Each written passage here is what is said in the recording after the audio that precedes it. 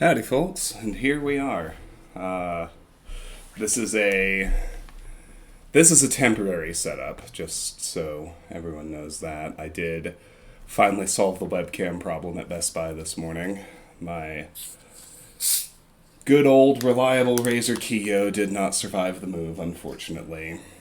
It's one of the infinite number of tiny little screws went missing, and so it could no longer stand upright on the monitor. Every time I tried to put it up there, it just tilted down and pointed straight at the table. So, here we are. Let me, before we really start anything, I bought and installed the remastered version earlier today because while I already owned Prepare to Die, as you may remember, From Software's servers had a major security issue and they had to shut down all of their online services for months. And as they slowly brought them back, they declared ultimately that they would not be re-enabling online support for Dark Souls Prepare to Die.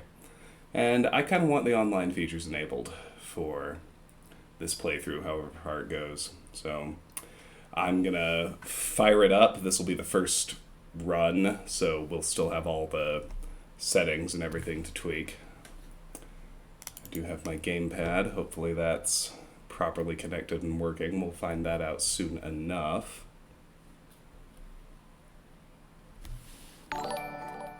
As well as whether or not you can actually see.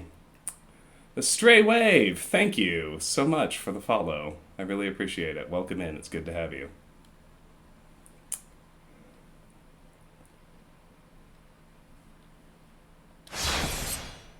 Controller's working. Excellent. Now watch this. I'm demonstrating very bad behavior here. The licensed attorney is about to skip over the entire contract and agree to it without reading it. You watch that happen in real time. Even those of us who know better do it. All right.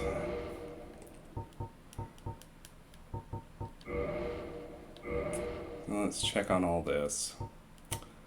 Auto lock on.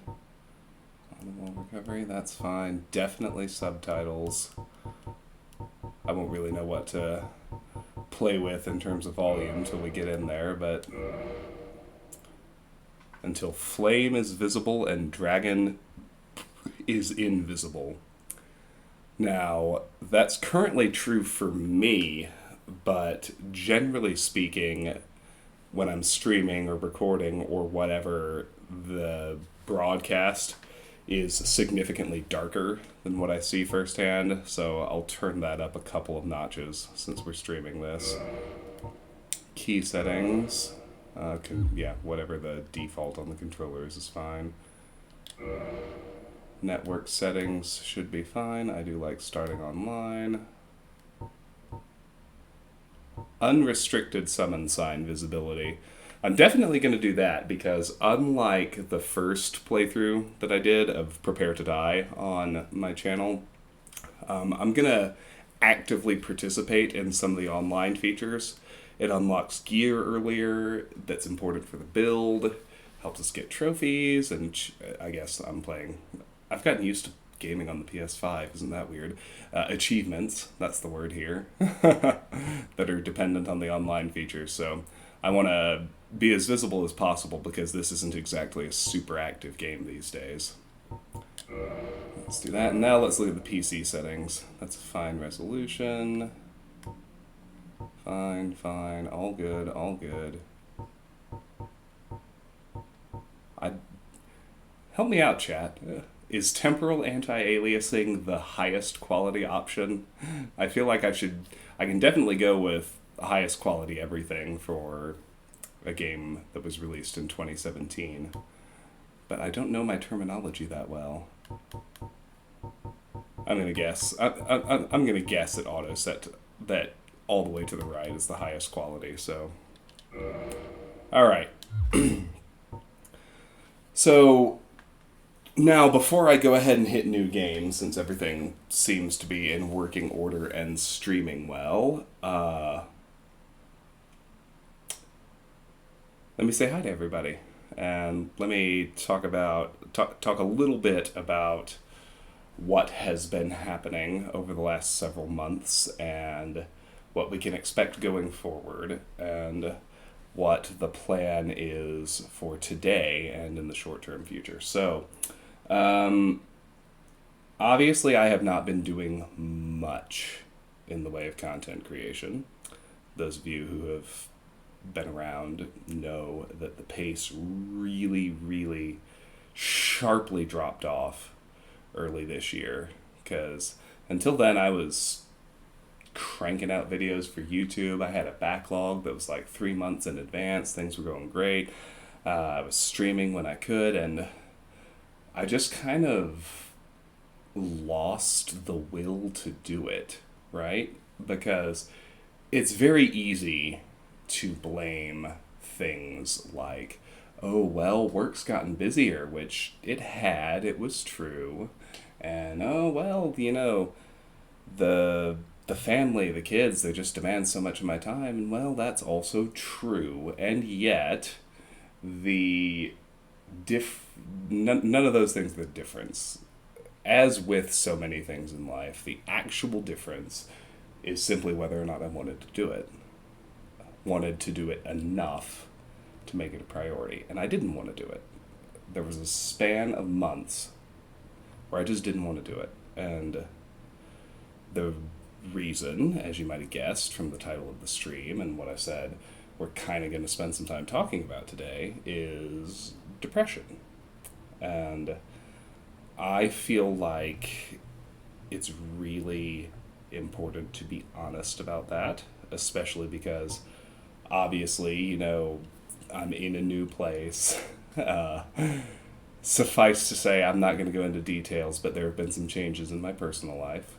And the only thing I really want to say about that, though, is that it would be really easy to blame relationships and those attachments and the extra demands on my time and energy that they made of me for the fact that I kind of dropped off so severely, but that would not be honest, because what happened was I kind of starting, it's, depression's kind of like when you have a headache, right? Like, you cannot possibly pinpoint the exact moment it starts or the exact moment it ends. It comes in gradually and it leaves gradually, and there's not like a moment that you notice that it stopped.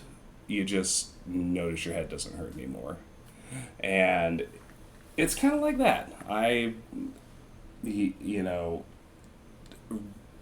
Totally unrelated to anything happening in my life, like in terms of events or relationships, I just know for a diagnosed fact that I suffer from clinical depression.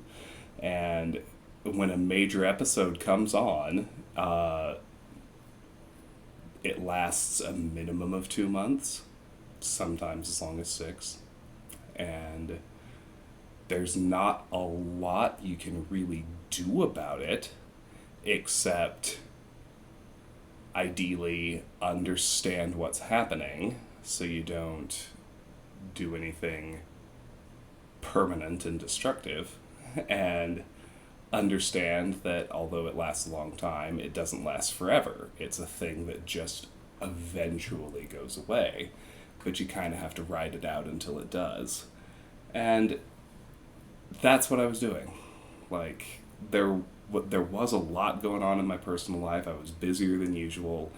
It was taking the honest answer is that because I had a major depressive episode that actually isn't over. Like, I'm just realizing now that because my sort of built-in, more immediate connections are gone, I need to do things like this and connect with you all who have been so very patient with me, and for which I thank you.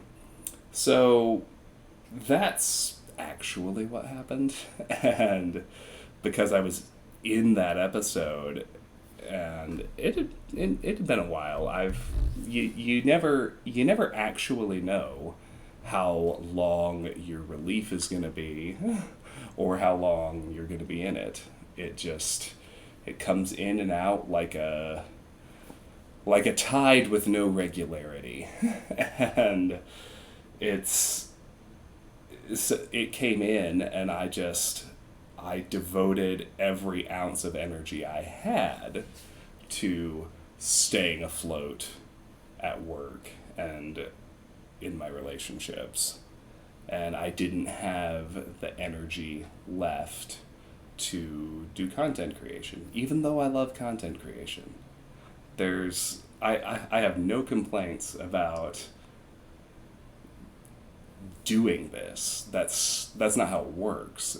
Even things you really, really, really enjoy just stop appealing to you because they subtract energy instead of adding it in.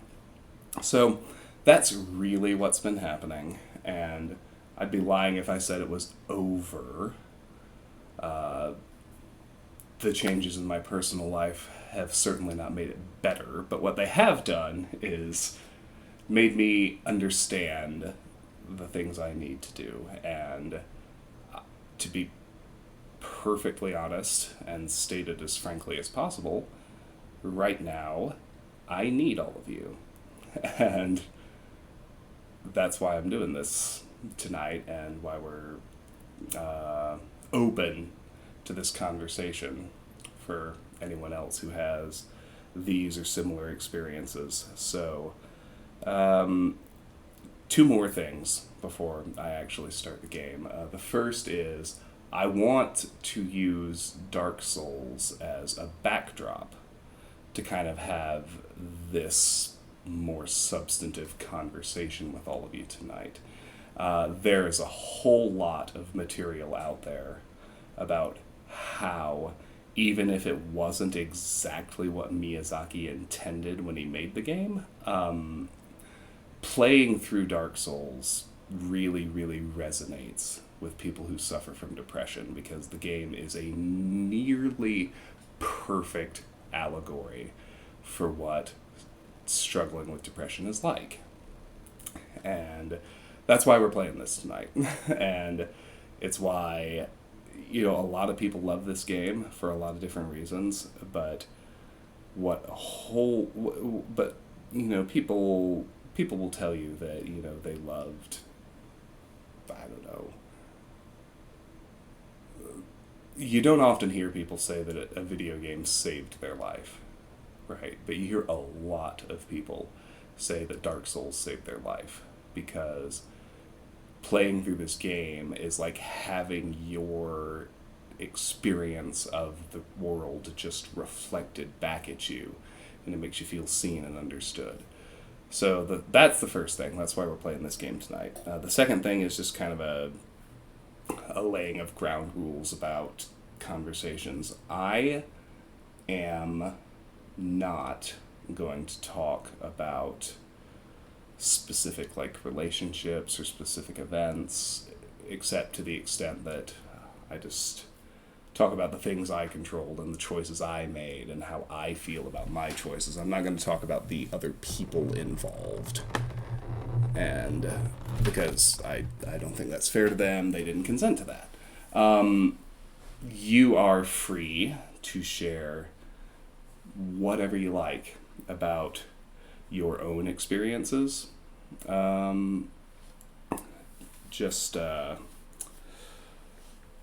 I will have zero tolerance for any level of invalidation of anyone's lived experiences as we're playing this game and talking about this tonight.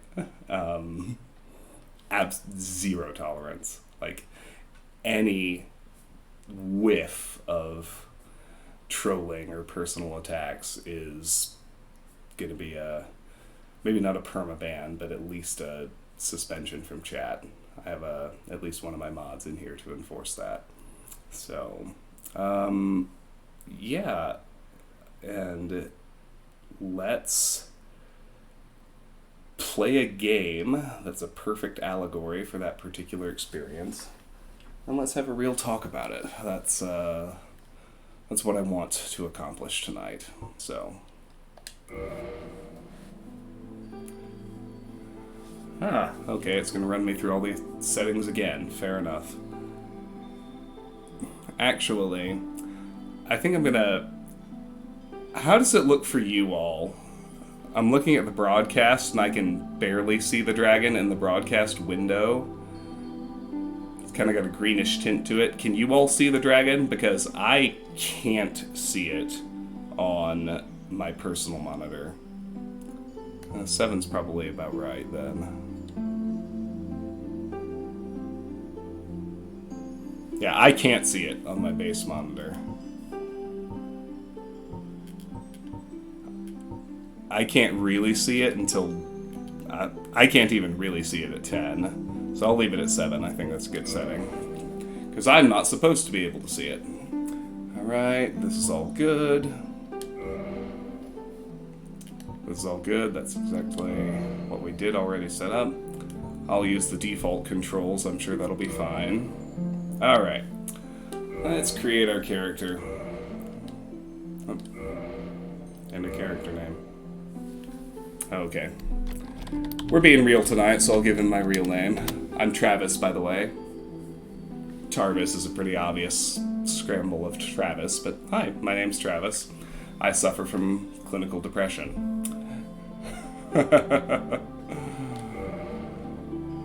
That's me. It's my understanding that gender is completely meaningless, like completely meaningless in Dark Souls, purely cosmetic. So yeah, male character, female character, abilities not affected. I occasionally like to try and live as the other half, so we'll do a female character this time. Class, we're gonna go with Bandit. You know, the original playthrough, I did a Pyromancer. And Pyromancer's kind of easy mode, and I'm certainly not swearing off pyromancy for this playthrough either, but we're going to start as a bandit. So, warrior, fearless warrior, weapon expert, high strength and dexterity, low-ranking knight, high HP, solid armor, not easily toppled, aimless wanderer, wields scimitar, high dexterity, guilt-ridden thief, high critical hits, has master key, savage bandit, high strength, wields heavy battle axe. Bow-wielding hunter, okay at close range, but weak with magic. Sorcerer of Vinheim Dragon School, casts soul sorceries. Swamp pyromancer, casts fire spells and wields a hand axe. Cleric on pilgrimage, wields a mace and casts healing miracles. Unclothed enigma, only armed with club and old plank shield. So, one great thing about Dark Souls, actually, just in terms of how evocative it perpetually manages to be, is the storytelling style. And that starts happening immediately. You don't have any kind of detailed story about any of these classes, but kind of the single or dual adjectives that they use are sort of the way that they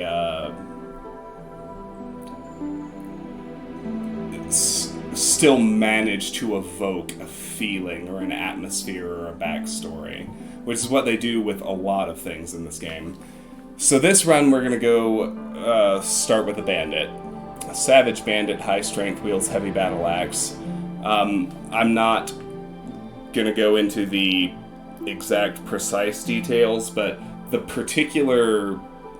It really doesn't matter which class you start with, except in terms of your gear, because you can tweak your abilities, everybody can do everything, it's that kind of game. But in terms of how you start, Bandit gets essentially the most optimal, total attribute allocation, as well as decent starting gear out of any of the relative to soul level that any of the classes does.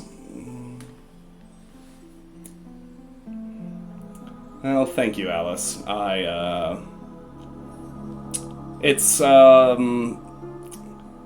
you have to be really careful how you talk about it, because episodes end, right? Like, you enter an episode, eventually an episode ends, and you stop feeling depressed and you feel better for a while. But it's never permanent, right?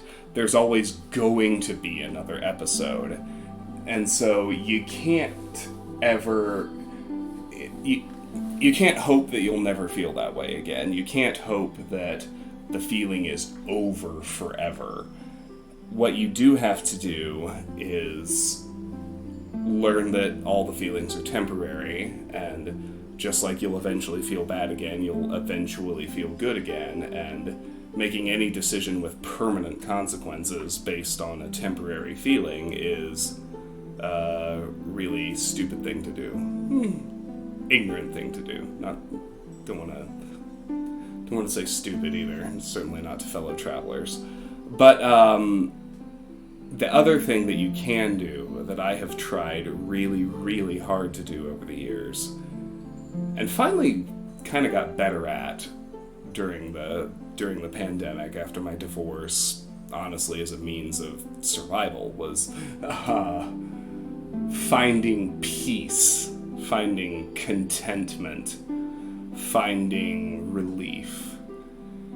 Because the sort of life-changing thing that I realized sometime in 2020 is that I can feel depressed and content. Because contentment is something that you can learn to cultivate through a particular set of practices, that I was able to learn to cultivate through a particular set of practices. And it's different than being happy. You can be very, very, very depressed and content. And that's what I've learned to do when I'm in the depths of an episode. It is not the same as being happy. It is not the same as not being depressed, but it's coming at depression from a place of understanding it and being content with it because it's something you can't change. Alright, we're going to do a bandit. Like I said, for the gift, we're going to do the Master Key. I'm not going to do it much. I'm gonna play the game more or less in the intended order, but we're gonna do occasional sequence breaks just to optimize things. And to be honest, the only other worthwhile stuff, if you're super into lore like I am, it's hard to pass up the old Witch's Ring, but I'm gonna go with the Master Key. But let's look at what the gifts are. Goddess's Blessing, Divine Holy Water, fully restores HP and status. It's a single consumable. Not a good choice. Black Firebomb, explodes upon impact when thrown, more deadly than standard bomb. The main use case for the Black Firebombs is it lets you kill the Asylum Demon in a reasonable manner, because I did something unreasonable in my first playthrough, as we all well understand, and may well remember. But the Black Firebombs allow you to reasonably kill the Asylum Demon in your first encounter with it, and get the Great Demon Hammer. But there's another way to get the Great Demon Hammer anyway. Consumable damage item, not a great use. Twin Humanities. Tiny sprite called Humanity, sometimes found on carcasses. Humanity can actually be a limiting resource in this game, particularly if you're trying not to play in hollow mode and to keep your access to the online features. So there's a significant use case, actually, for getting the twin humanities. The binoculars used to peer at faraway sights. I don't know why you would take this, because you can find the binoculars in the game. Pendant. Trinket. No effect but fond memories comfort travelers. I believe the pendant actually has no effect and no use case in the game. It's the most neutral gift option you can choose. No real reason to choose it, is there? The Master Key opens not every door, but a whole bunch of doors. It lets you... I put sequence break in air quotes because if you've played this game, you understand there's definitely kind of a difficulty curve, a progression route that the devs obviously intended. But in the parlance, if you get good enough, the devs want to let you go wherever you want, whenever you want, and handle the enemies because you can. The Master Key kind of enables that sort of sequence breaking, and we're going to do some of it. There are going to be some items that we want early. The Tiny Being's Ring, special tribal ring, grants small increase to HP. This is the one that makes the most sense to take, I think, although you can find a Tiny Being's Ring in the game, so I'm actually going to walk that back. I was thinking on this as I started this run, but you can find a Tiny Being's Ring in the game too. So unless it's really important to you to have it earlier, this one doesn't make a lot of sense either. The Old Witch's Ring. This is an item you can only get by taking it as a gift. There is no way to find the Old Witch's Ring in-game. And if you care about lore, which I do, which makes not taking it painful to me, there's a particular NPC who you only get to actually speak with. You only get to hear and understand her dialogue if you take this item.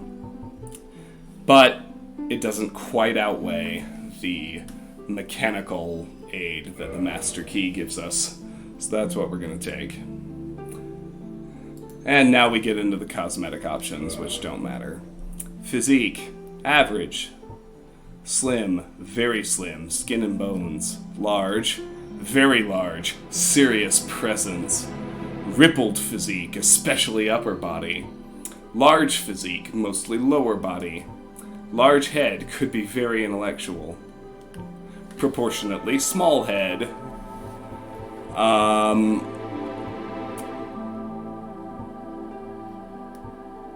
I usually just go with average.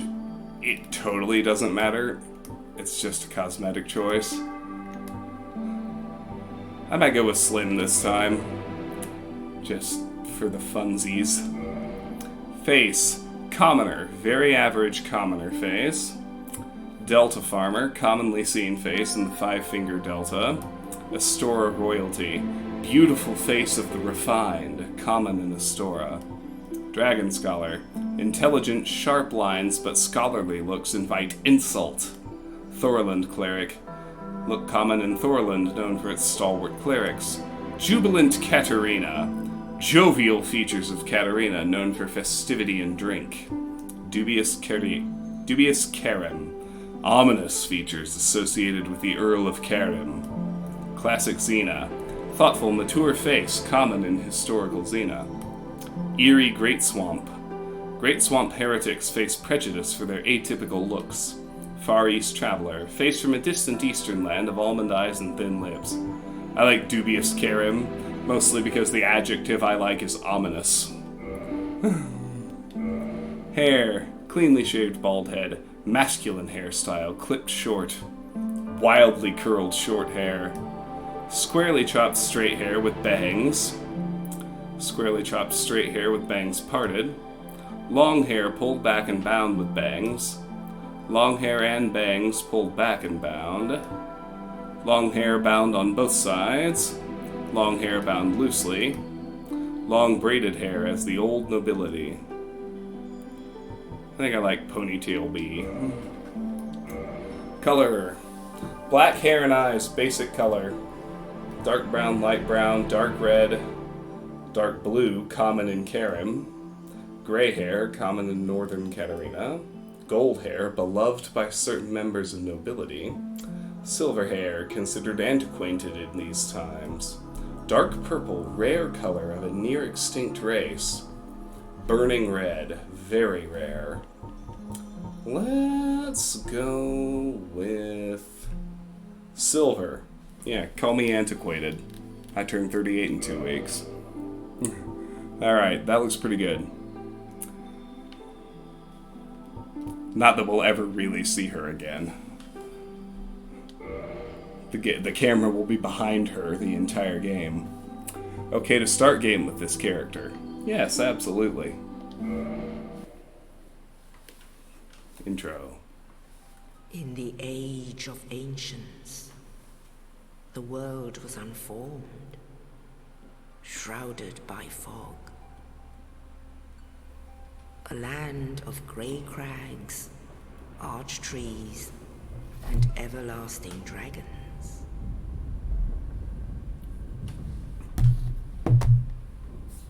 But then there was fire, and with fire came disparity. Heat and cold. Yeah, exactly, Karis. Life and death. And of course, light and People dark. who will have a 4-hour Starfield stream that is just tweaking their character's face. Then from the dark they came and found the souls of lords within the flame.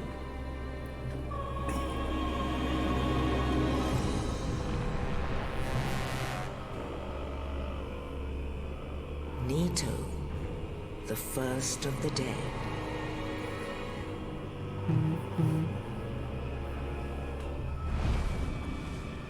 The Witch of Izalith and her daughters of Chaos.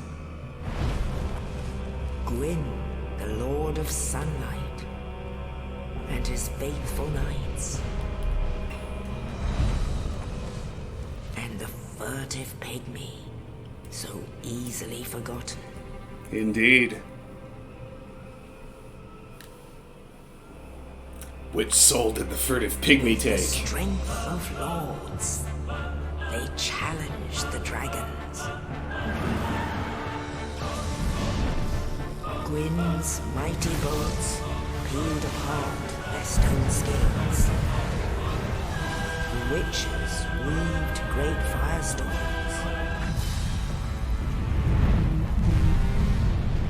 Nito unleashed a miasma of death and disease. And Seath the Scaleless betrayed his own, and the dragons were no more.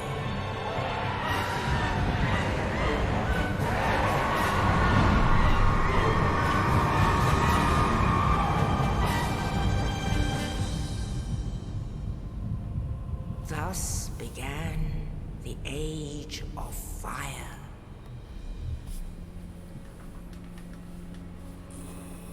But soon the flames will fade, and only dark will remain.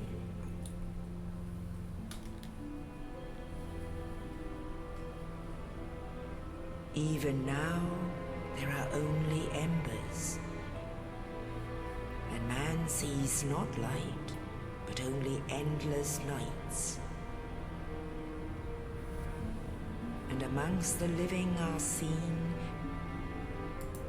carriers of the accursed dark side.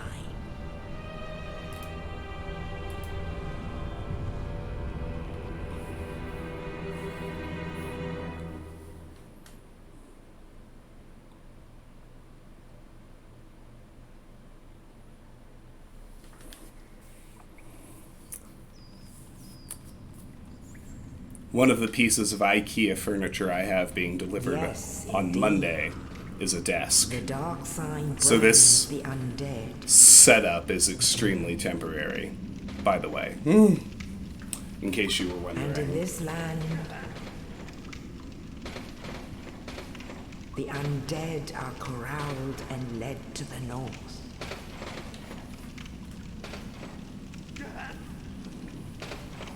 Where they are locked away to await the end of the world.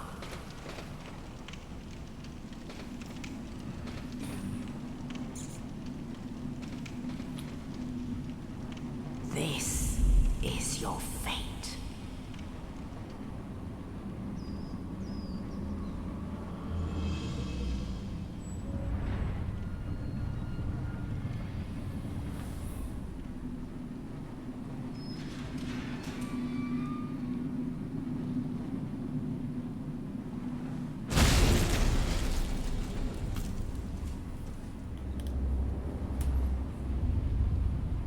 It is amazing how much better the remaster looks.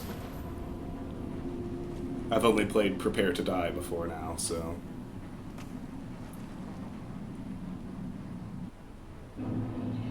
Northern Undead Asylum. So, start actually playing in just a moment, but the one of the many reasons that people with depression, gamers with depression at least, have kind of gravitated to this game is because, whether it was intended or not, the entire concept of hollowing is just one of the most useful and accurate descriptions of what living with it is like that has ever been created in any kind of media, fictional or non-fictional. It's the undead curse is such that you die, you die, you die, you fail, you suffer over and over and over and over and over again. But, like, canonically in the universe of Dark Souls, what actually matters is not the dying, it's when you give up. Because the moment you give up is when you go hollow. And that concept is just so useful to think about when you're dealing with this condition. It's, you know, one thing I'm actually planning to order for the new place is I want to get like a disc plate, a hanging wall mount of there's some really good artwork of Laurentius, and you know it has the print at the bottom, "Be safe, friend, don't you dare go hollow," which is such a, to me and to lots of other people who have written about their experience with this game, that's just such a powerful and helpful little rallying cry every day. Don't you dare go hollow. Going hollow is giving up, and that's the thing you cannot do. Alright. Dungeon cell key. Alright, let's read our messages and check our inventory before we go any further. Happiness ahead. Oh, use dungeon cell key. Need hope. Okay, so we've got our online features. LN6 Reaper, I am, on the one hand, sorry. You also live with this, although very empathetic. And it does suck. There's no way around that. I'm glad you're here. Thank you for sharing that. I still think that one of the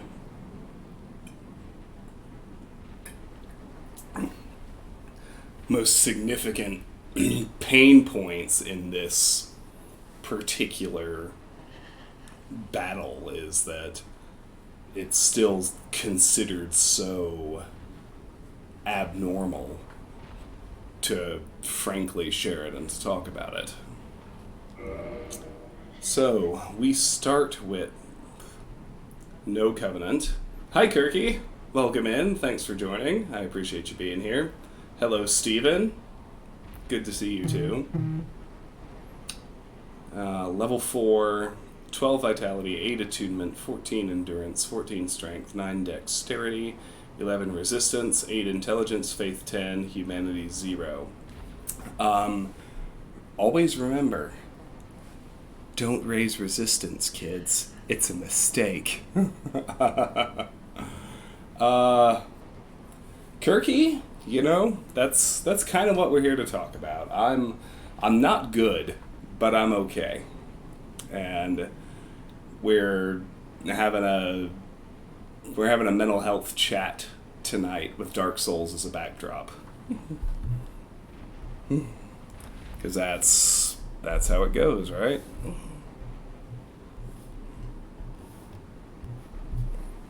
Black Separation Crystal. This black crystal, long a symbol of farewell, is granted to banished undead. The crystal sends phantoms back to their homes, or sends you back to yours.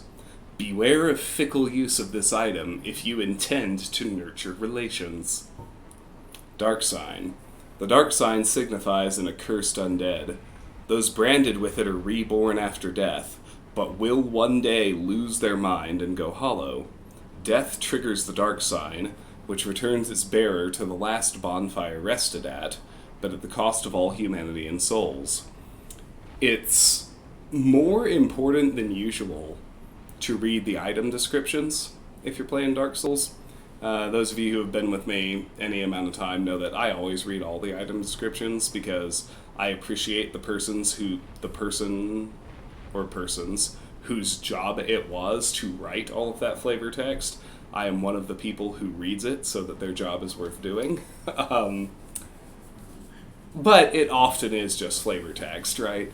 And Dark Souls is sort of, again, just one of the reasons it's so resonant with people who live with, I keep saying depression. I think it's applicable to other mental illnesses too, but depression is mine, so it's the one I talk about. Everything is so obfuscated, right? Like, the world doesn't immediately make sense when you're playing this game. It doesn't tell a linear, sensible story. The story is something that requires a lot of effort and intention to kind of piece together. And one of the main vehicles for the way this game actually tells its story is the item descriptions. The little fine print things most folks never bother to read. So it's something I always do, as those of you who know me know, but it's significantly more important in this game than it even usually is. Alright. Let's see what else we got. Master Key. This universal key opens any basic lock, tool of the trade for thieves. But in the cursed land of the undead, most doors are better left unopened. Dungeon Cell Key. Key to the dungeon of the undead asylum to the north. A mysterious knight, without saying a word, shoved a corpse down into the cell, and on its person was this key. Who was this knight, and what was his purpose? There may be no answers, but one must still forge ahead. Yeah, well, and Ethan, that's, I appreciate you sharing that, because that's certainly an overlap, right? Like, one of the most significant manifestations of depression is a total lack of motivation to do anything. I've heard it likened to just like, I don't know why they picked this, but it's spoons is the little metaphor I've heard, and everything you want to do every day costs a certain number of spoons, and going to a crowded party, that might be 4 spoons. Answering a phone call from your mom might be 2, or it might be 5, depending on your relationship with your mom, right? But the point is, with that sort of established, mentally healthy person might have 30 or 50 spoons every day to allocate to these things. And depending on severity, a person with person with depression might have 9, or a person with really bad depression might have 3. And you start having to really just choose what you're going to prioritize.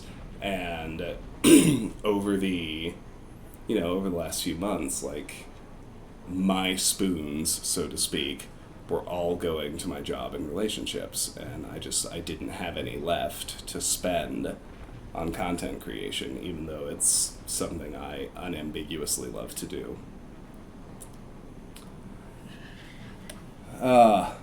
And going back to why Dark Souls is the perfect backdrop, anyone who has had similar experiences will feel this sentence: there may be no answers, but one must still forge ahead. We have a straight sword hilt. I'm actually not going to bother reading the exact tech specs of every item in the game. That is, unless it's one I'm actually going to use, in which case I'll do it and explain why I'm using it. That's something I think I've come to realize is just boring for everybody. And not particularly necessary. But the straight sword hilt. The hilt of this lost sword was found discarded in the undead asylum. Only slightly better than one's bare hands, and not recommended for extensive use. Be certain to find a replacement quickly. And we have our Brigand set. This is every class starts with a different armor set, and they don't matter that much. They do have different sets. This one's decent as far as starting gear goes. That's most of what I can say about any of them, to be honest. Hood worn by the brigands who raid mountain hamlets and attack travelers. In addition to protecting against the blazing sun, dust, and sand, it helps them tell friend from foe in the heat of battle. Brigand armor. Armor worn by the brigands who raid mountain hamlets and attack travelers. The addition of metal over a base of cloth and leather offers good mobility and defense. Gauntlets. Trousers. Those are all the same flavor text except for the specific piece it names. And we don't start with any rings. I just need to use the restroom. I will be right back, y'all. My apologies.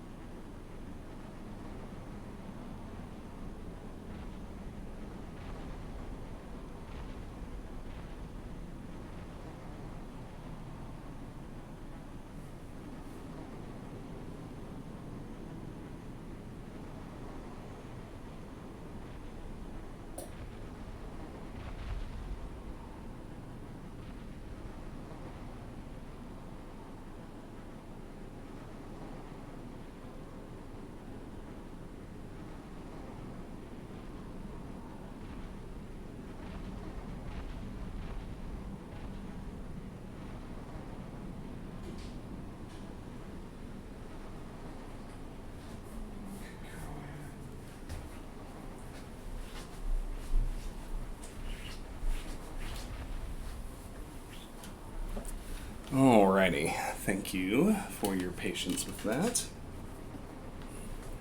Anhedonia, yes, that's the word.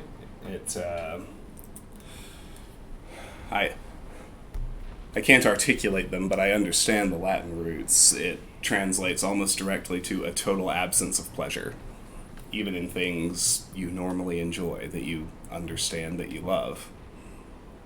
Alright, so we've got our straight sword hilt and our brigand armor on.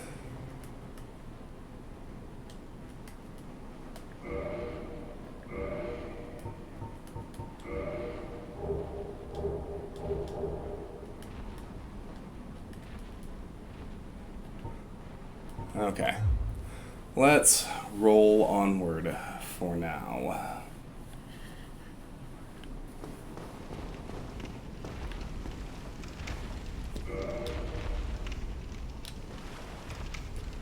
Right stick, camera controls. This is your tutorial for the world of Lordran. Enjoy. Right button, attack.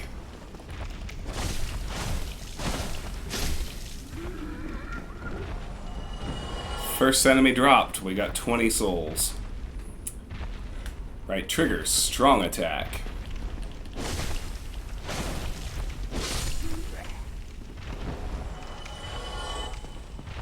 So a couple things here. Immediately, you can see an enormous monster patrolling around the room through these bars to the right.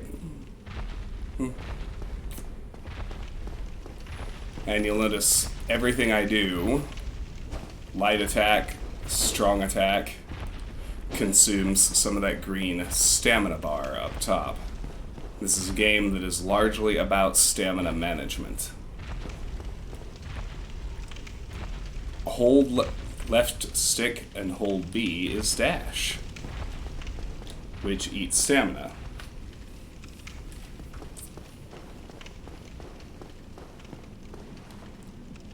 Right button, target lock and release. Right stick, press rather. I was already doing that, but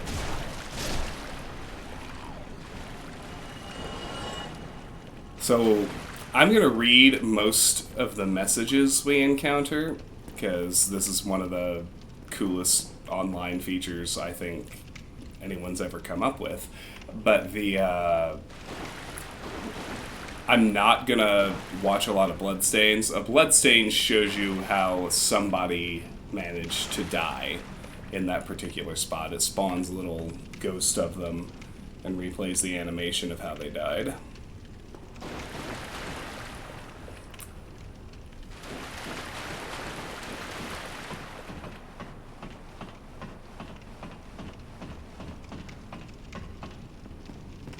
Up we go. Rest at bonfire. Recover HP. There's a little bit of input delay. Achievement unlocked. Enkindle. Light bonfire flame. You know me, I always like to look at the achievements. 96.5% of players have this achievement. They managed to make it to that first bonfire. And I'm one of them. So rest at the bonfire. We will unlock a whole slew of other options before long. But for now, all it does is restore our health and we get to leave. Alright.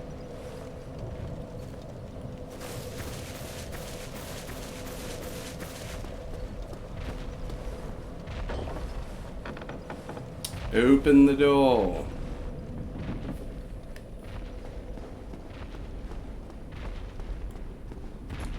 Get away! Hey, bro.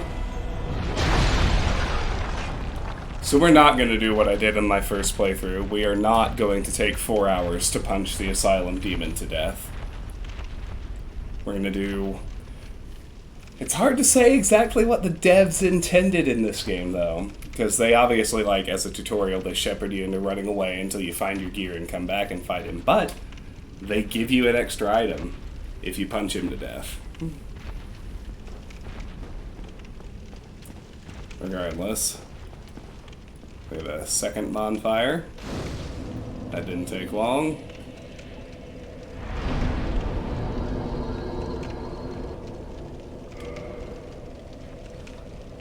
Rest and leave.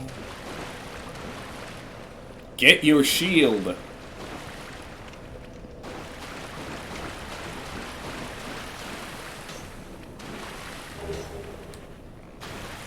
So, yeah, I am having a bit of an input delay with this controller. That's going to be an issue later.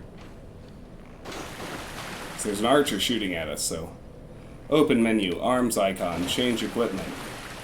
Left button with left shield equipped. Guard. Okay, so... Oops. First, let's read up on our new shield. The Spider Shield. Shield of the Savage Mountain Bandits, uniquely shaped with a large black spider etched upon it, has resistance to poison. We are definitely equipping that.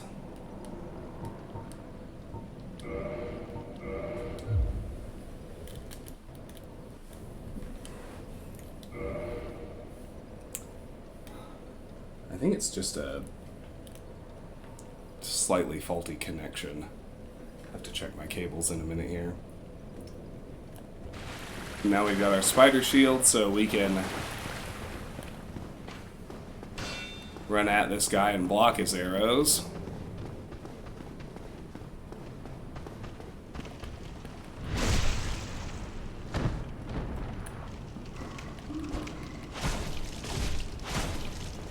And as you can see, this is not really up to the task of fighting him. We need to get our actual weapon with the battle axe.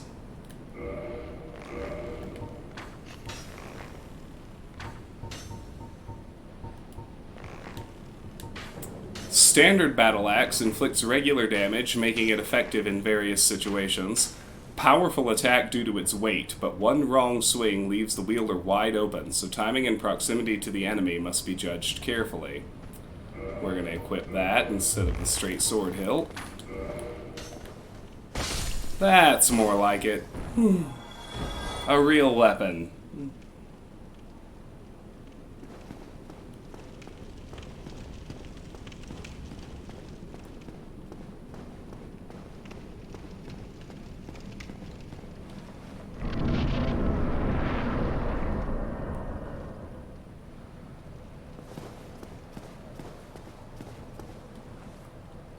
Backstep and roll. So this is where it teaches us about dodge rolling, which is one of the most central mechanics in the entire game, but does consume stamina every time you do it. Nothing over here.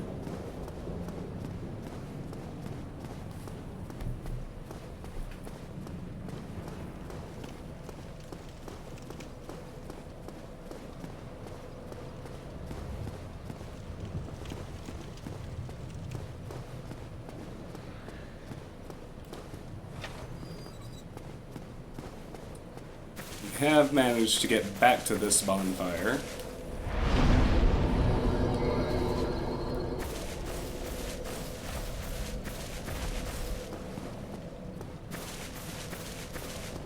I don't think we can get in this way.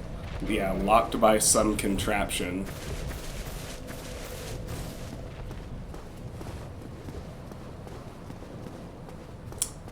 Yeah, we're gonna have a lot of deaths based on those moments where my controller has input lag, but I tried to dodge the boulder. It didn't work out.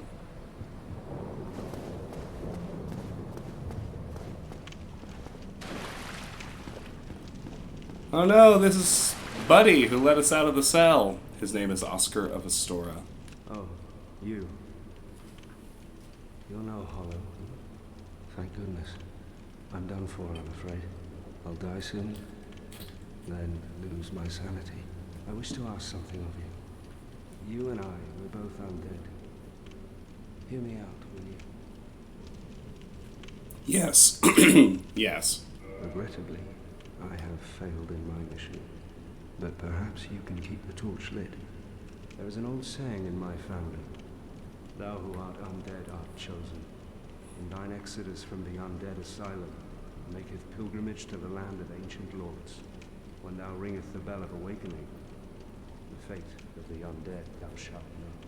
Well, now you know. And I can die with hope in my heart. Oh, one more thing. Here, take this. An Estus flask. An undead favorite. Estus Flask. Acquire Estus Flask. Simple enough. This is what's interesting to me. Acquire Estus Flask. 94.3% of players had this achievement. So I definitely wonder about the 2% of players who make it to the first bonfire but don't keep going past literally one enemy to make it to the Estus Flask. People are hilarious. Oh, and this. Undead Asylum F2 East key. Now I must bid farewell. I would hate to harm you after death. So go now, and thank you.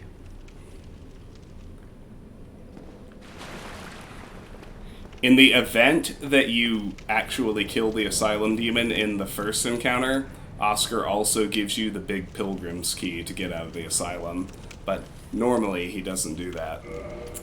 Now let's see what else we got. Estus Flask. The undead treasure these dull green flasks. Fill with Estus at bonfire, fills HP. The Estus Flasks are linked to the Firekeepers. The Dark Tales also make reference. An emerald flask from the Keeper's soul. She lives to protect the flame, and dies to protect it further. Key to the iron bars on the east side of the second floor of the North Undead Asylum. The Undead Asylum is a giant undead prison segmented by countless iron bars. Even if an undead were to escape from a cell, passage to the outside world would not be gained easily.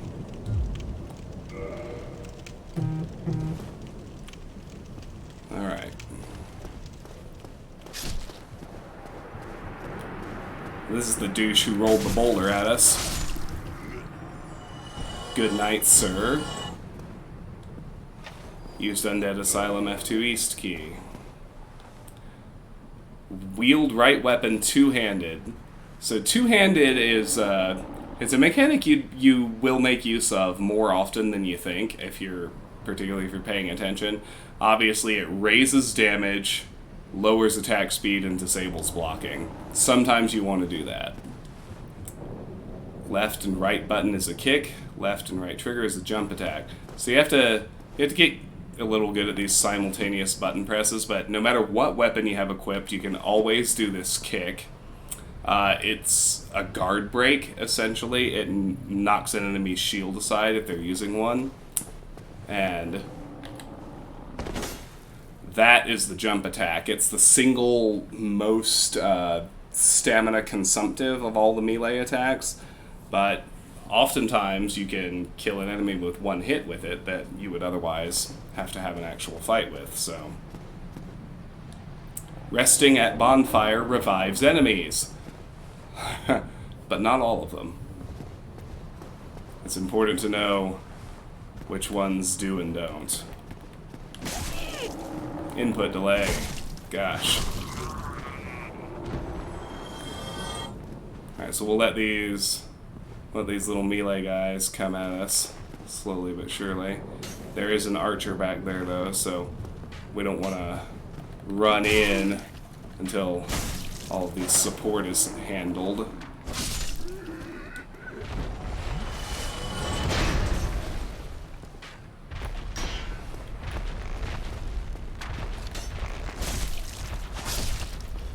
Got him.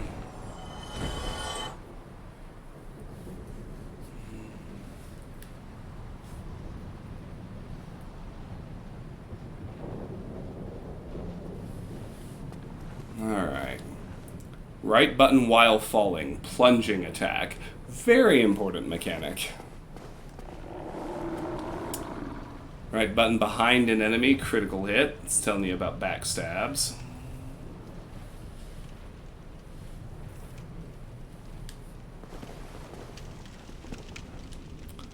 Left trigger. Parry. Repel an enemy attack. After parrying, right button to riposte. So you have to get the timing exactly right to parry, but it's an important skill. It's actually the easiest way to kill the final boss, so getting good at it is worth your time. I'm not that good at it, but we're going to try to parry this stronger enemy. You can see it didn't work.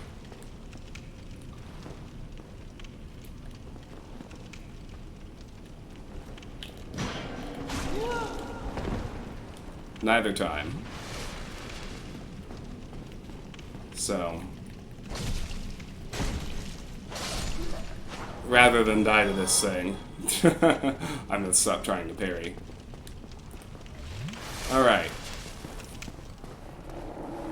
So now, we gotta go in here, and now that we're properly geared, we can fight the Asylum Demon.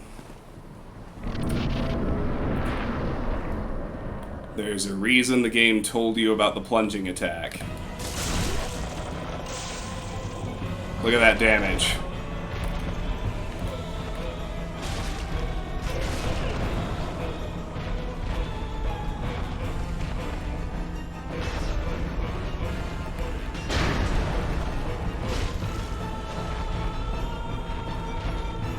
So this is a pretty basic fight, which is why you can punch him to death if you need to.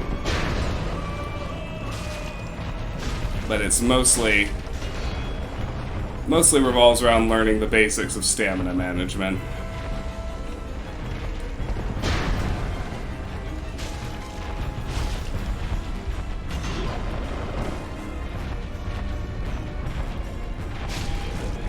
And we got him, no problem.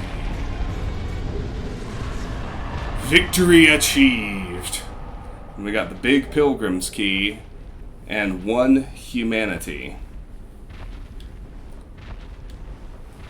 We should look at what both of those are. Used to gain 1 humanity and greatly restore HP. Humanity. Rare tiny black sprite found on corpses. Used to gain 1 humanity and restore a large amount of HP. This black sprite is called humanity, but little is known about its true nature. If the soul is the source of all life, then what distinguishes the humanity we hold within ourselves? And we got the big Pilgrim's Key. Key to the inner door of the Undead Asylum main hall. Big key belonging to a chosen undead pilgrim. But this chosen undead knows not what this pilgrimage has in store. Ain't that the truth? So we did not get the Demon's Great Hammer this time. That's okay, there's another way to get it. So, let's get out of here. Let's read this message that we had to skip. Be wary of fall. So, incidentally, after we leave, it is possible to get back to the Northern Undead Asylum. And the big one that we saw walking around through those bars, it's still alive. It's under this floor right here. And when we come back, we can fight it, and it's basically a much, much, much stronger version of the monster we just fought. And not just in terms of beefing the numbers either. It has extra attacks and behaviors and everything. Used Big Pilgrim's Key.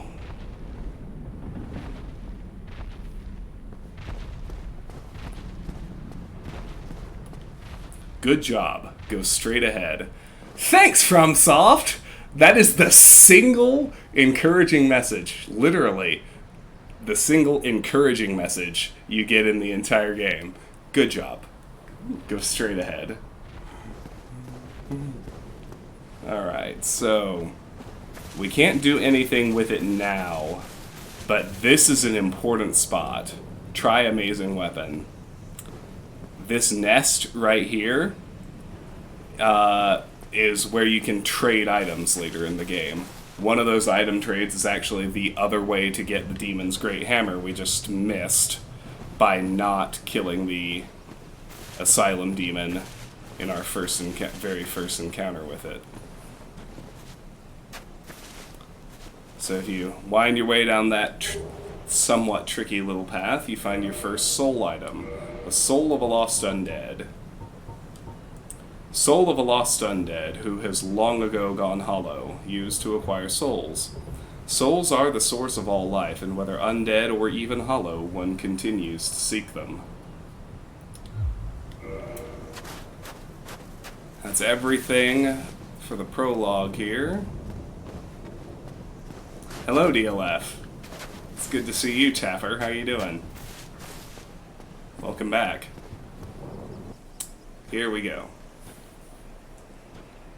Only In the ancient legends, it is stated that one day an undead shall be chosen.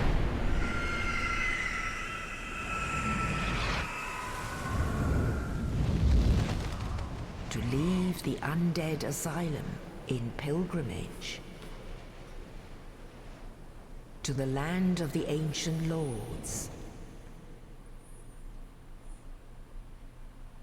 Lordran.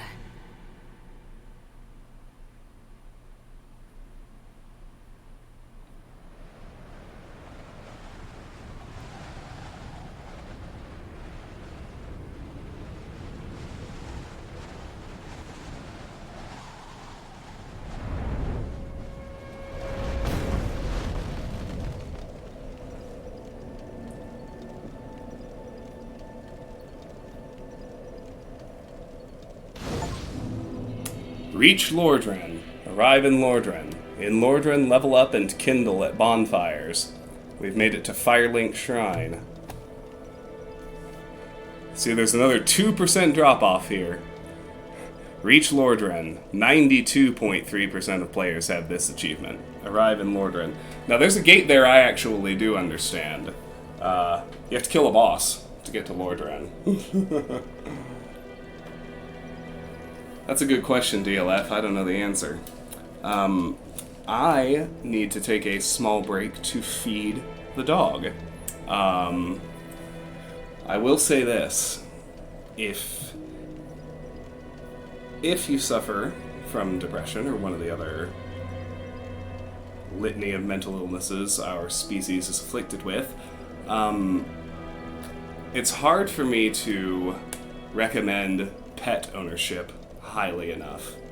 Having a creature in your home that loves you unconditionally and is dependent on you is a pretty powerful combination in keeping you going.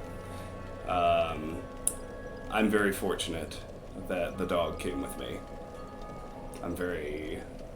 Makes everything a lot easier. So I'll be right back. I gotta feed her.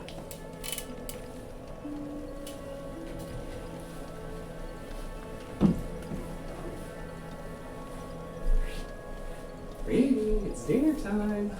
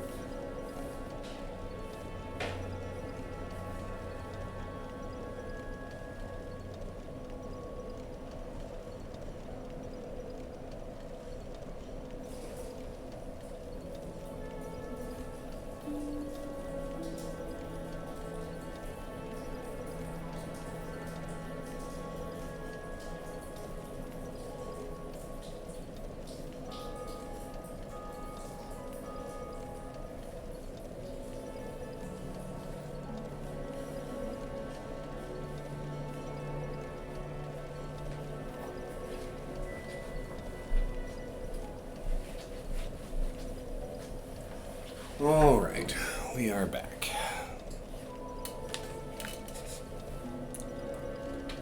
Doggo's much happier. She's been fed.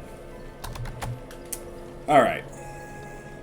So here we are at the Firelink Shrine. I believe, other than boss fights, it's the only environment in the game that has music at all. Just another one of those wonderful little atmospheric decisions. Let's see what the message says. Imminent resignation. This is the crestfallen warrior. There was one of them in Demon Souls. They put one in Dark Souls. There's a version of this NPC, I believe, in every From Software game. And we'll speak to him in a minute, but first we have to, now that we're in Lordran, we have added some options at the bonfire. At the bonfire, we can level up, we can kindle, or we can reverse hollowing. No humanity. Kindle. Cannot kindle while hollowed. So what we can do is level up. Right now. So here are our starting stats.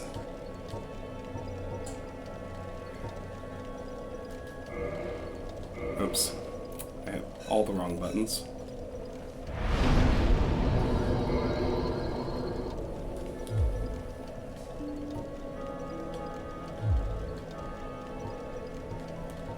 So you can see what your,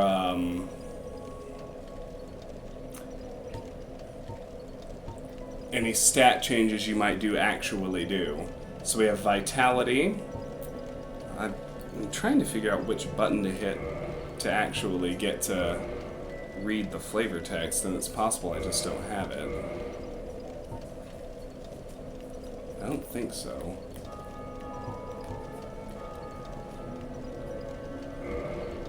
Explanation. Anyway, so but I know what they do anyway, so I'm weirded out that I can't manage to grab the flavor text, but... Ah, no, there it is. It's the left part of the touchpad. This character's name. Amazing, alright. Level. Value indicating overall stats. Souls required to boost level. Total souls in possession. Souls have various uses, but are left behind at the spot of one's death. Required souls. Souls required to level up and boost one parameter. Vitality. Parameter determining HP. Attunement. Parameter determining number of attunement slots. Endurance. Parameter determining stamina, equipment load, and resistance to bleeding. Strength. Parameter required to wield powerful weapons, also boosts weapon attack. Dexterity. Parameter required to wield advanced weapons, also boosts weapon attack. And if you're into the Dark Souls memes, we all know it's gay to raise dexterity.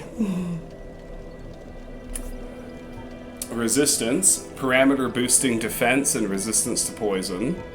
Intelligence. Parameter required to wield sorceries, also boosts sorceries and magic weapons. Faith. Parameter required to cast miracles, also boosts miracles and divine weapons. Humanity. Number of black sprites within one's bosom. Symbolizes human nature and determines item discovery and resistance to curses.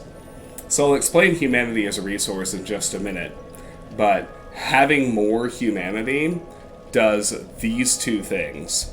It determines item discovery. It basically raises your drop rates for items. And that is effective up to 10 humanity. And the curse resistance boost is effective up to 30 humanity.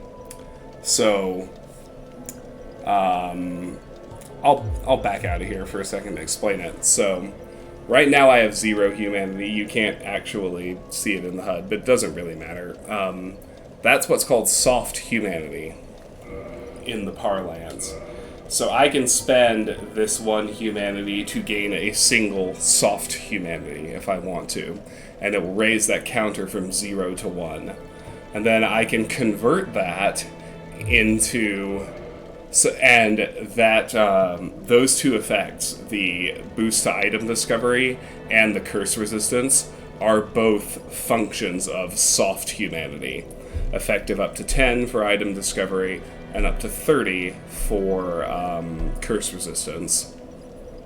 And then, once you have soft humanity, you can spend that in a variety of ways.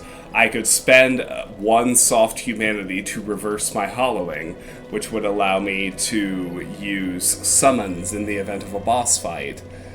It would also open me up to being invaded, because you can't get invaded when you're hollow in this game. You can't invade other players when you're hollow either, I believe. But so being hollow disables a lot of the online features, but the only other material effect it has is that you can't kindle bonfires. Now this bonfire is already kindled, and when you spend one of your soft humanity to kindle a bonfire, that bonfire gains an additional boost of 5 Estus recharges. So this bonfire starts out kindled. You can see it took my Estus up to 10 when I rested at it. Other bonfires require you to spend... If you've gone hollow, you have to spend a humanity to reverse hollowing, and then you can kindle the bonfire. And then later in the game, after we go into the catacombs and kill Pinwheel, we get an item called the Rite of Kindling that allows us to kindle bonfires 2 more times. So, and you get 5 extra Estus charges at each bonfire for every kindling you do. There are also other uses of humanity in the Covenants and what have you, but that's kind of how it works. I don't feel any particular need to reverse hollowing right now, and there are no item drops I'm trying to find, so I'm just going to hold on to my humanity at the moment. Let's get back in here.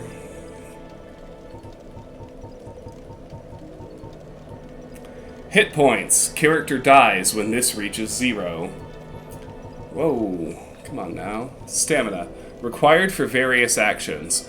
Depleted by various actions, but self-regenerates. Equip load. Total weight of equipped items. Higher number slows movement. Exceeding max causes sluggishness. Attack of weapon equipped in slot 1 of right hand. Slot 2 of right hand. Slot 1 of left hand. Slot 2 of left hand. Defense against physical attacks. Defense against strike attacks, slash attacks, thrust attacks, magic attacks, fire attacks, lightning attacks.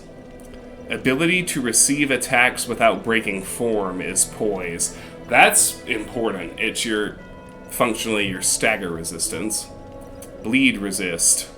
Resistance to bleeding caused by sharp blades and spiked weapons. Higher value indicates lower tendency to bleed. Alright, Ethan. I'm glad you were able to come in tonight. Take care. I strongly intend to be back on a more regular basis, because, like I said, I need this at this point in my life. So, thanks for stopping by. We'll see you next time. Poison resist. Resistance to various poisons. Higher value indicates lower tendency to be poisoned. Parameter for resistance to curses. Higher value indicates lower tendency to be cursed. The skill for discovering items on the corpse of a fallen enemy. Number of attunement slots for sorcery and pyromancy miracles. There we go.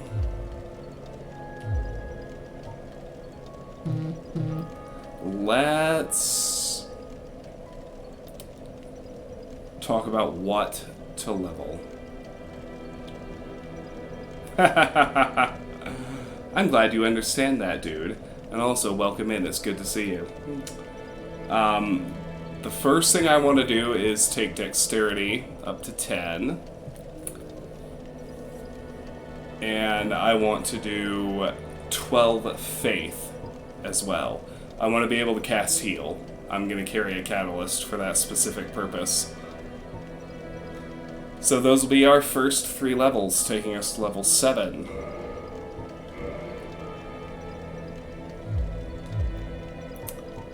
So I just explained what reverse hollowing and kindling do. Oh no, dude, it's not my first playthrough. If I finish, it'll be my second finished one, but I don't know if I'm gonna finish. I'm not gonna promise I'm gonna finish. I'm frankly not in that headspace, but I'm doing it for now. All right.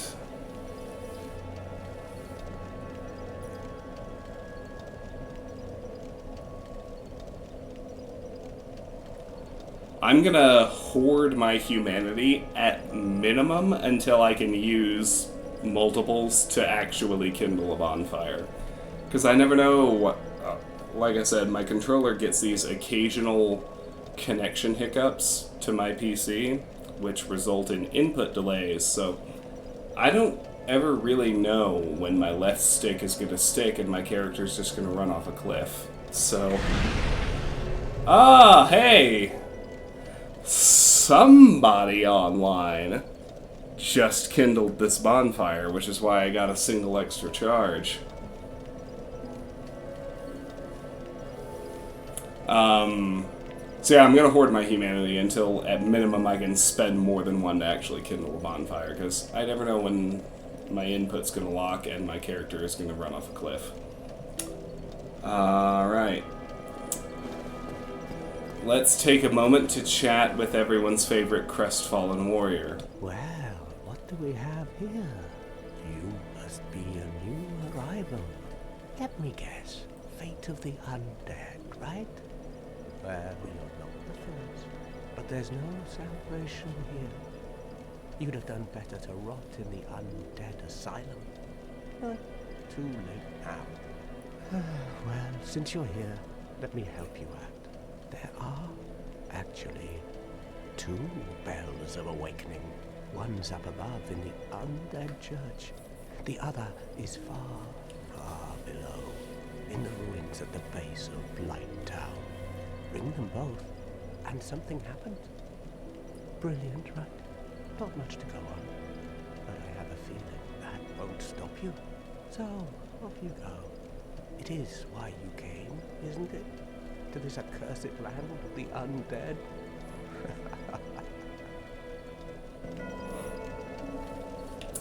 Yeah, I think, speaking generally, From Software has created kind of the perfect set of optional online mechanics in mostly single-player games.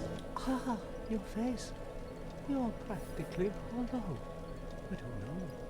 Going hollow could solve quite a bit. If you're paying even a modicum of attention to his dialogue, you understand why this game, in this series, right? Because FromSoft's kind of design choices and story aesthetics stay the same across the trilogy, but it's just so amazingly resonant for people who struggle with depression. What? Restoring your humanity? Well, there are a few ways to go about it. Collect it bit by bit from corpses. Or you can butter up a cleric and get yourself summoned. And the quickest way, although I never do it, is to kill a healthy undead and pillage its humanity. Coveting thy neighbor is only human, after all.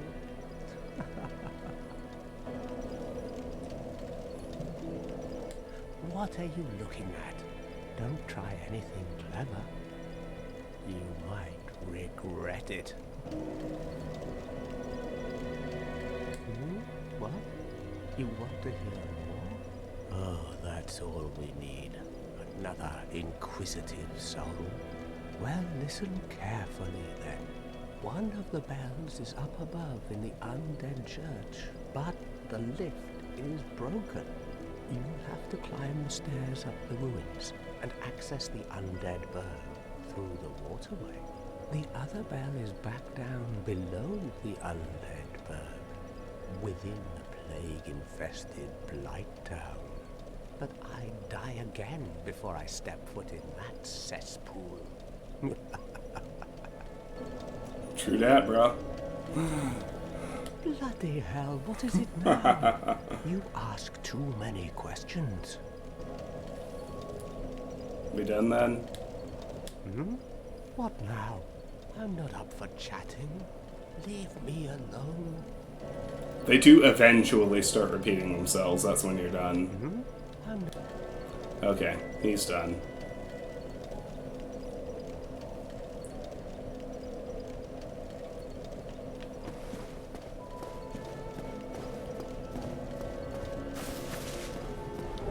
Alright, so now we just got 3 humanity. It would be tempting to use 2 of them and go kindle that bonfire, except, as I mentioned, this one is already kindled. I think it's the only one in the game that starts out kindled. Every other one only gives you 5 charges until you kindle it.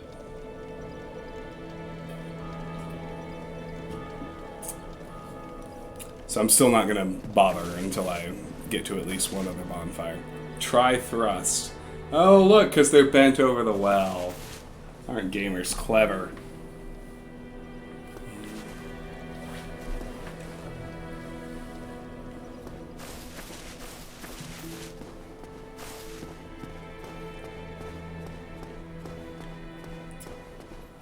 Alright, there are several items to pick up here in Firelink Shrine. We're going to do that next.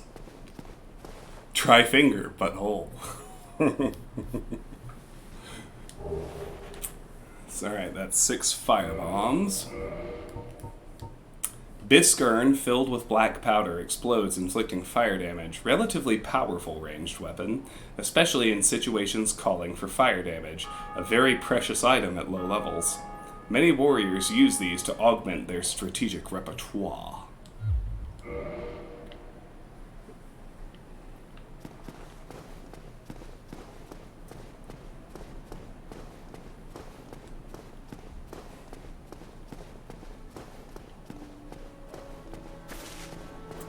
Yeah, someone who knows this game even better than I do, probably Dude, can correct me if I'm wrong. Isn't Firelink Shrine the only area in the game that has music? The only other time you hear music is in cutscenes and boss battles, right?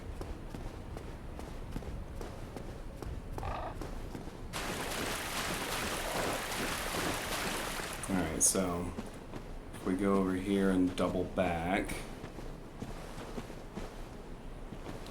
we can get another Soul of a Lost Undead.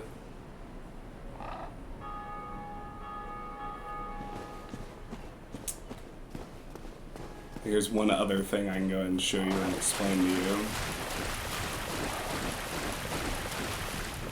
So this chest right here, if you have, I don't know how well it works as QA, but if the game detects that for whatever reason, through a glitch, a bug, what have you, you're missing a key item that at this point in the game you should have, it will spawn that item in this chest here in the Firelink Shrine. So that's what this chest is for. It actually does serve a purpose.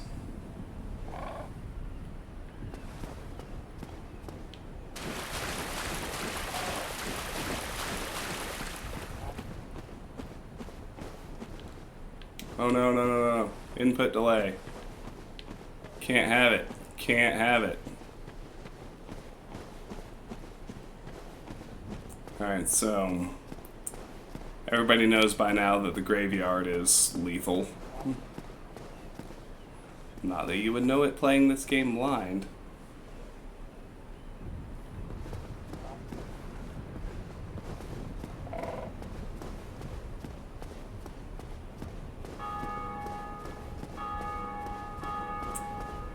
So if we follow this walkway all the way around the upper level, we find another soul of a lost undead. You can see fire damage is pretty, or fall damage is pretty serious business in this game. We took a little bit from what was a relatively short drop. Gesture. The left half of the touchpad. There we go. Beckon, point down, point up, point forward. Wave, bow, joy. And then you... So that was joy. So that's how you gesture. I want to switch. What else do we have?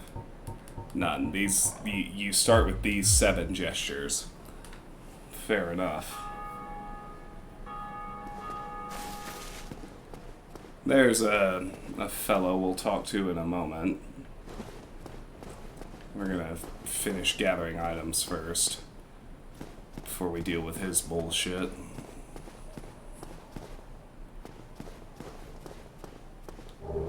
Another soul of a lost undead.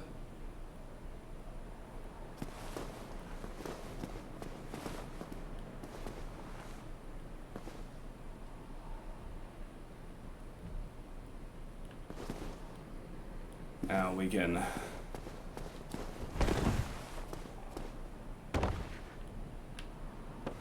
I'm not sure where I just landed. Not quite where I wanted to. If you do a little bit better trying to thread those little needles,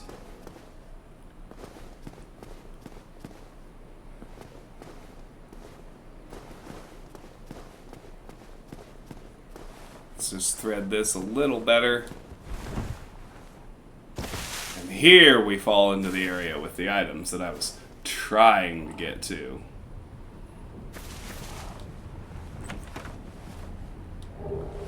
Four cracked red eye orbs. Online play item. Invade another world. Hollows cannot use the item. Defeat the master of the world you have invaded to acquire humanity. The cracked red eye orb allows players to temporarily imitate this ability, normally limited to the dark wraiths of Koth. Yeah, so I had it right. If you're hollow, you can neither invade nor be invaded. And you can neither summon nor be summoned. Being hollow basically disables most of the online features, as well as gating certain actions like kindling bonfires.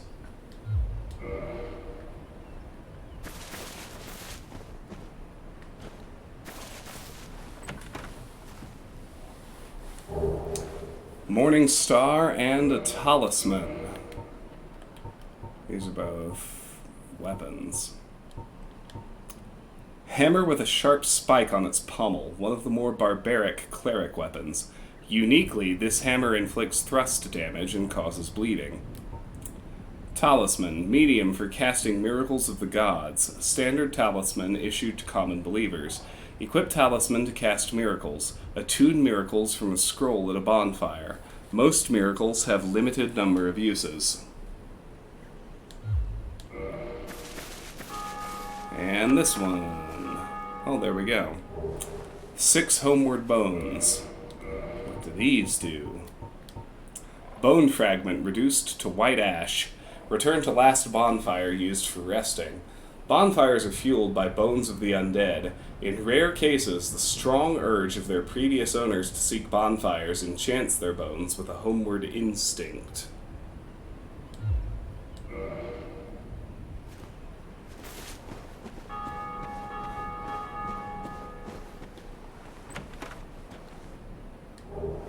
Lloyd's Talisman 4. Talisman utilized by Allfather Lloyd's cleric knights to hunt down the undead. Block Estus recovery within a limited area. In the outside world, the undead are accursed creatures, and Lloyd's cleric knights are widely praised for their undead hunts. This blessed talisman blocks undead recovery, allowing the knights to fight with impunity. Alright. So, time now, and you'll notice I'm kind of hoarding soul items, and I'm even kind of going to hoard souls in a lot of this run. I'm trying to kind of optimize like when you spend them on items and spells versus leveling up. In the first run, I just kind of grinded as long as I needed to get everything as soon as it was available. I'm not going to do that this time. I'm going to try to streamline things a little bit more. But we spent virtually all of our souls. We have almost no souls and no humanity at risk right now, which is good because we're going to fuck around in the graveyard. And in the event that we find out, while I'm trying to gather those items, we're not going to lose much.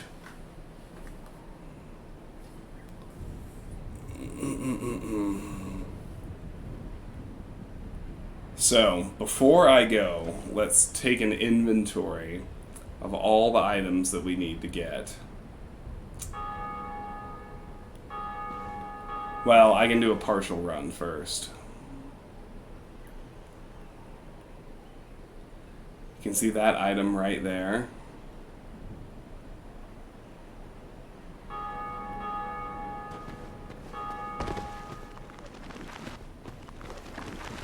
I can grab this. Large soul of a lost undead.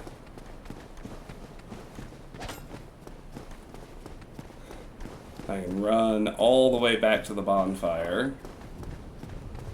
And that'll actually de-aggro the skeletons and let me plan my next run.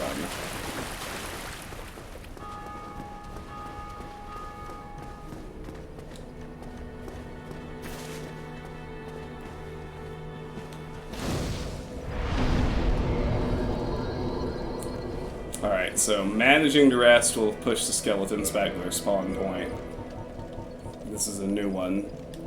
Large soul of a lost undead who has long ago gone hollow, used to acquire souls. Souls are the source of all life, and whether undead or even hollow, one continues to seek them.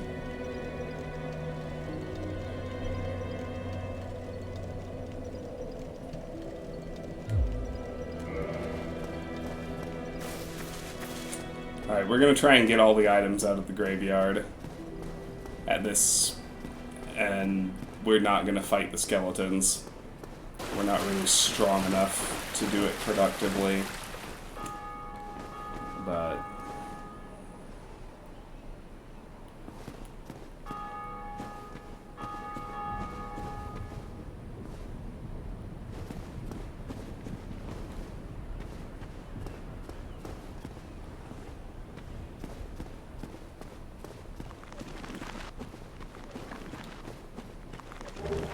there's another large soul of a lost undead.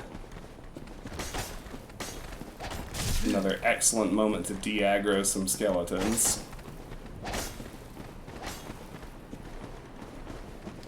Doing this safely is a bit tedious. But how many things can you honestly say that about?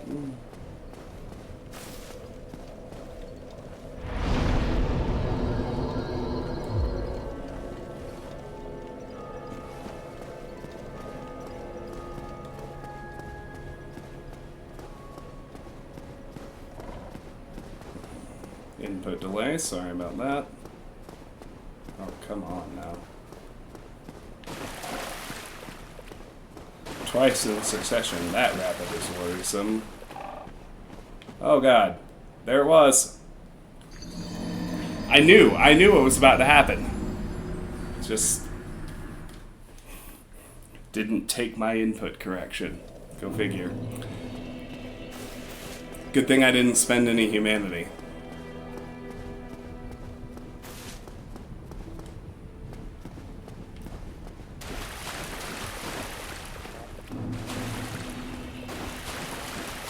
So you can retrieve your souls, but you cannot retrieve humanity. If you die, you lose all of your onboard soft humanity, and you also go hollow. Alright, so next one is down here.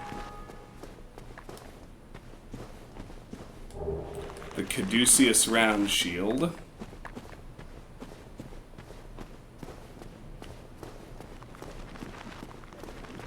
I go past these as well.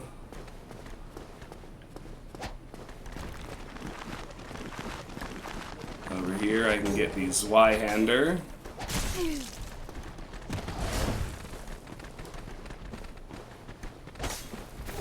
There's the winged spear.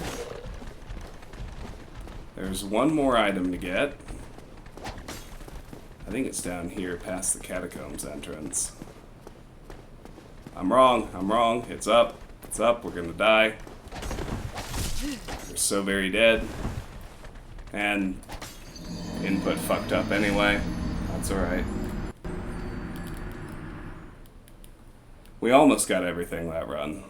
But I messed up the actual location of the binoculars. That's the last item we need to get. So let's look at the ones we did grab. We got the Caduceus round shield.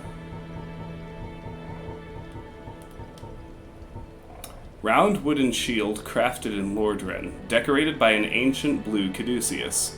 The giant trees in Lordran are distant offspring of the great stone arch trees. This shield inherits their properties, and the wood greatly reduces magic damage. So, my spider shield has poison resist. That's generally going to be more useful for a quite larger chunk of the game. I believe it also has... Let me look. You can actually look at the effect it has. So, it lowers my... It weighs less. And it's not showing the changes the way it should, so... Point being, the spider shield is better.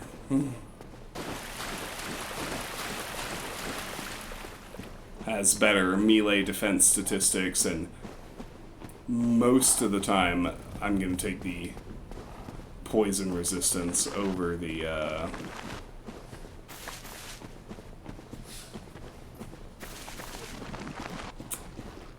So the binoculars are down here. You can actually see that last item really well. There they are. Our odds of making it out of here alive are virtually nil.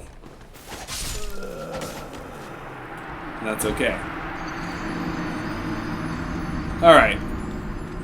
So now we have everything out of the graveyard. Let's look at the other 3 items we picked up. So in addition to that shield, we got the Zweihander. Incidentally, for those of you who are into the memes, we all know this is the first piece of giant dad gear. One of the gigantic straight greatswords. As the name suggests, the Zweihander is held with 2 hands, but its wielder must still be inhumanly strong. It is this great weight that sends foes flying when hit solidly. And then we got the winged spear. A long-hilted spear with a barbed point, long reach, and can be used with shield up. Effective against hard exteriors, and hits for high damage at the right moment of an enemy's swing, but the hit radius is small and it is easily blocked by shields. And we got the binoculars, which I think are actually over here in tools. Yeah, there they are. Binoculars made of brass, used to peer at distant scenery. This advanced device was built by a famous craftsman of Astora. Its utility is singular, but its applications many. The value of these specs depends greatly on the imagination of their owner. So I am actually going to change equipment. I'm going to go from the... Oh, unable to wield this weapon effectively with present stats. Just kidding. I'm going to stick with the battle axe. I eventually want to switch to spears, because they're the one weapon in the game you can effectively use while your shield is still raised. But we're going to need more dexterity in order for that to work. Okay, so that's all we're doing for now in Firelink Shrine. We're going to go ahead and head up towards the Undead Burg.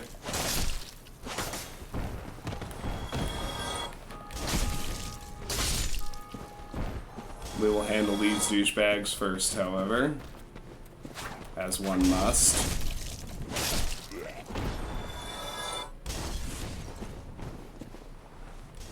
That firebomb chucker pisses me off. I do not like him, Sam I am.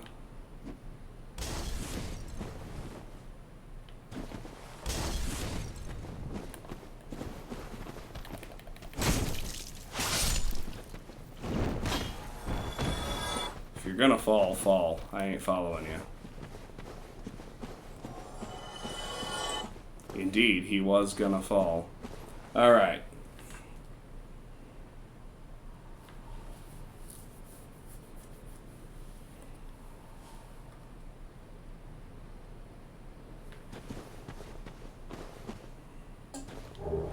There's the soul of a lost undead.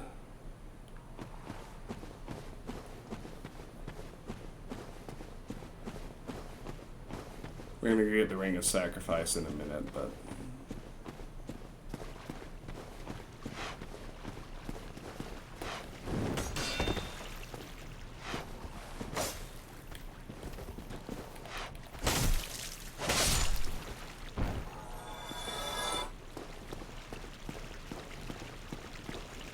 out here is another soul of a lost undead.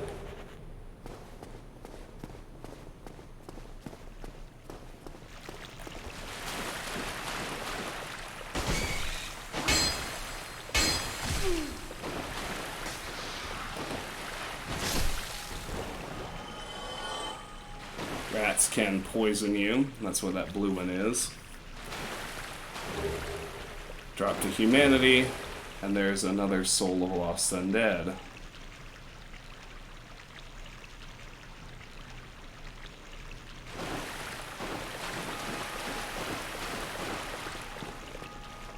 Now, my absolute least favorite thing to even attempt in FromSoft games is their platforming.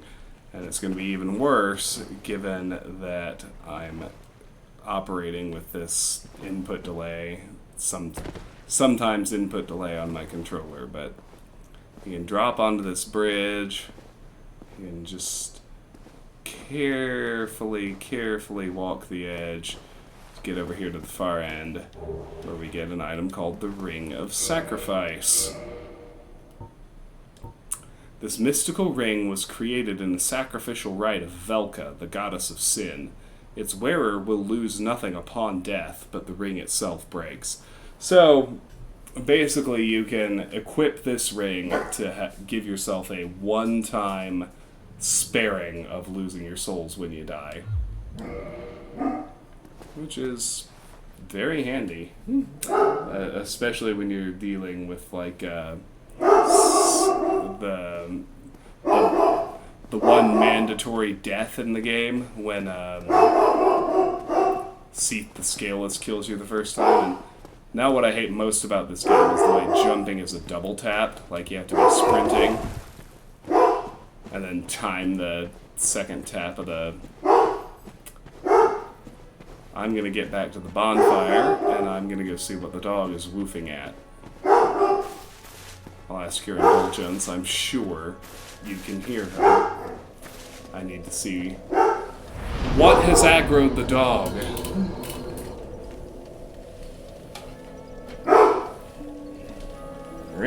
River, what is going on? Girl, chill. What is it?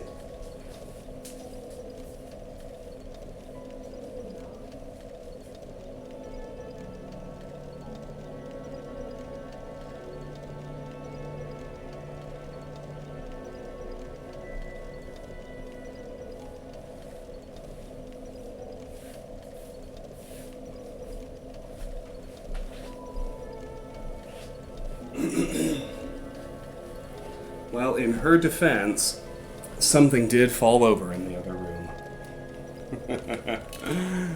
Alright. However, nothing serious. Alright. We've still got more Firelink to explore before we actually do any kind of area transition. Here is the Firekeeper. No response. She cannot speak.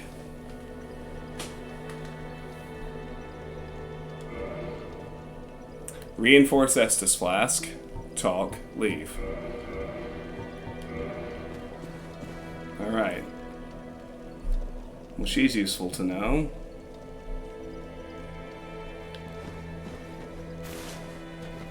So we are gonna do this early New Londo run to grab the Firekeeper Soul. Because getting that early boost to the Estus is just so very useful. So this is actually open to you at the start. You'll see the point where one would need the Master Key. But, you know, the areas you can go... The areas you can go at the start that you were not intended to go. This is one of them. The Graveyard and the Catacombs are one. This is another, the New Londo Ruins.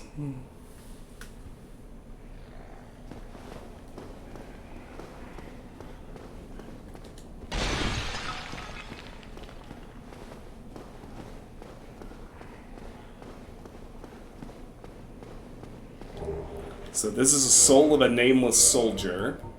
That's a new one. Soul of a nameless undead soldier who has long ago gone hollow, used to acquire souls. Souls are the source of all life, and whether undead or even hollow, one continues to seek them. So you can see they're kind of getting bigger as the names change. You can tell which ones are worth more. Yeah, DLF, there's definitely an element of that to it. River's integrating to the new place pretty well. Like, she's made 2 messes, and I've been here a week. And it's been 5 days since the second one. So she's integrating pretty well on that front. So far she gets along with all the neighbors as long as she actually interacts with them. But obviously, like, if she hears something outside, she'll bark, because it's what a guard dog does.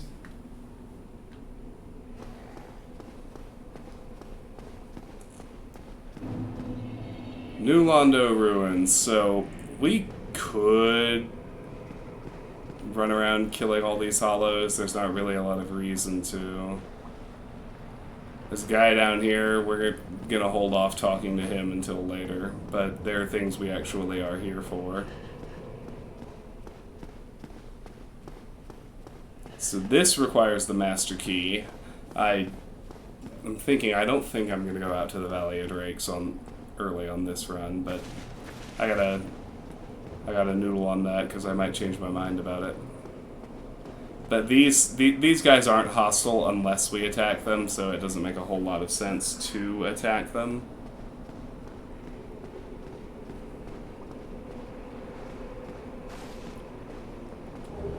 There is the S-Talk. Another fairly useful weapon, particularly if you're good at parrying. The largest of the thrusting swords can pierce an armored knight in one thrust. The blade is also sharp, allowing slicing as well. Alright.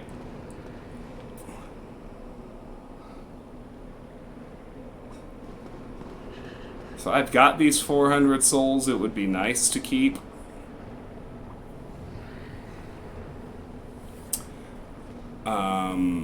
But I don't really care. But I also don't really have a better use for these Homeward Bones. So for now I'm going to put Homeward Bones on the hotbar. And in the event, you know, if I have enough lag time at the end of the run to the Firekeeper Soul, I'm gonna use one to get back to the bonfire. So let's go. If you're familiar with this game, you know. Oh, and there it is anyway. You knew it was coming. You knew it was coming.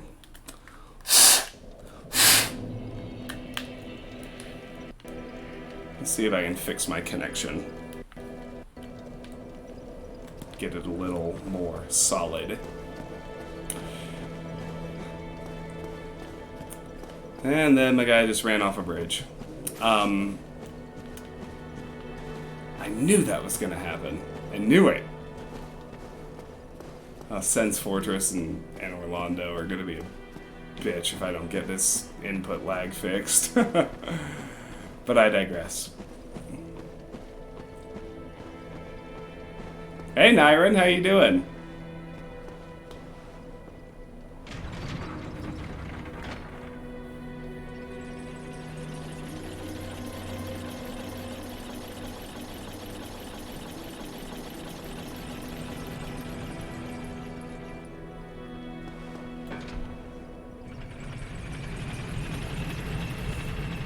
Alright, well, we'll try and get the 400 souls along the way, but 400 souls is honestly a trivial amount. It really doesn't matter.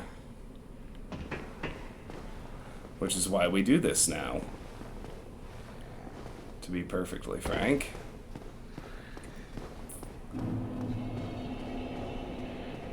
Yeah, let's hope we don't fall victim to the gods of input lag again. He says it out loud and it immediately happens. Before he's in the danger zone, but it happens.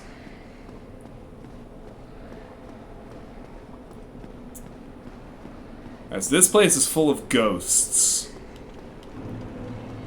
which are going to start attacking us soon enough, and if you know this game, you know that you cannot harm ghosts unless one way or another you are cursed. You literally cannot damage them. So, we're going to sprint by them, so we can grab that Firekeeper soul, because it's just a spectacular early upgrade to have. And once we have it, we're going to homeward bone back to the bonfire.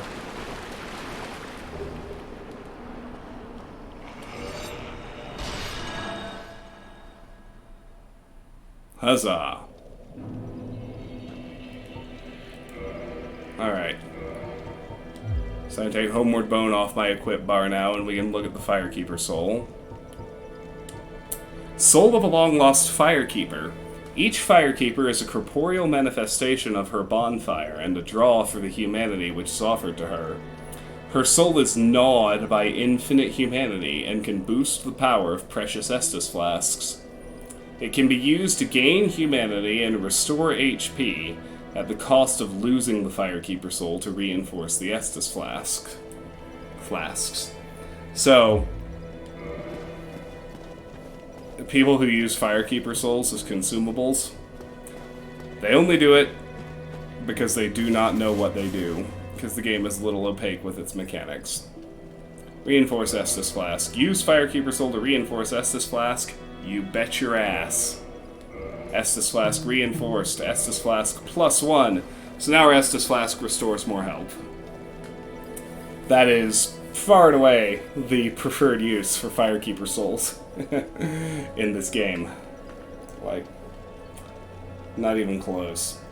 Alright. So now we're going to take another jaunt, and we are going to poke our head into the Valley of Drakes. There's some good stuff we can get there relatively painlessly as well.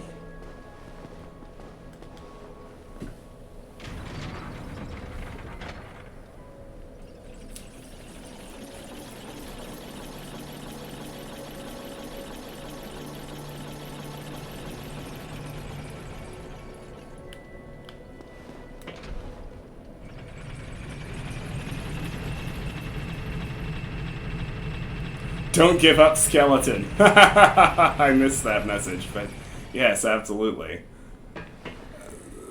So, you know, as we encounter more of them, I'll talk more about them, but there's just the amount of mechanics and story beats and evocations in this game that are just resonant for people who experience depression is it's insane. It's off the charts. And so we're going to use the Master Key to take a bit of an early jaunt into the Valley of Drakes. Here is a large soul of a nameless soldier. I think that's our biggest soul item so far. Yep. Large soul of a nameless undead soldier who has long ago gone hollow, used to acquire many souls. Souls are the source of all life, and whether undead or even hollow, one continues to seek them. Alright, so, see, moments like this are when one little input delay is enough to kill you. Which is just so awesome.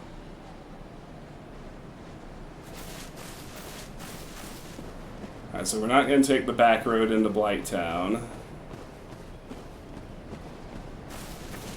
We are going to cross this here bridge up to the Undead Dragon.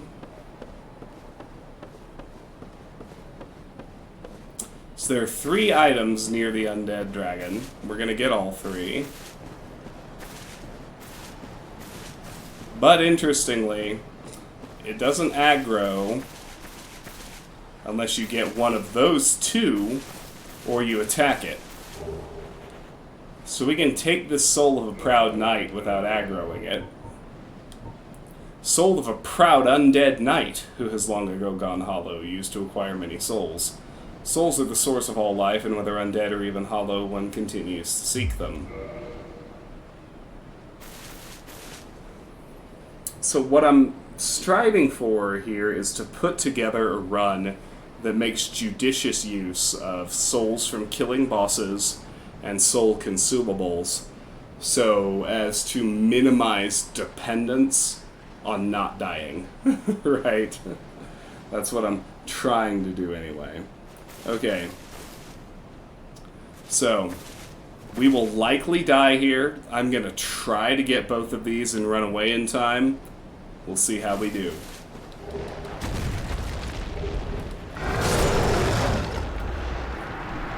No dice, but that's okay. We got both items. So, we got the Dragon Crest Shield and Astora's Straight Sword. Let's look at those. Straight Sword of an Unknown Knight, likely one of Astora's superiors. High-quality weapon with a powerful blessing. And the Dragon Crest Shield. Shield of a Nameless Knight, likely a high-ranked Knight of Astora. One of the enchanted blue shields, the Dragon Crest Shield greatly reduces fire damage. Greatly is not a word this game uses lightly. The fire resist on anything that uses that word, like the Dragon Crest Shield, is significant. Alright. That's it for the sort of item runs. With that all done, I'm finally ready to talk to Petrus. We don't like Petrus. People who've played this game know why, but we'll talk to him. Hello there. I believe we are not acquainted. I am Petrus of Thurland. Have you business with us? If not, I prefer to keep a distance, if possible.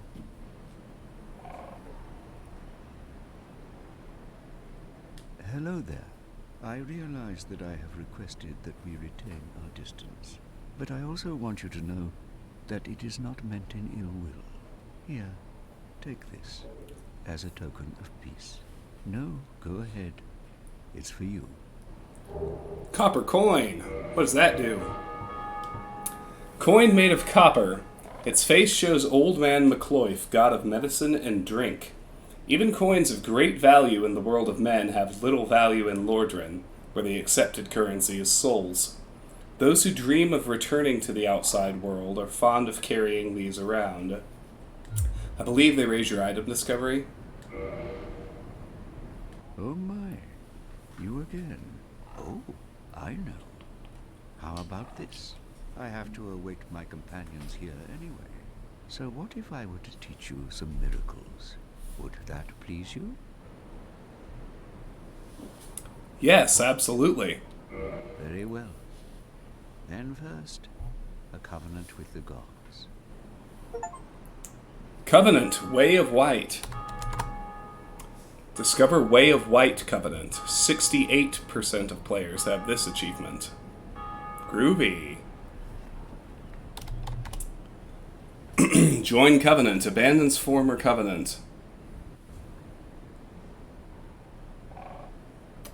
So, this Covenant is the easiest to get into. It's the first one you find. It has minimal effects. It doesn't have any way to rank up in it or advance. It has no rewards concurrently. What it does do is increase the phantom count of helpful players, potentially allowing you to receive more summon signs, and it also slightly reduces the chances of being invaded as you get out extra phantom slots from helpful players. So we'll join it for now. We'll be glad we got the achievement.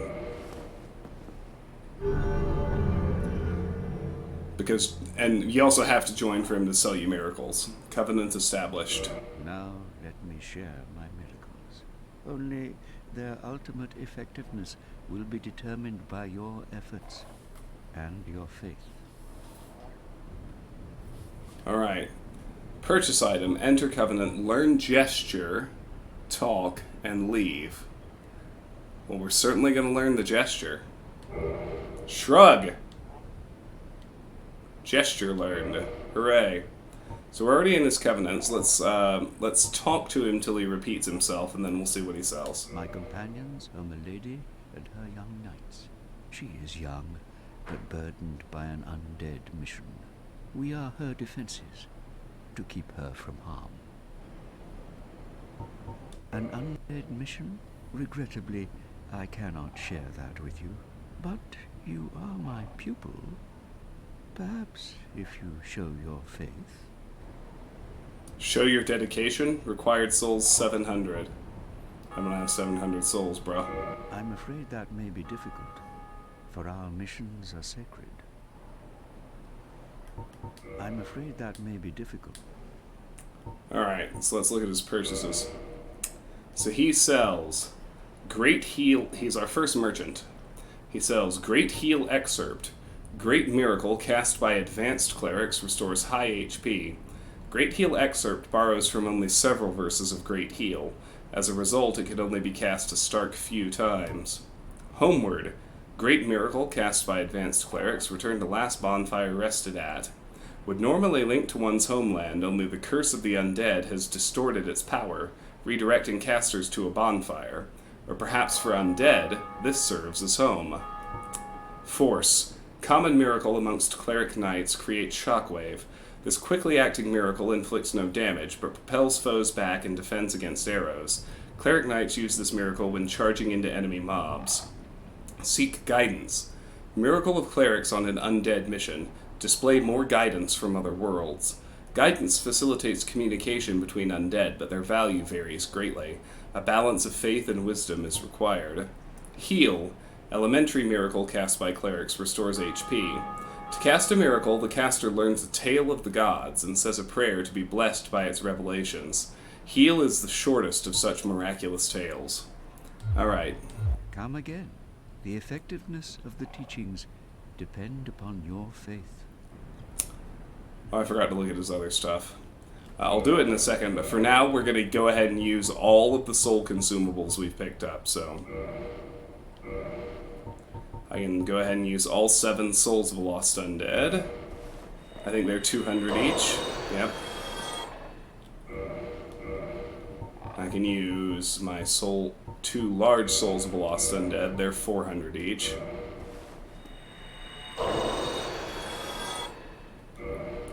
I believe my Soul of a Nameless Soldier is... I think it's also 400.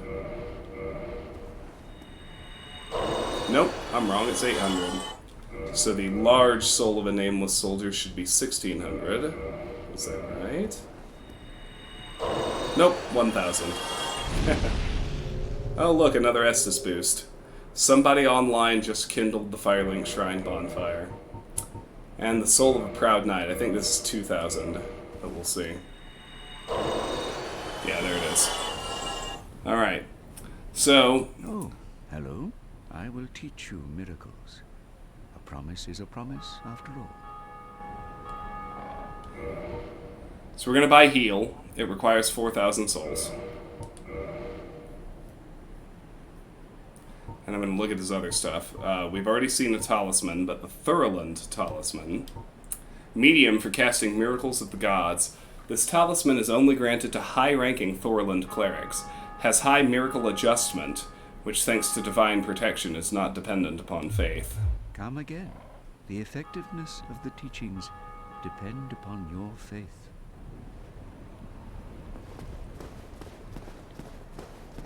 Alright, now before I really do anything else, I want to gain 3 more levels.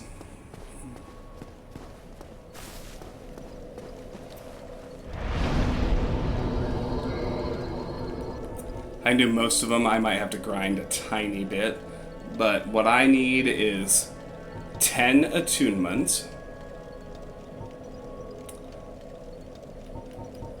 And I want 1 point in dexterity. But the 10 attunement will allow me to attune... See, now I have attune magic because I learned my first spell. So I can go ahead and attune heal into my 1 slot. So now, if I equip a talisman, I can cast heal 5 times. It's basically extra healing on top of the Estus Flask, which is going to be very useful to me. Now, it shows me I am in the way of White Covenant, and that's kind of everything I can do. So I want to get one more I want to get one more level before I leave, so I'm going to grind on these simple enemies until I can get to level 10 and raise my dexterity 1 more point. It won't take long.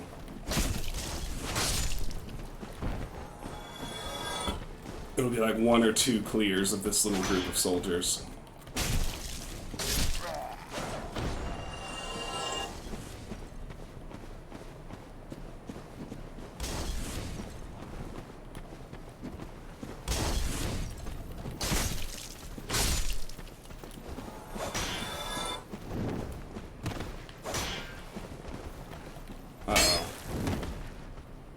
Or that can happen.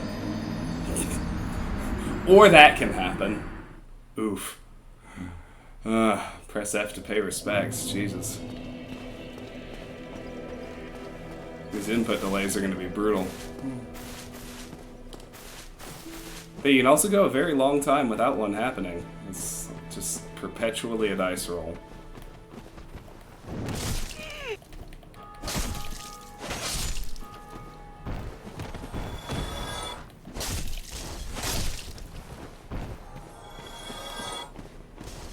The good news is, even if I lose a ton of progress, I don't lose much progress.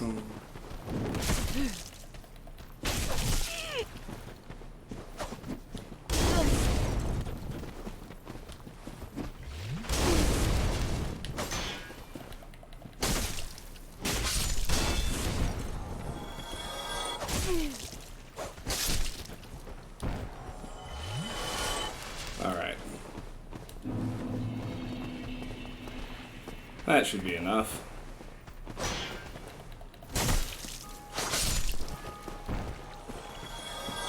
That should be enough. Let's go back here one more time. Level up to 10.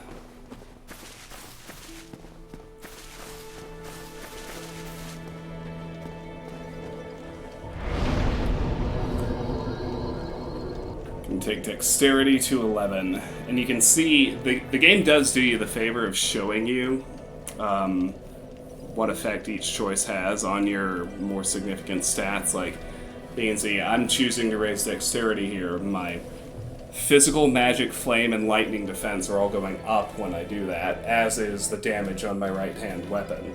So there is some level of scaling of dexterity on my battle axe. And one of the less unless you actually just look for it, but one of the less transparent mechanics in this game is weapon scaling. You have to go to this stat screen and look at every weapon you see to see what attributes it scales with.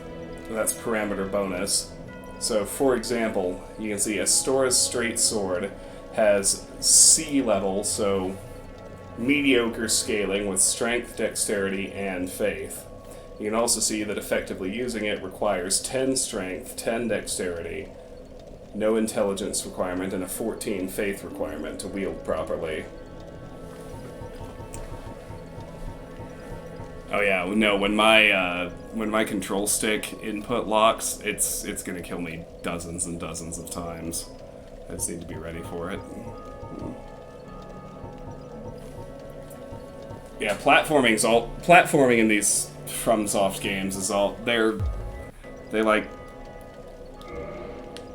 build platforming, and this is not a platformer. The inputs are terrible. It's not optimized for platforming at all.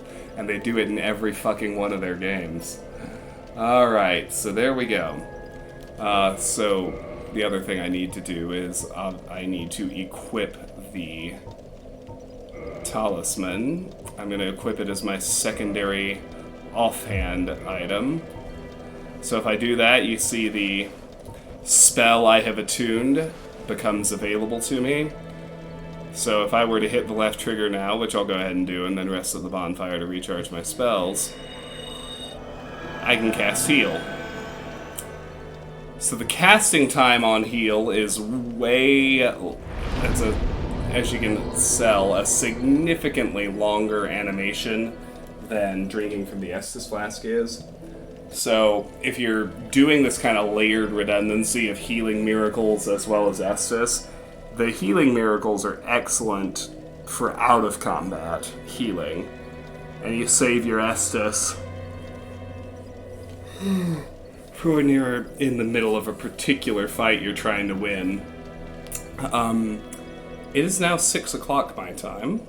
Before we go to tackle the Berg, I think I should order dinner. I will consult all of you on that. Let's see what sounds good. I still don't have my kitchen unpacked. I'm a reasonably good cook, but I don't have my stuff out and available to me yet.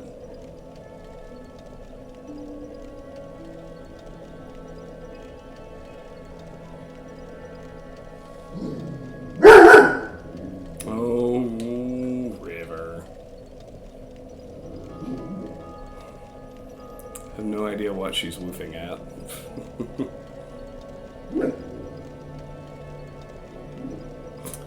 Oh, never mind. I think I'm getting Italian food.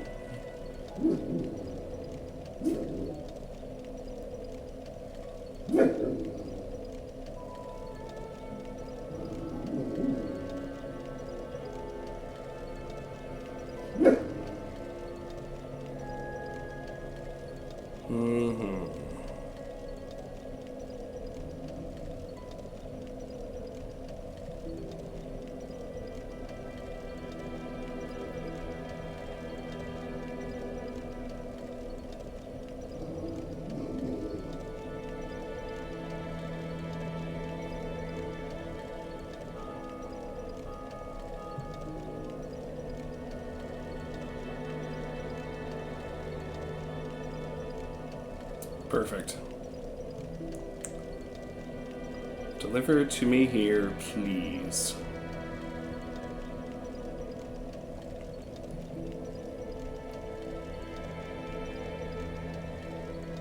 Hi, Ethan. Yeah, I'm doing fine. Thanks for asking. Alright, dinner is on its way.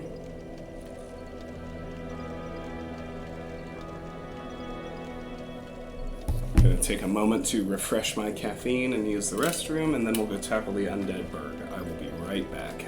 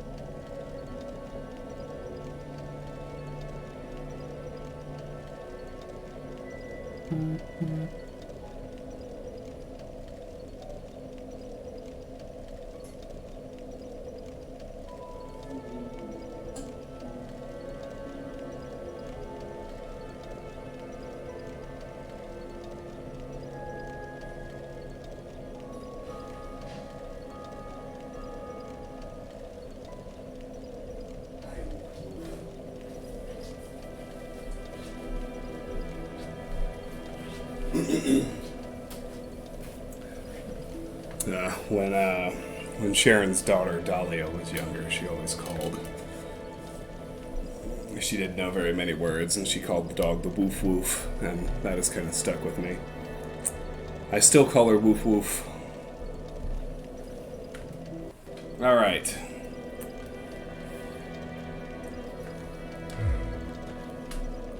Let's repeat that experience once more with feeling. We're gonna go kill those hollows along the way to the undead burger. Oh! Fuck me, I forgot to grab another drink. Sorry.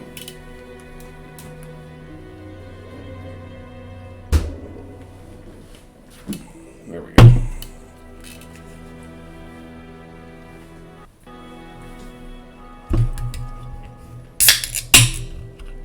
Caffeine required.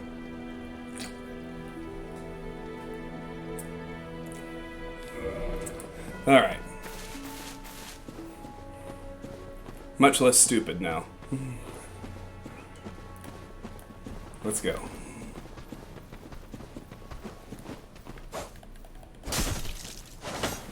Oh, you.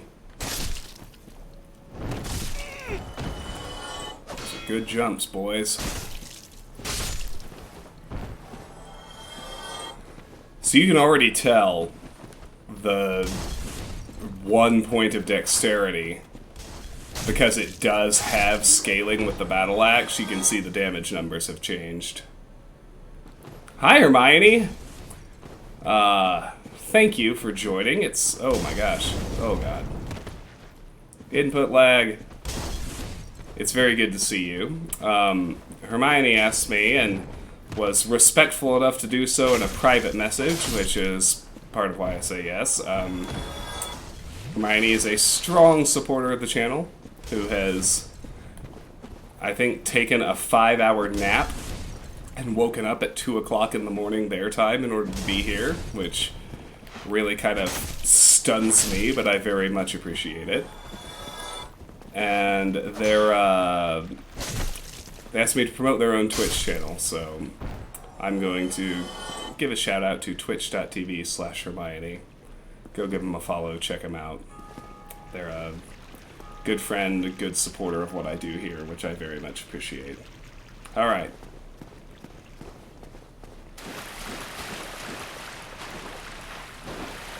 So you want to use your R2. It kind of depends on your weapon, but for me in here, I'm going to do the R2 overhand attack. So, I'm not just banging my axe off of the walls of the tunnel.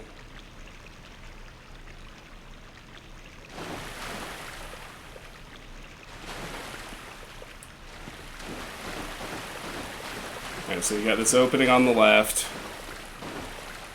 Locked gate, which does not open from this side. Head up here into one of the best, absolute best, first levels. You know, if you consider the Undead Asylum the tutorial of all time, frankly, it's the Undead Burg.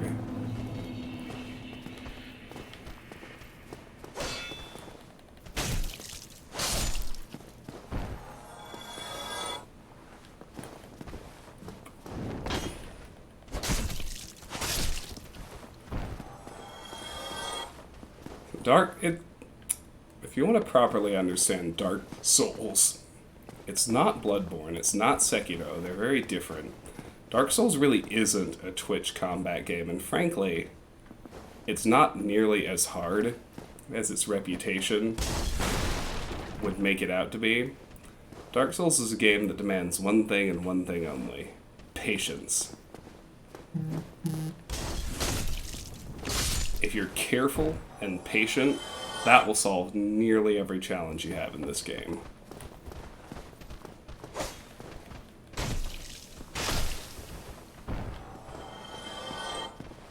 Now, it's hard for me to be careful and patient considering my left stick sometimes locks. But, you know, that too is something we just have to live with.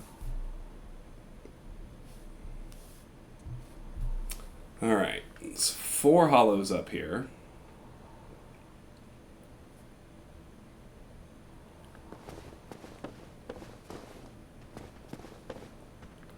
barrel stack here actually leads to a passage down to an item, because of course it does, that's how FromSoft rolls. Large Soul of Lost Undead.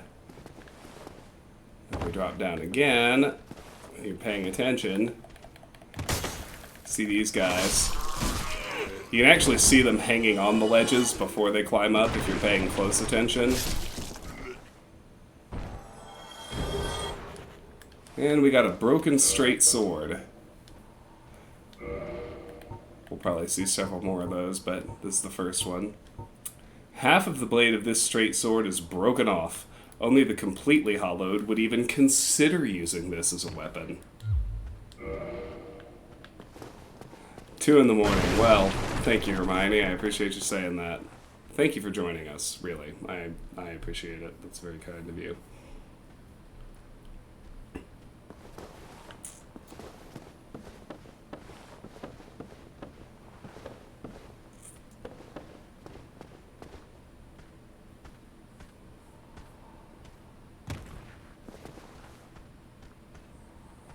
There they are.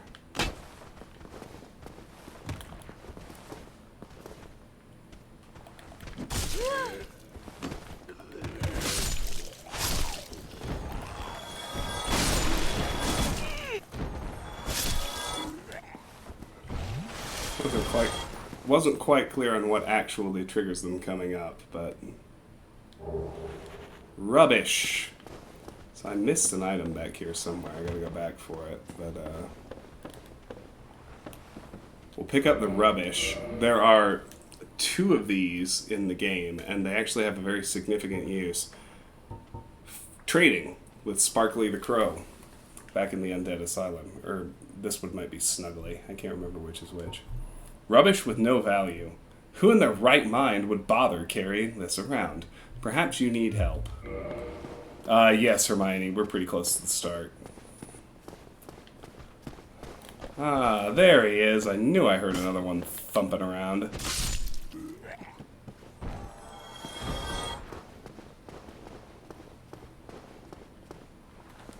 There's what I was looking for, another Soul of a Lost Undead.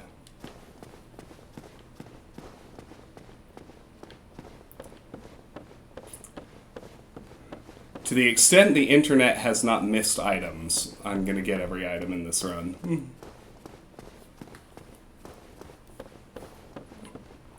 And try for all the achievements and everything too. You know, my usual completionist style. Yeah, Hermione, this is pretty close to the start of the game. The Undead Burg is the first real level, after the tutorial of the Undead Asylum and your first stint in the home base of the Firelink Shrine. Alright, let's climb the ladder.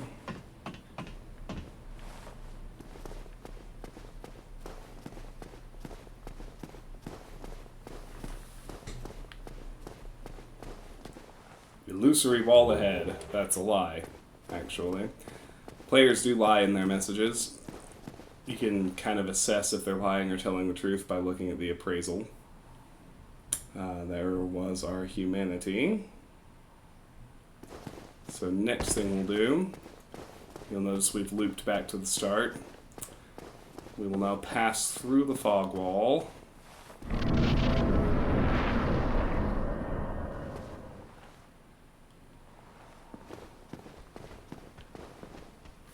Oh, controller delay is bad. Grab another Soul of a Lost Undead.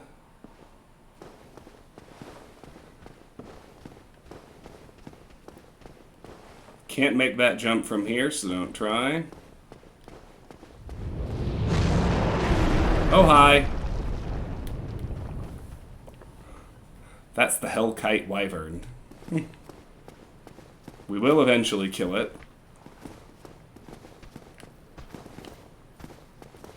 But not immediately.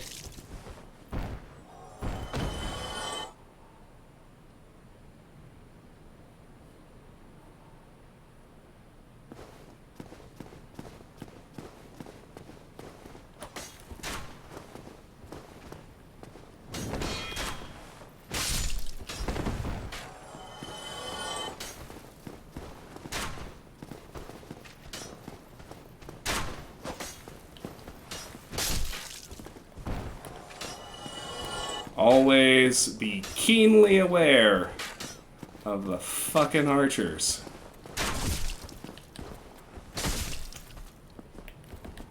It's like I say in every episode of a Drakengard playthrough. Me and my homies hate archers. All my homies hate archers. Yes, people can leave messages for each other. Jumping ahead. And you see the rating, that's how helpful the community has generally deemed that particular message.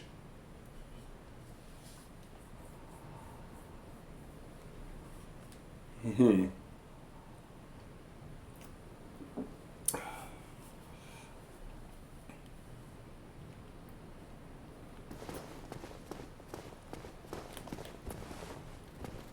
so here two more undead soldiers. They both have spears. So, the thing about spears in this game is you can use a spear while keeping your shield up. It's like the only weapon class you can do that with. So you gotta watch them.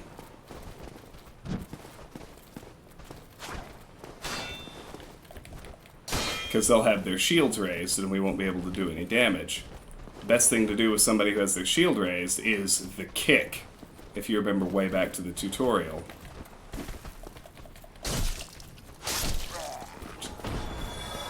Just kicks that shield right out of your way if you can manage it.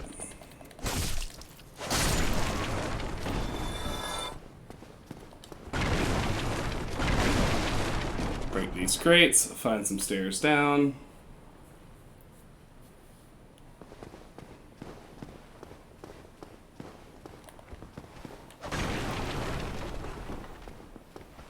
Let's try it.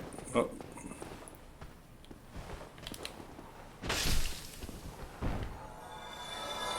Alright. Be wary of rear. Well now, you seem to have your wits about you, hmm? Then you are a welcome customer. I trade for souls. Everything's for sale.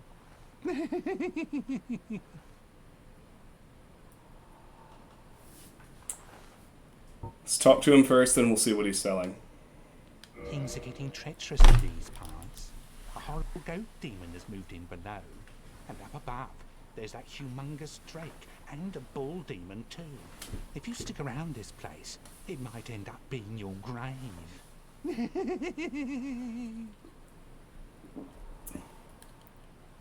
Here, I'm not here to chit-chat. We talk business or we talk nothing at all. Here, I'm not. We talk. Okay, so. See what all he sells that I haven't seen before. Repair powder. Lightly enchanted golden powder. Repairs weapon equipped in right hand. Use of a weapon depletes its durability, eventually rendering it ineffective. Repair powder is a precious method of repair on the battlefield, as it obviates the need for a repair box. Throwing knife. Used as a projectile. Throwing knives have limited range and accuracy compared to arrows, but offer a quick and easy ranged attack. Undead who lack other means of ranged attacks will do well to stock a few of these.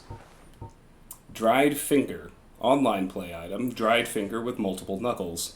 Used to strengthen connection to other worlds, allowing the summoning of a third phantom, but also a second to dark spirit. Also makes the summoning of a dark spirit occur earlier, used with caution. Orange Guidance Soapstone. Online play item, write, view, rate, message. Messages transmit to other worlds where they are rated, also rate messages of others. In Lordran, the flow of time is distorted, and messages allow undead to assist or deceive one another. Alright. And here we have the Residence Key. Key to a residence in the Undead Burg. Simple, sturdy design of the locks in the burg keep out unwanted visitors. But this is a standard key in these parts and will open several residences. Repair Box. Specialized mortar used to repair weapons and armor by grinding repair powder. Rest at a bonfire to make weapon and armor repair possible. Repair powder is fragile and cannot be taken along. Bottomless Box. A peculiar bottomless wooden box, its origins are unknown. Some deride it as a symbol of unbridled avarice. Any number of items can be deposited into the box, and items can be managed while resting at a bonfire. Scimitar. Small curved sword, each hit inflicts little damage, but fluid chain attacks are deadly. The scimitar's sharp slashing attacks are effective against cloth and flesh, but not against metal armor or tough scales. Dagger. The standard small dagger has only a modest attack, but can be jabbed in rapid succession, and is effective in critical hits, such as after a parry or when stabbing in the back. With both slash and thrust attacks, this dagger is useful in various situations. Dark Souls is an amazing game, Hermione. It's not overhyped in the least. Short sword. This small straight sword is widely used, to an extent only matched by the long sword. An accessible sword, which inflicts consistent regular damage and high thrust damage, making it applicable to a variety of situations. Rapier. Standard thrusting sword. Regular one-handed attack can be delivered with shield held up, can parry with use of left hand. Thrusting attacks pierce and are effective against foes with hard exteriors, but the wielder is left open to damage after a swing. Hand axe. Small hand axe appears identical to a lumberjack's tool, but has an ideal weight and strength and is easy to handle. One wrong swing leaves the wielder wide open, so timing and proximity to the enemy must be judged carefully. Club. A simple wooden club. This simple bladeless strike weapon is effective against most foes, is easily handled, and can break the guard of a shield. However, a single miss makes one wide open, so timing and proximities are crucial. Reinforced club. A club with leather nailed to the pommel. The Burg Undead merchant proudly peddles this club, but its reinforcement is shoddy. Indeed, its attack is stronger, but the club is no longer dependably sturdy. Spear. Standard spear used commonly by soldiers, long reach and can be used with shield up. Effective against hard exteriors and can hit for high damage at the right moment of an enemy's swing, but the hit radius is small and it is easily blocked by shields. Short bow. Small bow, standard projectile weapon, equip arrows to use. Hold bow and press left button to aim. Aim for heads of humanoid foes. Press left trigger, right trigger to change type of arrows. East-west shield. Wooden shield, decorated with the ancient symbol of a double-headed eagle painted yellow. Wood shields are lighter than metal shields, but with lower physical damage reduction and reduced shield stability. Small leather shield. Small leather-covered round shield, reinforced in critical spots with metal. Small shields are always less stable, but landing critical hits after parry is easier. Buckler. Very small, round metal shield. Parry attacks with large center protrusion. Small shields are always less stable, but landing critical hits after parry is easier. This shield is specialized for parrying. Rory! Hello! So good to see you. Welcome in, Rory and friends. How was your stream? How was Weird West? Welcome in, everyone. It's lovely to see you. My name's Travis. I'm something of a variety streamer. I have very similar tastes in games to Rory. Tonight we're playing Dark Souls and having a frank conversation about mental health while we do it. So welcome in. It's good to have all of you. Rory, how was your stream? I can't wait to actually meet you in person. Leather shield. Round leather-covered shield, a standard widely used shield. Small shields are always less stable, but landing critical hits after parry is easier. Heater shield. Small metal shield, a standard widely used shield. This shield is easy to use and is one of the smallest shields that offers 100% physical damage reduction. Warrior's round shield. Round wooden shield crafted in Lordran, decorated with the ancient Labrys axe. The giant trees in Lordran are distant offspring of the great stone arch trees. This shield inherits their properties, and the wood reduces magic damage. Alright, so... Oh, wait, I wasn't done, was I? No, standard arrow. Arrows must be equipped to be fired. Large arrow. Heavier arrows cause more damage, but have a shorter range. Wooden arrow. These arrows do not fly particularly far, nor do they inflict a terrible amount of damage, but their cheap cost makes them useful when volume is required.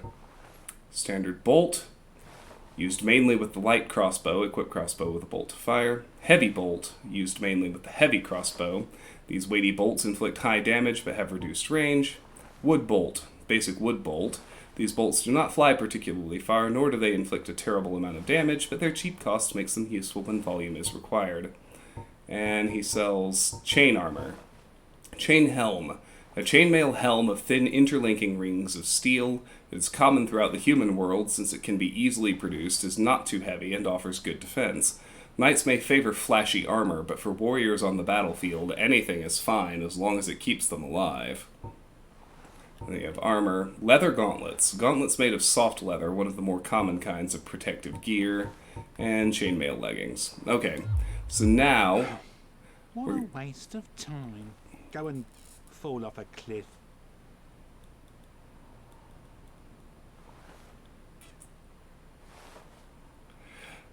That's right, Rory. You're in the States. Where does Morin live? Just spec a state if you're comfortable doing that, because I can't actually remember off the top of my head. Let's use our soul consumables here. We've got 2 souls of a lost undead. New York. Okay.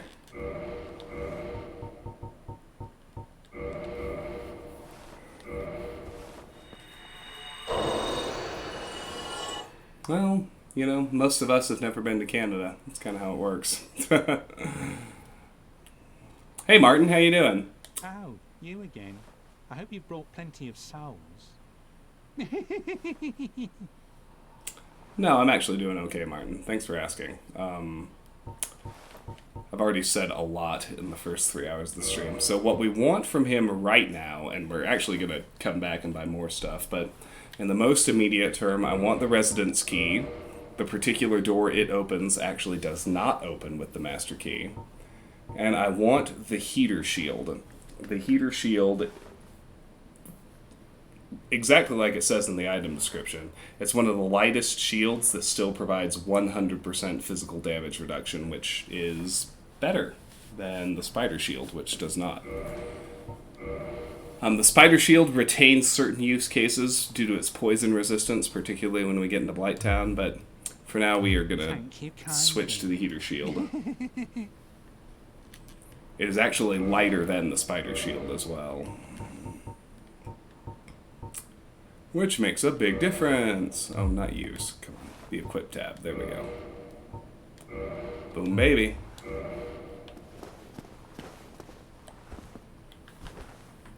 Alright, so I don't know if you can... hopefully it's becoming a little clear what I meant about the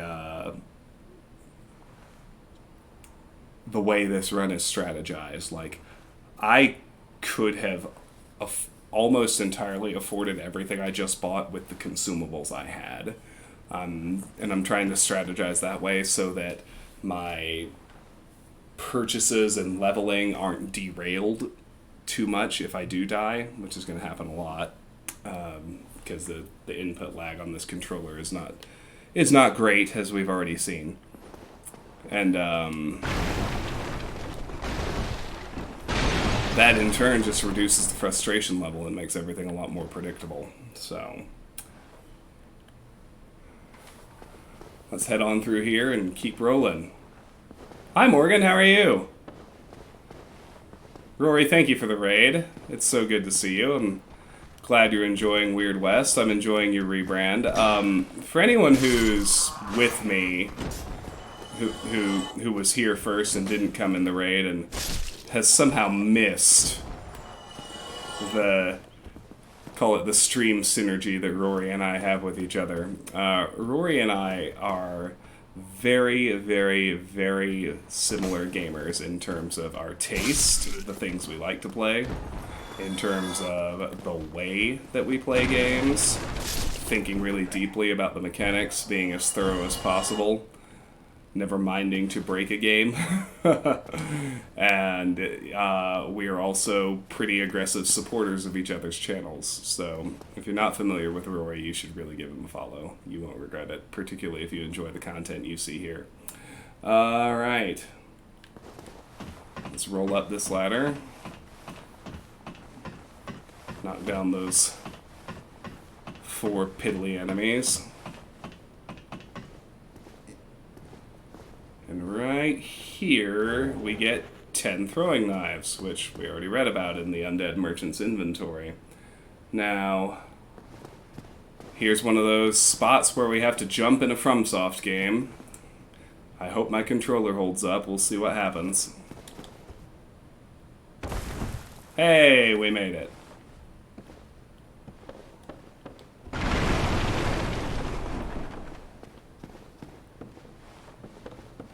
I don't know if it was the first game of theirs that finally did it, but I've been playing a lot of Elden Ring on my PS5, and it finally added a dedicated jump button. Oh my god, it's so good. This is remastered, Martin. I specifically wanted the online features, so I upgraded to remaster.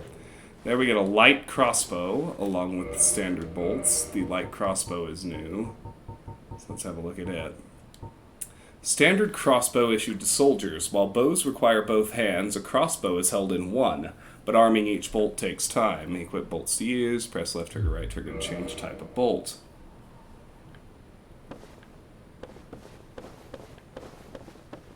So from here, make our way back down.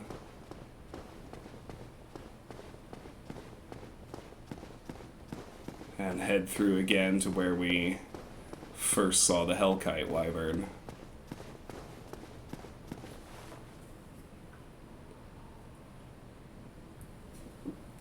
Yeah, this is remastered. Because the online features work in remastered, and they are permanently disabled without support in Prepare to Die.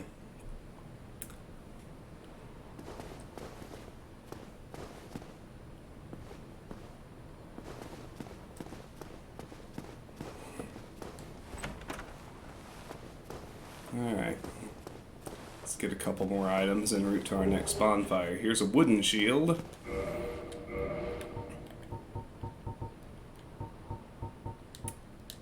Vertically elongated wooden shield decorated with a white dragon. Wood shields are lighter than metal shields, but with lower physical damage reduction and reduced shield stability. The wooden shield's actually pretty solid. It doesn't quite have 100% physical damage reduction like the heater shield does, but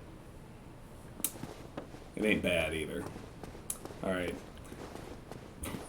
So here's our next bonfire. This one I want to kindle, so I'm going to go ahead and use 2 humanity before I rest.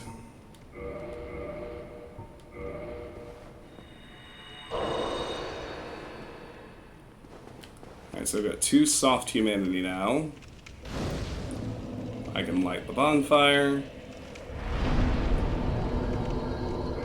I can reverse hollowing.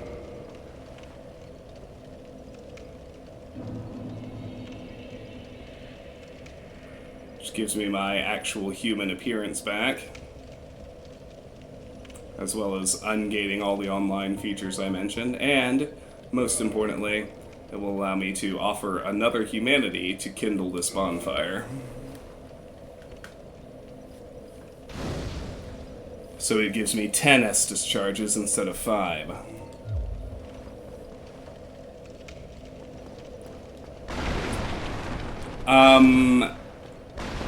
Not in terms of lore and storyline. They're not in the same universe or anything, Hermione, but Demon Souls was the first Souls game, and the mechanics and the DNA are obviously very, very, very similar.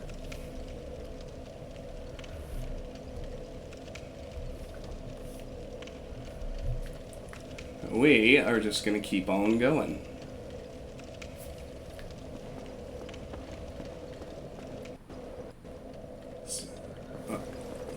So you can see the hollows behind me have respawned. So let's kill a few of them again.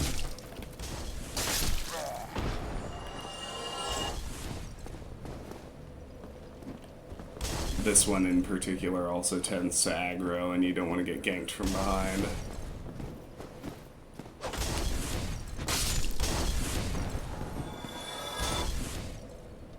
And now we'll look this way.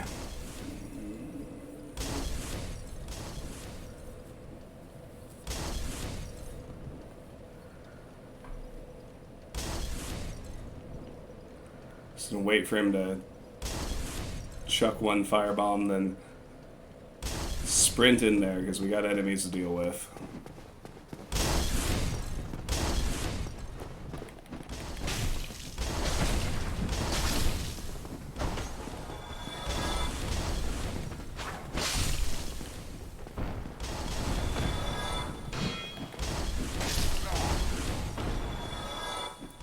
Three to be precise. Does not open from this side. You can see this ivy-covered gate. Well, I mean, Nyron, I certainly understand. To be fair, I also just have not been streaming very much. For reasons we discussed at length at the beginning of the stream. But, with that done, let's keep going. So we're under the firebomb chucker now, like directly under.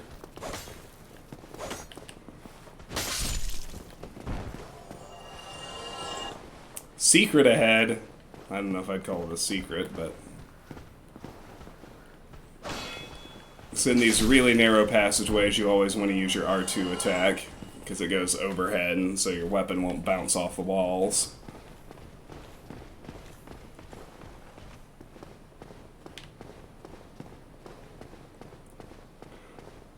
So if we head back here, we find a chest with our first black firebombs.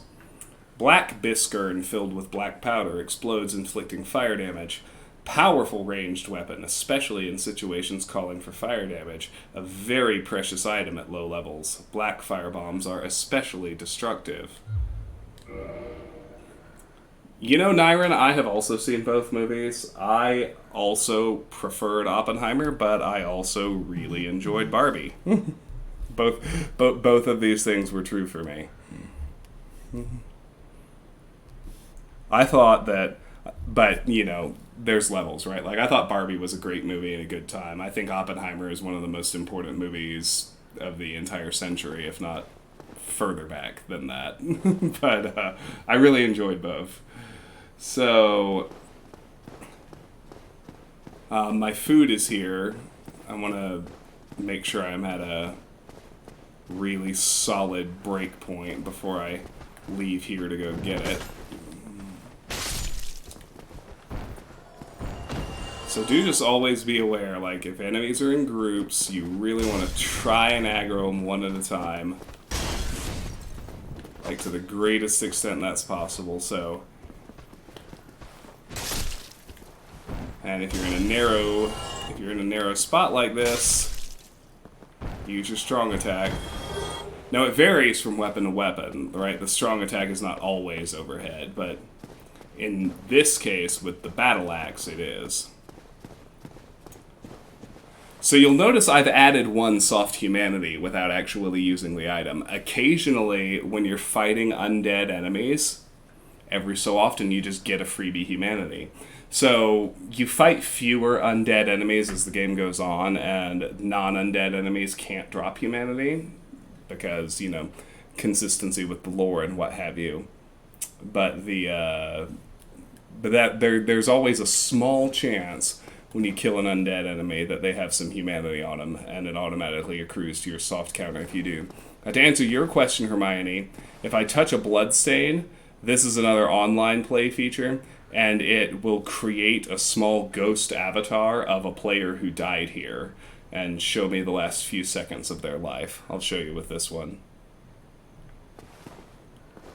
So see, this person ran forward willy-nilly, got into a fight with all three at once, and got killed. And I've been invaded. Alright, there's a black phantom somewhere. The perils of playing online.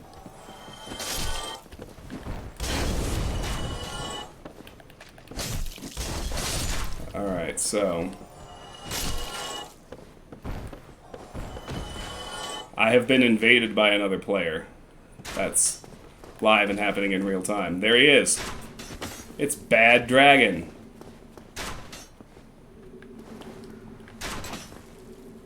The top of a ladder is a very good place for me to try and deal with this guy. And he knows it, which is why he's, like, hiding back there and not coming up.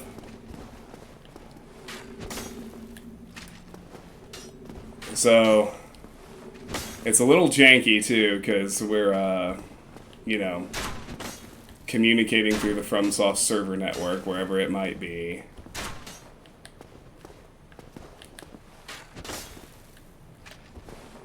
He's trying really hard to backstab me.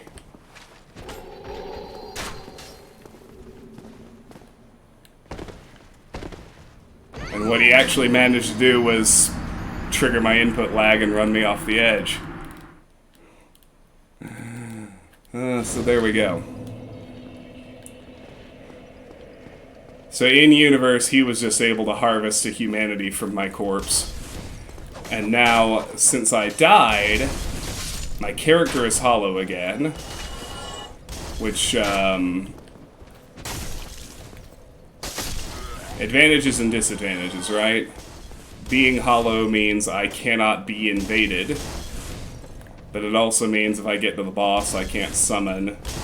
And I also, like, features are disabled for me as well. That's functionally what it means. But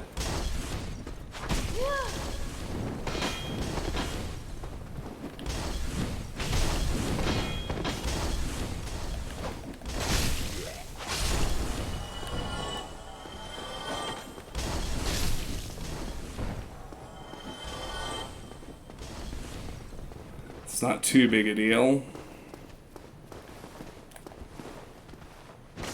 Shit.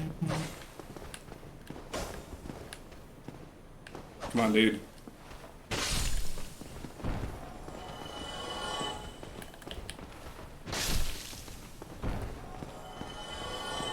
Got him, got him, got him. I should be able to retrieve my souls. If I can just get back to where I was fighting that guy. I will lose my humanity. You don't get to retrieve your humanity, but you do get to retrieve your souls.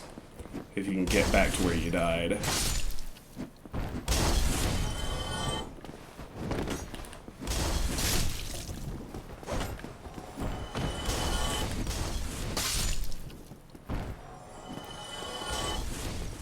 Which for me was up here.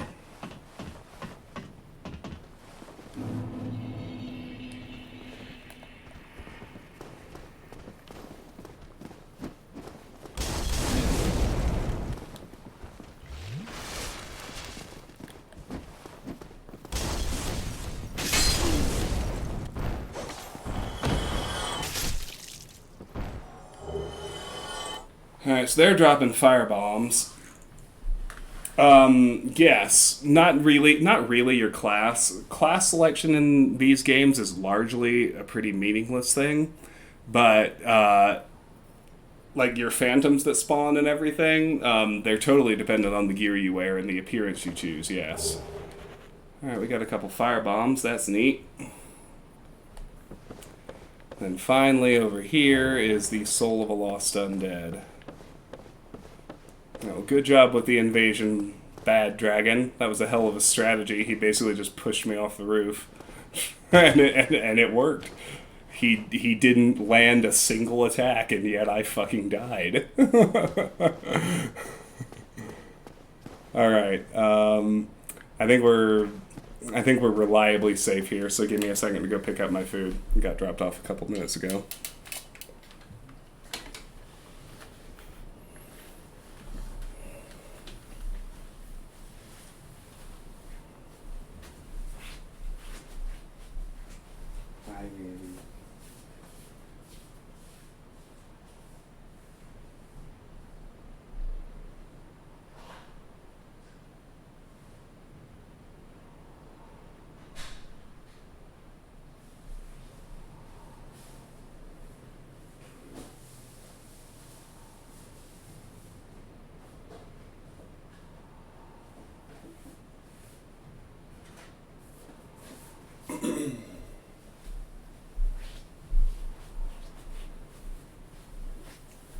Alright, we're going to come at this in waves. We begin with a calamari fritti, which which I will squeeze the lemon juice onto.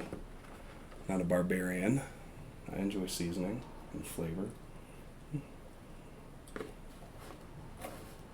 I'm going to open up the dipping sauce. Fried calamari. Fried squid. It's delicious, trust me. Alright, so...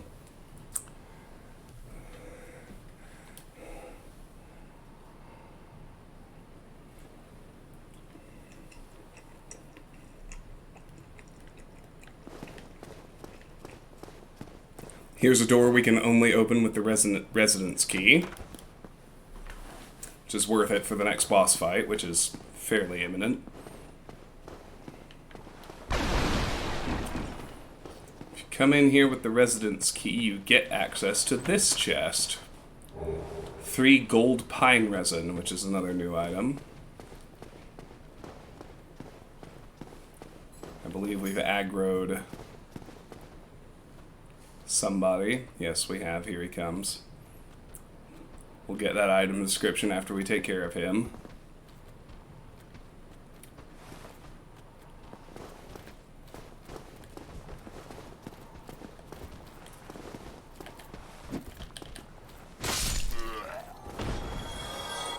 Kick, bitch!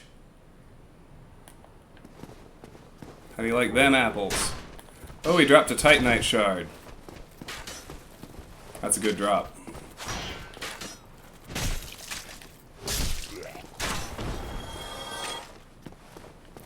Now, as you could no doubt hear, we've aggroed an archer up this tower, so let's deal with him too.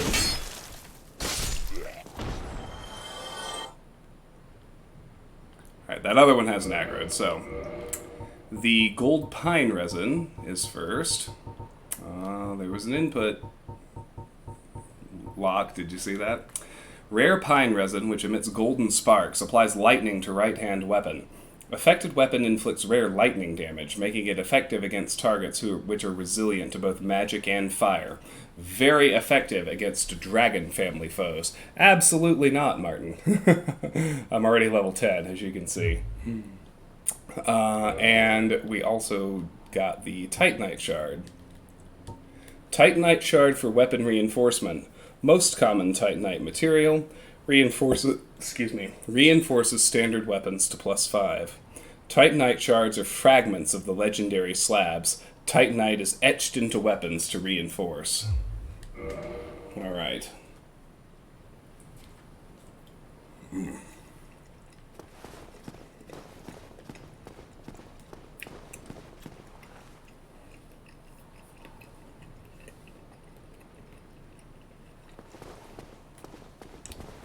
So gotta get this guy too.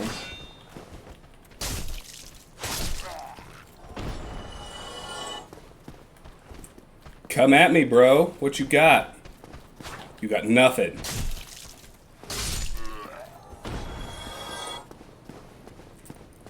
Alright, there's a Black Knight down there. We'll make a decision on that in a minute. I want to go get the Crystal Lizard before I do anything else.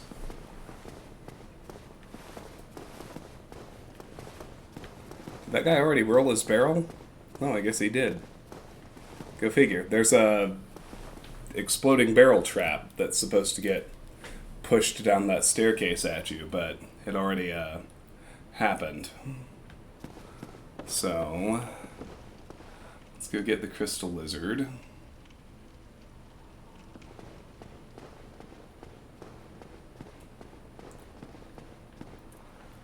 If I fail to get the Crystal Lizard, I will simply save and exit and reload and try again. But the Crystal Lizard is in one of those barrels. And it tries to run away and disappear. It'll get away if you don't kill it in time. But we got it. We got 2 Twinkling Titanite and 1 Titanite chunk. Let's look at those. Titanite chunk for weapon reinforcement, not found outside of Lordran. Reinforces standard weapons to +14 and crystal and lightning weapons to +4. With the discovery of chunks in Mordren, the race to locate the legendary slabs has begun. But could they be mere myth? Twinkling Titanite. This weapon-reinforcing Titanite is imbued with a particularly powerful energy. Reinforces weapons that cannot be reinforced normally to +5. After this Titanite was peeled from its slab, it is said that it received a special power, but its specific nature is not clear. Alright, so we got the Crystal Lizard. Those things are a big pain in the ass. Failing to kill them is often more annoying than dying.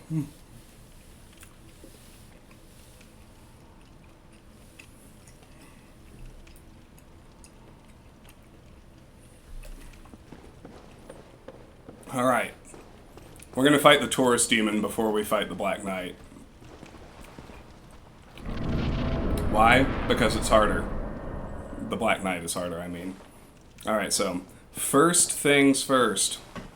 Before you run across the bridge and aggro the boss, do yourself a favor, climb up here and kill these fuckers.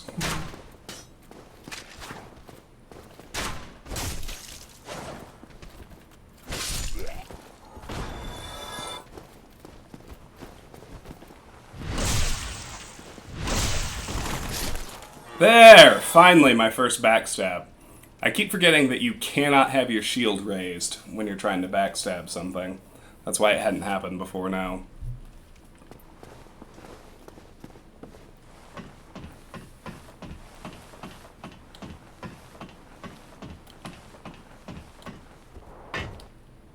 Alright, so now we'll go aggro the Taurus Demon. The simplest thing to do is we're going to go ahead and use the gold pine resin. We're going to aggro it. We're going to run right back up that ladder, do a plunging attack to start things off, and then try and take it the rest of the way down.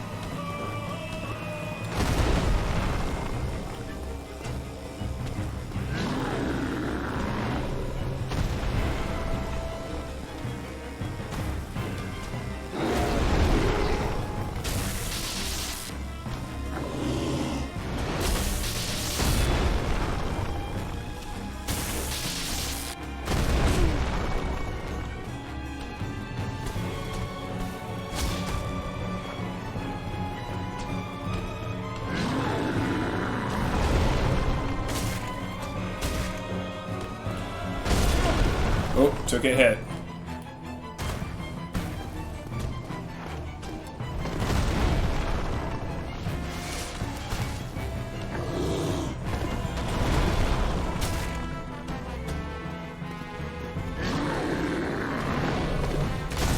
Ooh.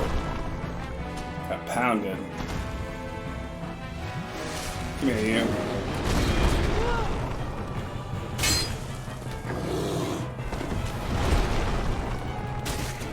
Get him. We got it. Perfect. Victory achieved. And we get a humanity and a homeward bone for our troubles.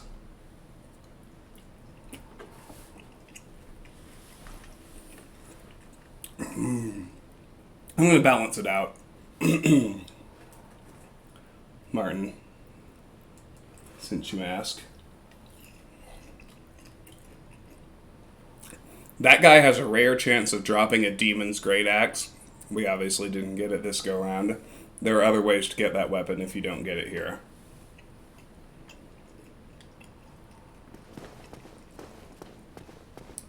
So like I said, we are going to go deal with that Black Knight fairly soon. but not right this second.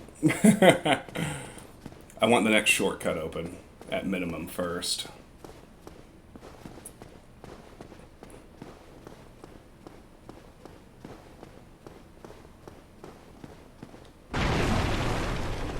So here's another large soul of a lost undead.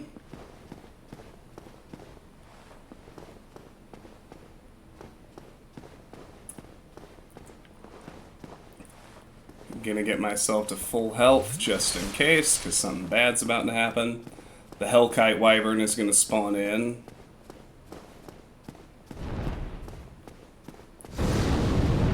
Torch the bridge. I'm interested in making sure that doesn't kill me. Now, as long as the Hellkite Wyvern is alive, this is actually a really, really, really good spot for early soul farming.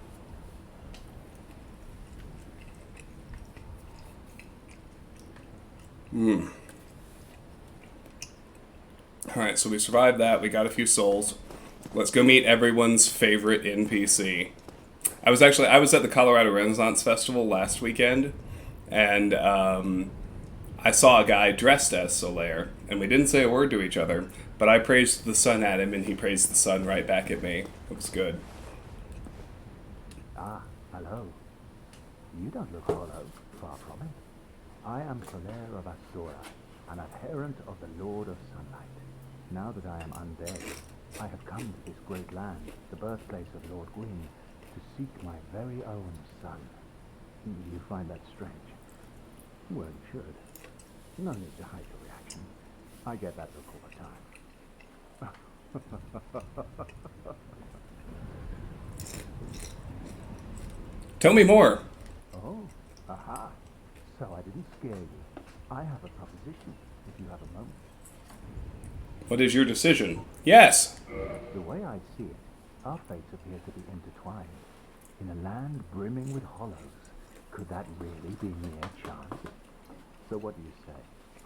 Why not help one another on this lonely journey? Yes, absolutely. This pleases me greatly. Well then, take this. We've received the White Sign Soapstone. We are amidst strange beings in a strange land. The flow of time itself is convoluted, with heroes centuries old phasing in and out. The very fabric wavers, and relations shift and obscure. There's no telling how much longer your world and mine will remain in contact. But use this to summon one another as spirits, cross the gaps between the worlds, and engage in jolly cooperation. Of course, we are not the only ones engaged in this, but I am a warrior of the sun. Spot my summon signature easily by its brilliant aura. If you miss it, you must be blind.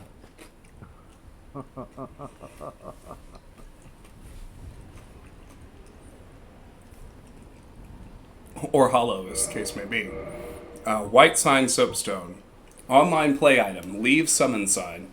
Be summoned to another world as a phantom through your sign, and defeat the area boss to acquire humanity. Hollows cannot conduct summons. In Lordran, the flow of time is distorted, and the White Sign Soapstone allows undead to assist one another. Oh, hello there. I will stay behind to gaze at the sun. The sun is a wondrous body, like a magnificent father. If only I could be so grossly incandescent. Oh, the Solaire meme dialogue. What a friend he is. Oh, hello there. The sun, if only... If only I could be so grossly incandescent. Praise the sun. Praise the sun. There they are. Oh, Hermione, this game is incredible. It's so good. It's so good. Alright. So that kicks off Solaire's quest line.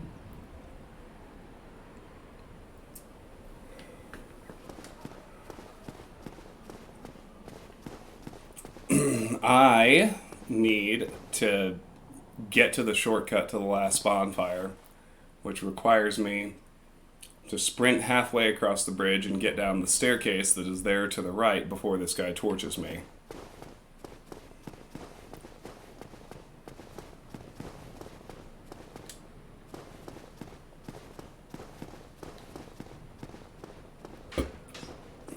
Not so bad. He didn't even aggro, did he? Alright. So I am exclusively in the business of getting back to the bonfire, so when we kick this ladder, it opens the shortcut.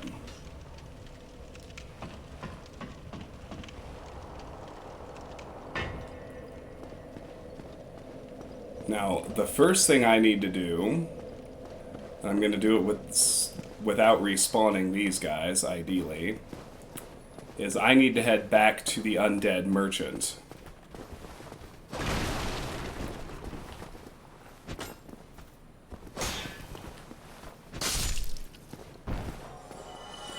There are a few enemies in the way. I'd hate to die here, so let's be careful.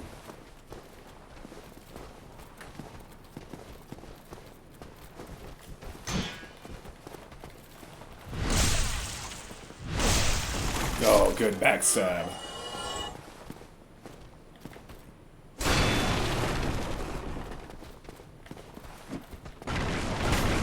Uh-oh. Don't forget the guy who attacks from this hidden corner.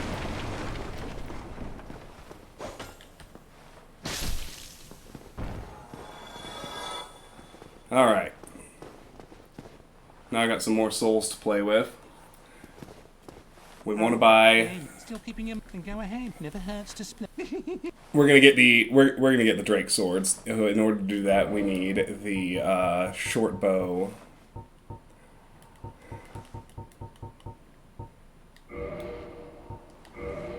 And about 100 standard arrows.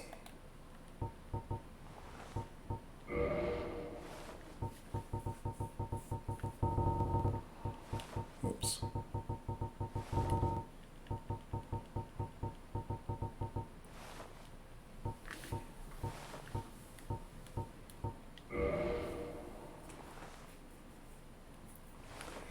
And we're also going to go ahead and get the repair box and the bottomless box, so we can afford those as well.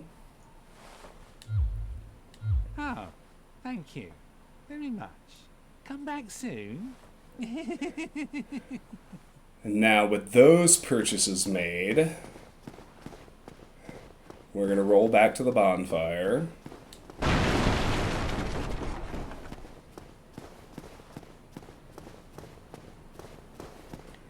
So, again, here's another one of those big milestones where I'm relying on the consumables I picked up and the souls you know you're going to get from the Taurus Demon in order to make those purchases.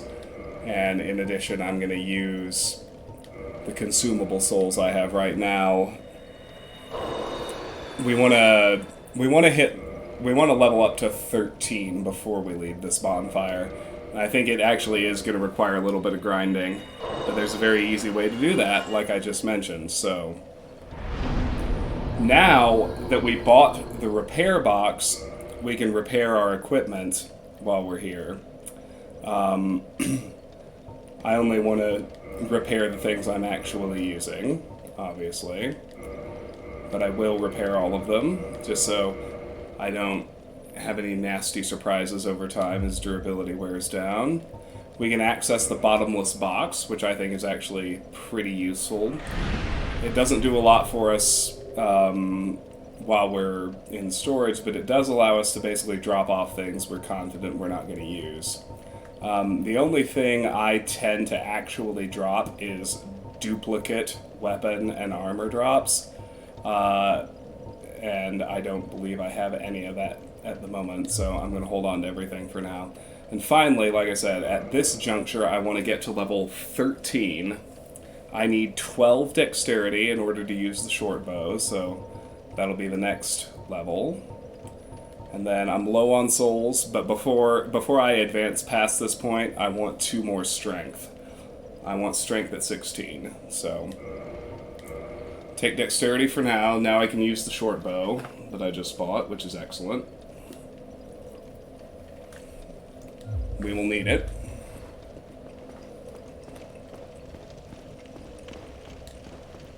So now, in terms of soul farming, let me get a rough tally on how many I need. 847, so if I get 1800, that'll be enough. We can go back there. All we have to do is aggro a breath attack from the Hellkite Wyvern, and it'll torch all of the hollows on that bridge every time. I think it's like 500 souls a pop, so the efficacy wears off fast, but here in the early going, you can get 500 souls a pop without even having to fight. It's very, very useful. And then, you know, you zip down, you rest, you do it again. So I'm going to need to do this like 4 times, and I'll be able to do the leveling I want to do.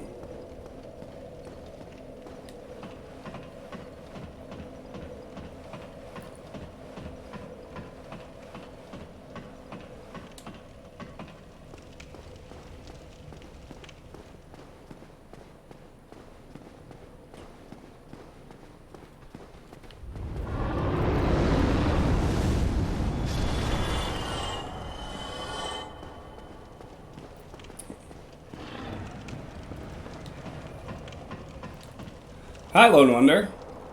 It's good to see you. Welcome back. No worries on being late. You missed a lot of the heavy stuff. We've kind of left that behind, and we're just enjoying Dark Souls now, but we freely welcome any and all constructive commentary on mental health struggles in this stream. 1039. Alright. So I'm gonna have to do it 2 more times to get that 13th level up. But that's alright. It's a quick 2 times.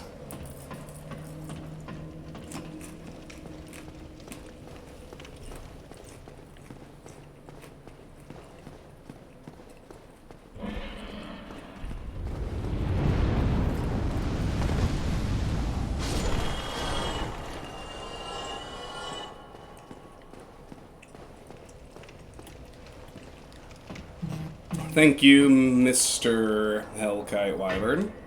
Martin, that's really good to hear. How have you accomplished this, if you don't mind me asking for interested parties? I talked a lot about my own struggles and strategies at the beginning.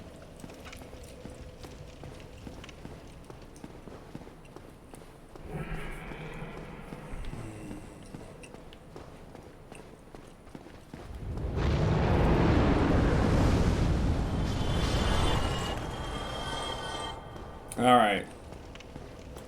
So now we can get ourselves to 16 strength. It's an important breakpoint for a lot of gear. And it also scales with our battle axe, so we do just that little bit more damage.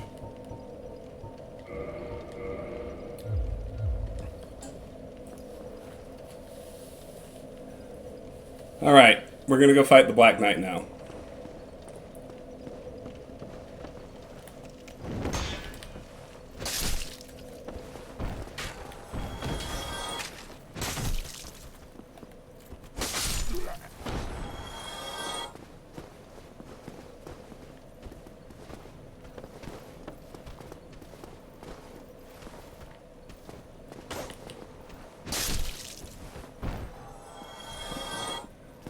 I had a feeling I was chasing that one too far and was gonna unintentionally aggro the 4th one. Not that it matters too much. And that butthole still has his fire bombs. Oh no! My controller completely locked on me. And she just stood there. I couldn't block, I couldn't move, I couldn't attack. I had nothing.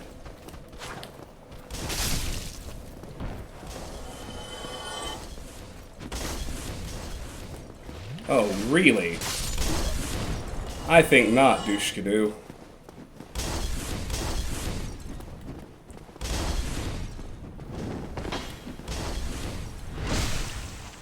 Oh, it's so satisfying when you land a backstab.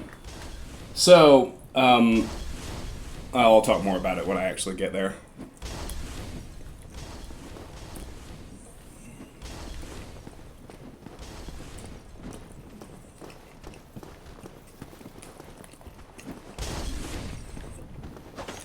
Lone Wonder, the answer is no. I am actually, I'm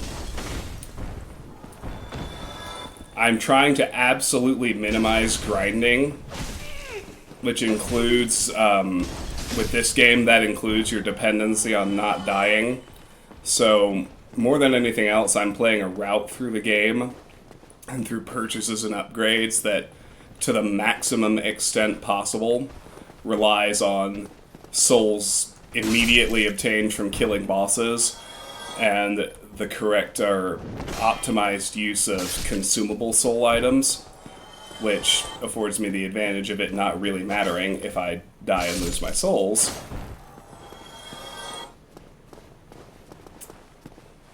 And so, we don't need to go fuck with those guys. They're not in our way, so I'm not going to do it. This archer, however, will get in our way. But the build itself is different too. I started as a bandit, not a pyromancer.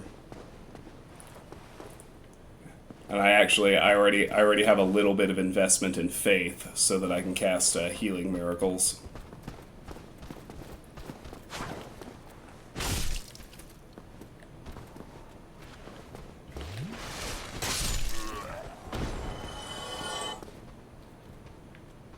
Alright, so see, this spear one is already aggroed, so I'll lock onto him and let him come up here.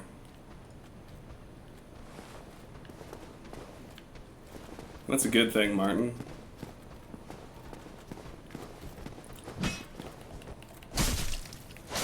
I'm glad you've had dinner and drink sessions with friends to go to. That's important.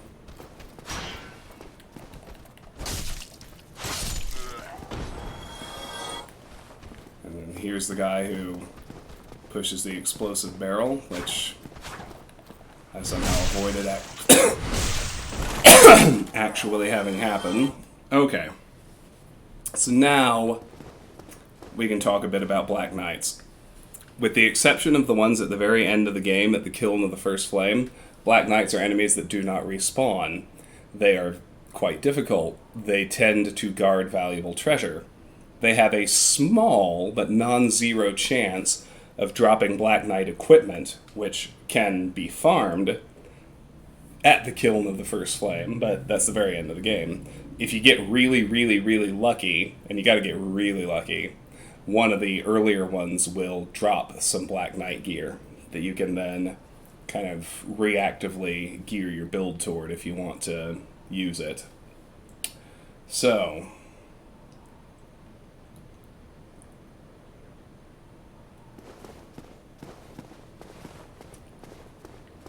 here we have the Black Knight. I'm going to try to get I'm going to try to lead with a backstab. We'll see if it works.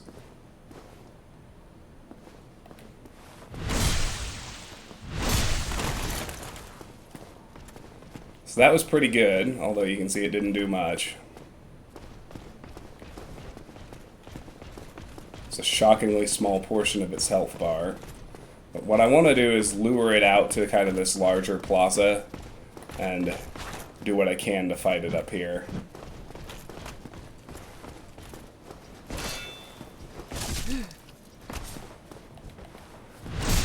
They are pretty easy to backstab. That's the best way to deal, like, any damage to them.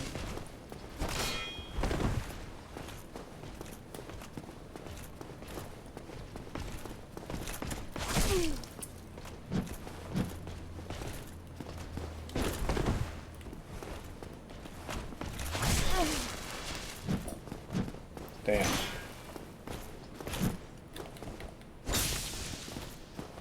See, I missed that backstab. Just took a normal swing. That one too.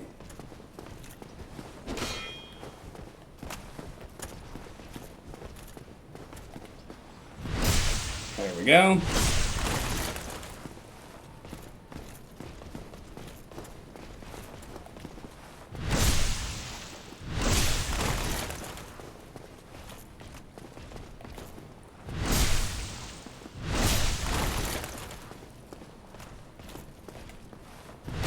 Nah, I remembered.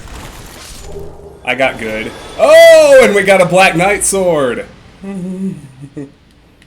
That's lucky. I might, if I've got the stats, I might go ahead and switch to that. Let's see. Nah, I'll probably... Let's, so he dropped Titanite Chunk, our second one. And look at that damage! Just, yeah, so my Battle Axe does 95 physical, the Black Knight Sword does 220. Great Sword of the Black Knights who wander Lordran, used to face Chaos Demons. The large motion that puts the weight of the body into the attack reflects the great size of their adversaries long ago. Let me see if I already have the stats for it. I'm not sure I do. Yeah, no, what am I missing? So we'll stick with the Battle Axe for now. No, we'll stick with the Battle Axe for now. Show me the Black Knight Sword, come on. Oh, there it is. Oh yeah, I'm way down. 20 strength and 18 dexterity. So we won't be we won't be switching to it for a while, but by the time I hit those stat numbers, it will probably still be the best weapon for me to use.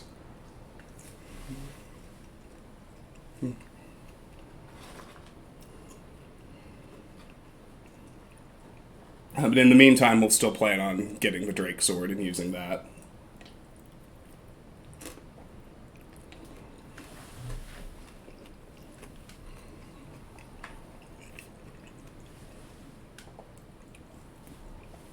The Drake Sword is silly. It's basically your golden ticket to cheese the early game. Alright, Martin. Get some good sleep. Thanks for stopping by. Thanks for saying hello. I appreciated it. I feel like having you here helped motivate and inspire me to get good for the second half of that Black Knight fight where I just pwned him, so thank you for that as well. I feel like I executed that performance well enough to frankly deserve that Black Knight sword. But now let's go get the treasure he was guarding.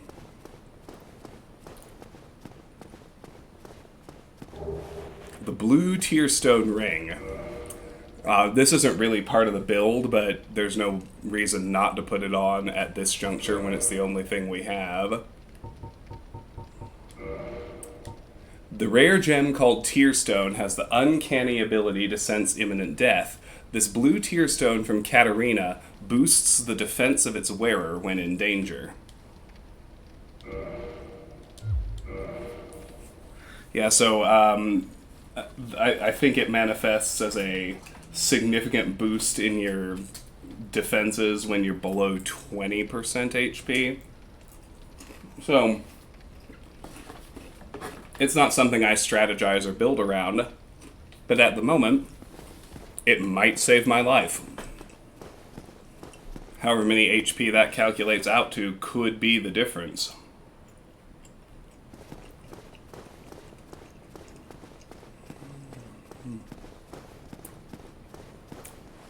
Alright, so with the souls we got from him, I'm actually not going to go forward, I'm going to go back. I should be able to take 2 more levels, which I want to put in Endurance. I want to get back to the bonfire and do that before I do anything else.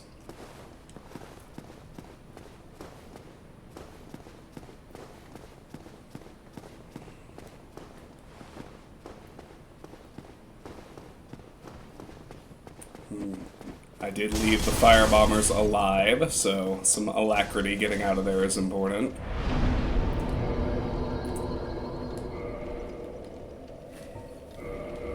Repair my stuff.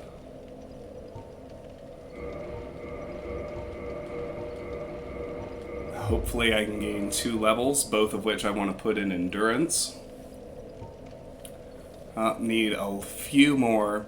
So, the big thing Endurance does, as you can see looking at it, it raises your maximum stamina, and it raises your equip load. So, we're going to do 1 Dragon Rush to get another point in Endurance right quick. Hermione, yes. Armor wears down every time you take a hit. Weapon, as do shields. Weapons degrade. And durability numbers are very high in this game. Like, I've never actually had a weapon break. You'd have to ignore durability for quite a long time for that to actually happen. But I'm also just one of those players who is pretty obsessive about always keeping everything in top condition, so... Alright.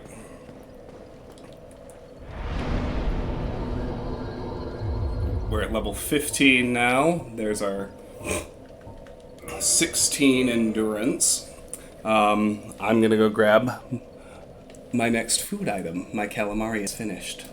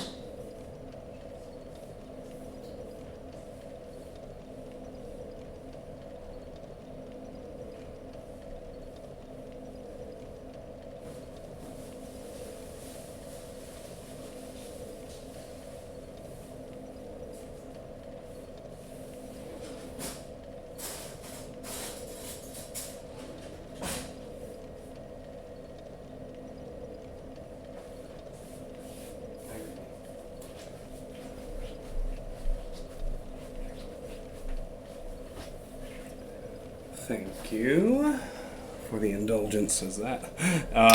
Hermione, I like that everybody's point of comparison for ridiculously over-rapid gear degradation is System Shock 2. No, it is nowhere near as abysmal as in System Shock 2.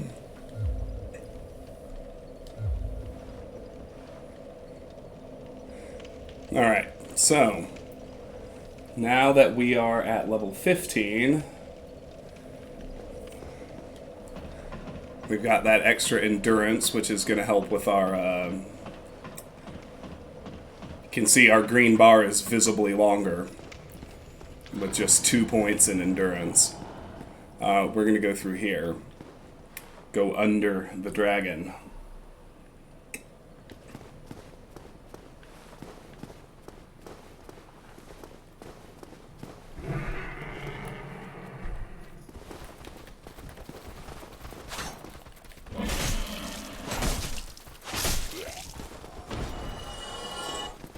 Kill these 2 undead soldiers.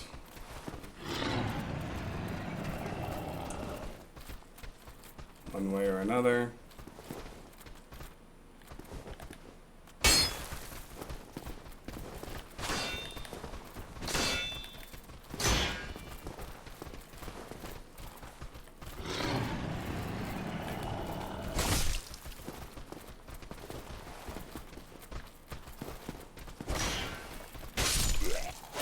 There, we got him. Okay.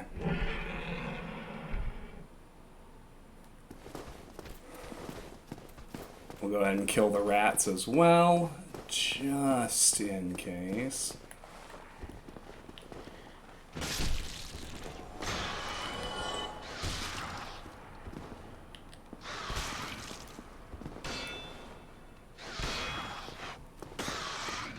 I'm about to get poisoned. That'll really fuck me up.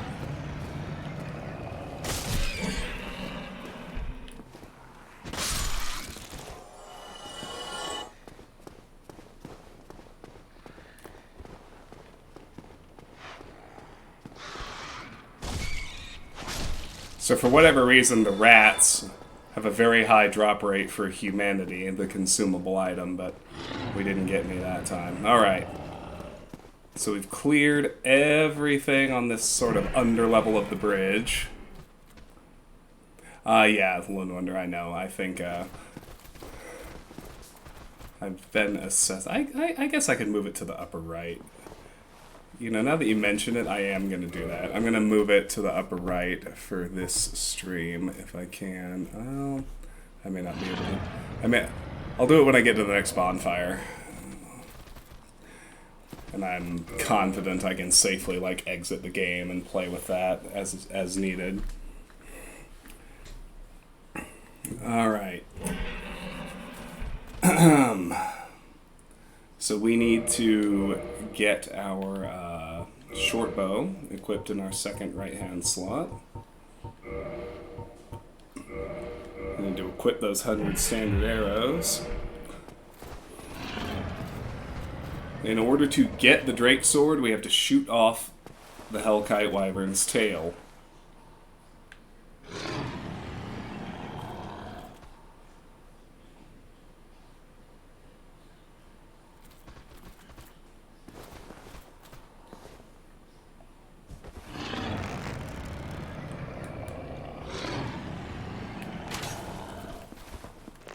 You want to aim better than I just did.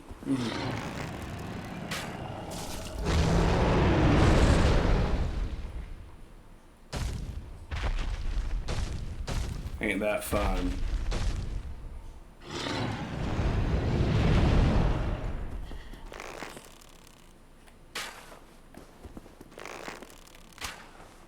Oh. I gotta get better. Alright, hold up.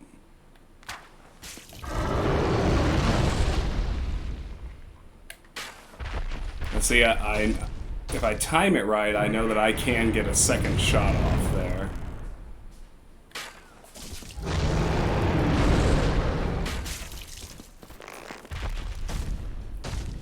Yeah, managing 2 hits per cycle will speed the process up considerably, as you can imagine. Although the collision box on the fucking wall is kind of insane. Just putting that out there. Ah, I missed. How did I fuck that up? Oh well.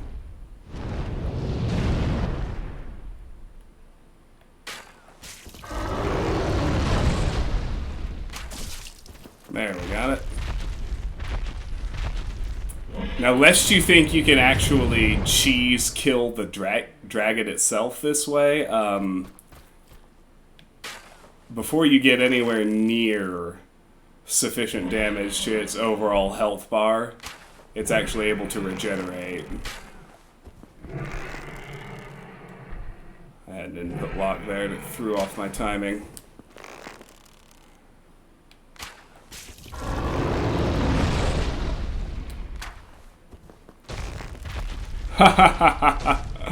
Well, I mean, true enough, Ambroid, but, you know, it basically lets you cheese the entire early game if you get it.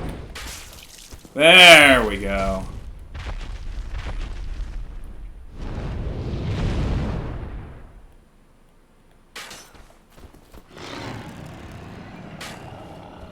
Oh gosh, come on.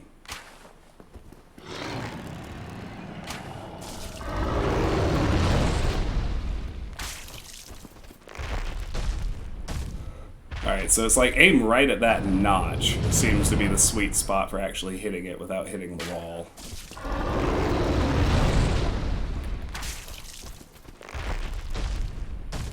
Alright guys, we're about to get into the rhythm. I can feel it.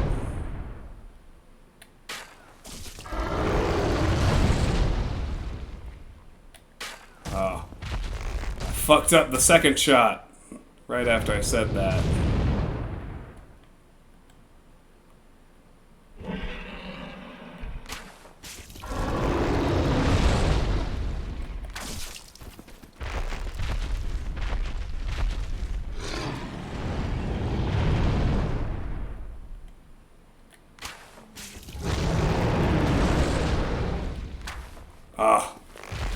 Too soon. I fired just a little too fast.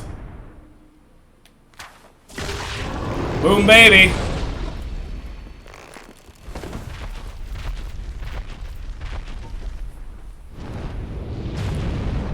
Alright. And now we have the Drake Sword. 200 attack power, nearly as good as a Black Knight Sword, and can be used as long as you have 16 strength. This sword, one of the rare dragon weapons, is formed by a drake's tail. Drakes are seen as undeveloped imitators of the dragons, but they are likely their distant kin. The sword is imbued with a mystical power to be released when held with both hands. So we are going to go ahead and switch to the Drake Sword.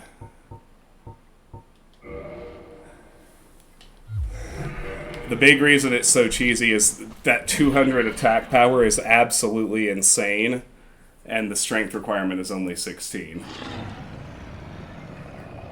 Additionally, even if you're not actually going to use it to cheese the game, if you're after the Knight's Honor trophy, the Drake Sword is one of the weapons that you must get in order to unlock that trophy or achievement.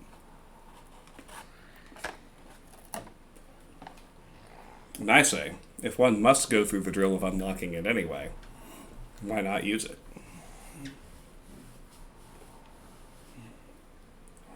However, in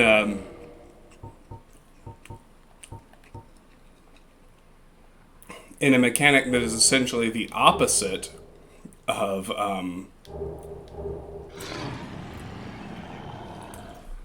clear, that has changing our weapon to the Drake Sword at this point has taken us out of a light equipment load and into a medium equipment load. The practical consequence of which our dodge roll has gotten much slower. So, given the relative value calculus of each piece of gear, in order to get back to a light load and the subsequent light dodge roll, equipping the Drake Sword means I need to remove my helmet and my gloves. And that gets me back down to a light load and the attendant light roll, which is much more valuable to me than the minuscule increase in defense those pieces of armor give to me. So, at this point, we are gonna try to make the run directly to the gate bonfire. So, first things first. Let the dragon roast the dudes.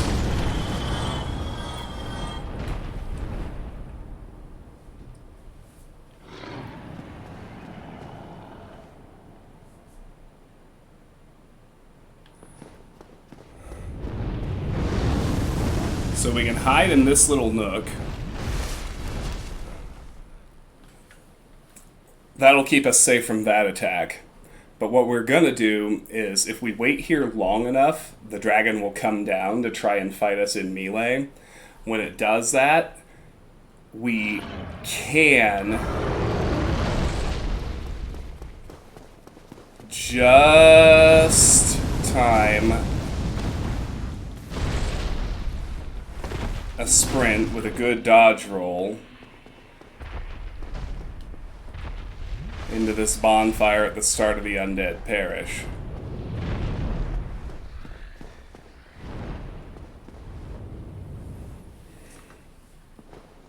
Great success.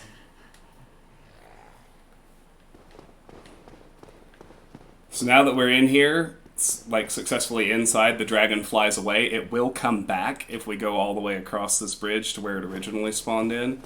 But what we can do right now is grab these two items off of the bridge. The Soul of a Nameless Soldier and the Claymore.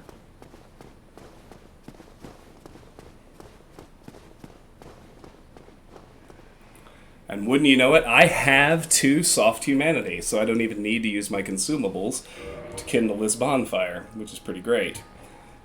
For now, we've seen Soul of a Nameless Soldier. but the claymore is also new. This larger type of greatsword is normally wielded with 2 hands due to its weight. This highly flexible greatsword can be used to attack in swings or thrusts. Alright. Now, I am going to go ahead and use that soul, which should just boost me in the level up range at this bonfire. I'm going to grab a vitality point next. But there's no real purpose in hoarding soft humanity, so oh yeah, let's repair our gear as well. So I'll reverse hollowing and kindle this bonfire. I mean, the item discovery that soft humanity gives you is nice, but it makes a whole lot more sense to use it to kindle bonfires than just about anything else you can do with it. Alright.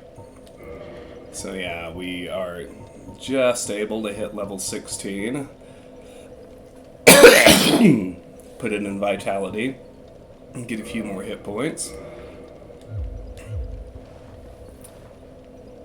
Alright. Now to our right is the sunlight altar. I am going to try, when we get to the bell gargoyles, I'm going to spend the time letting myself be summoned to get the sunlight medals so that we can get Great Lightning Spear. For now, though, we're just going to switch Covenant, because this one's mo beta, or I'd like to anyway.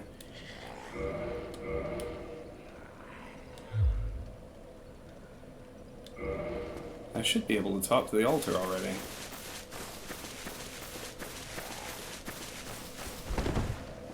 I don't have to kill the guys, do I? I don't understand why I can't interact with the sunlight altar. I should be able to go ahead and enter this covenant. Oh, no, I'm sorry. I need 25 faith to join until I get 3 assisted kills, and then I can join with only 12 faith. That's it, that's what I forgot.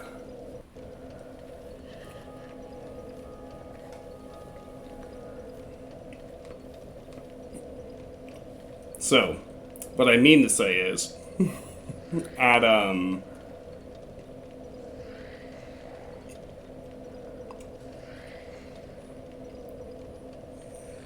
when I get to the bell gargoyles, I'm going to take some time to let myself be summoned, because if I help in 3 boss kills, I can then join the Warriors of Sunlight with only the 12 faith that I have without having to spend souls on something else.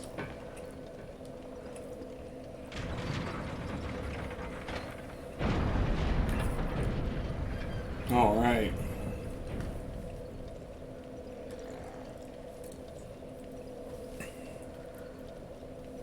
Here is the Undead Parish.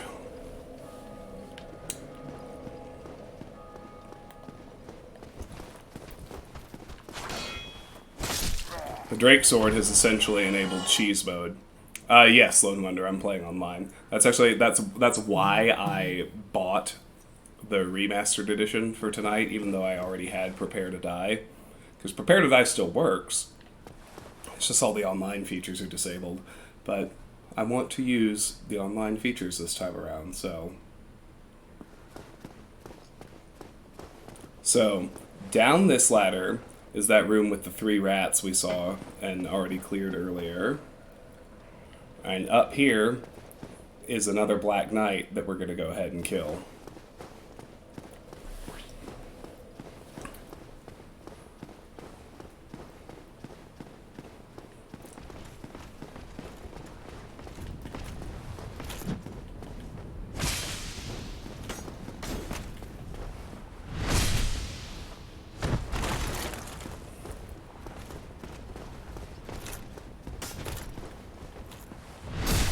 can see the massive amount of power the Drake sword has.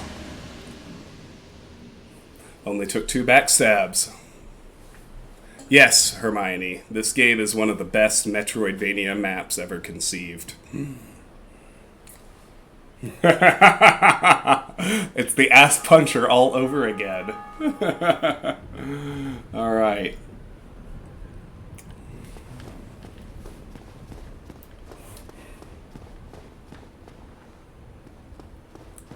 Now, if we're really lucky, and these are enemies that don't respawn, you get precisely 3 shots at this particular item in an entire playthrough of this game. The Fang Boar can drop the Fang Boar helmet. You fight 3 of these in the entire game. You have 3 shots at getting that helmet. So, let's see how we do.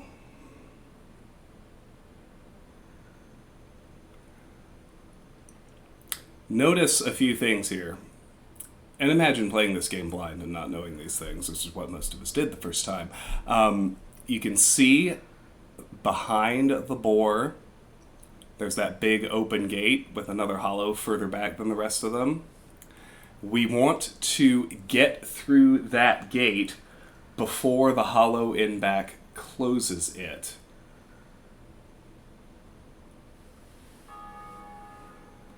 So for now, what we want to do is take advantage of me knowing the map and do our best to sprint past everything and get through that gate before the other hollow can close it.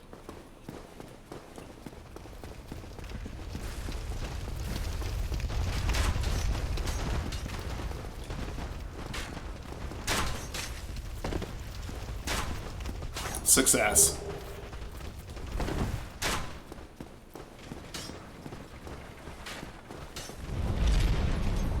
And just like that, his dumbass closes off all his reinforcements.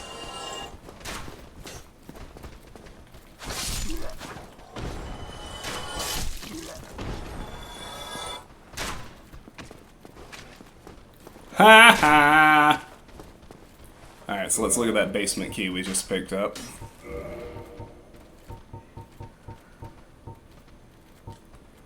Opens the narrow passage leading below at the far face of the Great Bridge in the Undead Burg.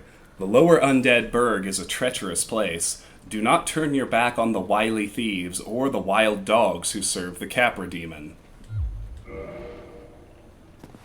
Alright.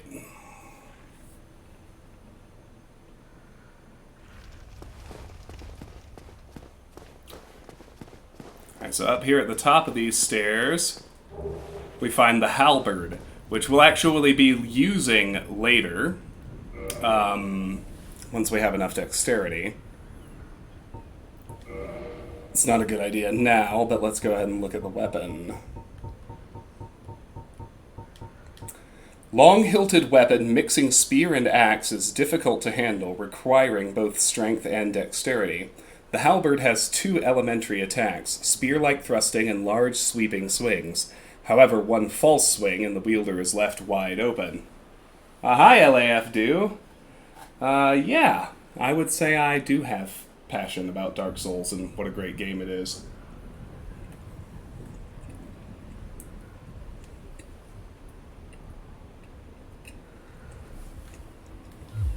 Alright.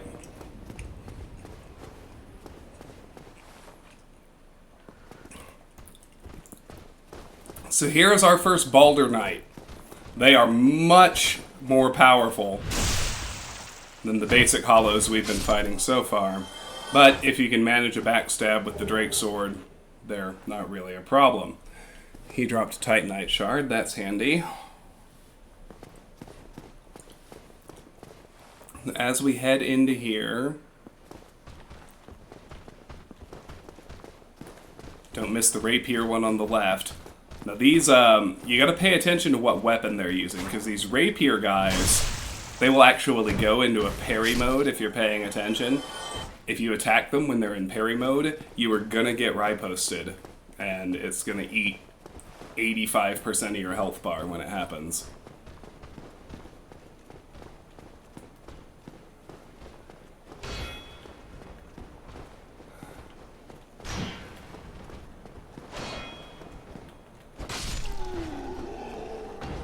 Got him. Alright.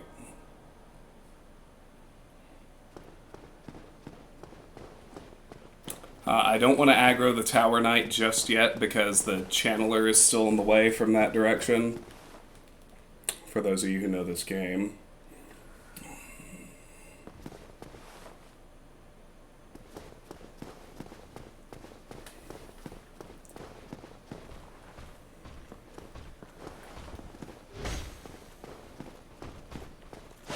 Hey, fella. Get wrecked.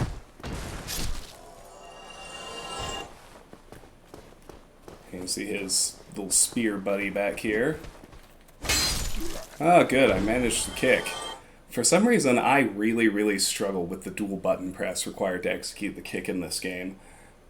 Which is a problem, because it's the way you're supposed to guard break. But anyway.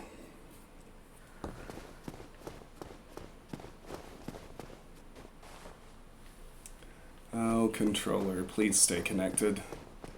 My life will be so much easier if you do. Hey, buddy. Nice.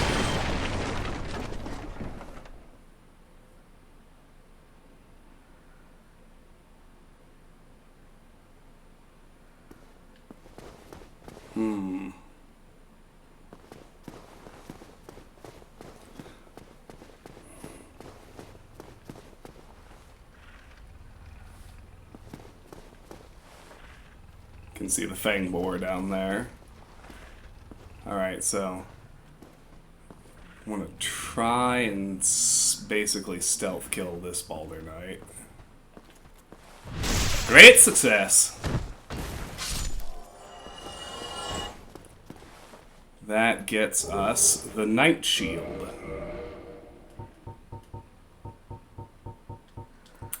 This medium metal shield is elegantly carved and painted. Although it is thought to have been used by ancient knights of the nobility, its defense capabilities are similar to other shields.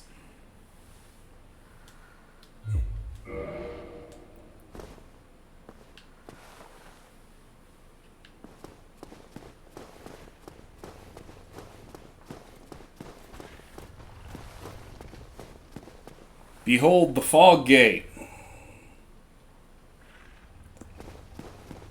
We're not doing that, though. Oh shit. I fucked up. I wanted to get onto that walkway.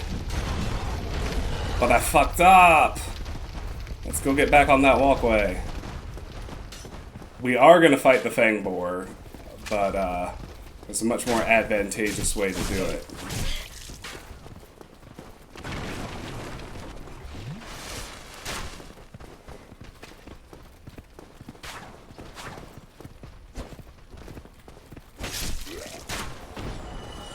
Hey, you! Fuck you! Hey, you! Fuck you! Let's get the other archer before we do anything else, because man, that's annoying.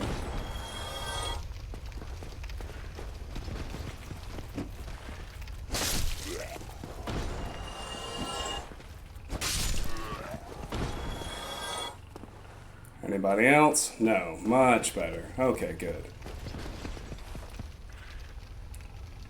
Alright, butthole. I think it's down to just you and me. We have 4 alluring skulls. That's nice of y'all to say. Thank you. Let's look at the alluring skulls. A skull with meekly lingering souls. Throw to shatter and spread souls to attract certain types of enemies. Souls are a concentration of life, and the life-starved hollows are lured by its power. Not effective for all enemies. So, what's hilarious is you would think that something like what I'm about to do was a glitch, except they literally just gave you these alluring skulls. So it actually probably is intentional by the devs that you can do what I'm about to try to do. Which is, if I manage to toss an alluring skull into that fire, the boar will just stand there and burn to death.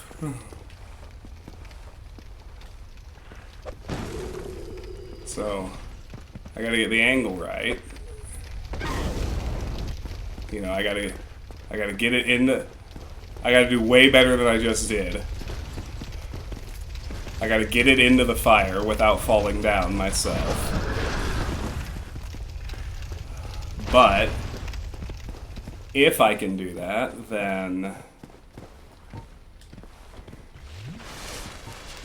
Come on, everybody, let's get good. Let's not fall down. There we go.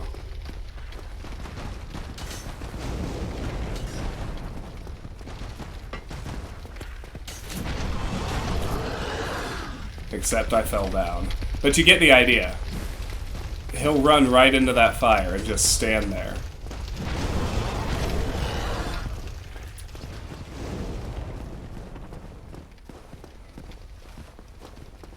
There's not a whole lot of additional utility in this item. There. Get over there, dude. There it is. That's what we were after.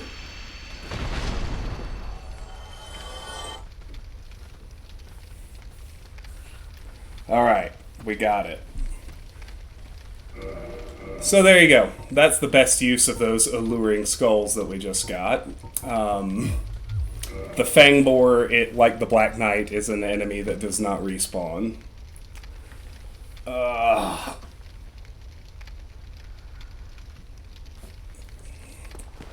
Alright, so let's get back down to ground level now.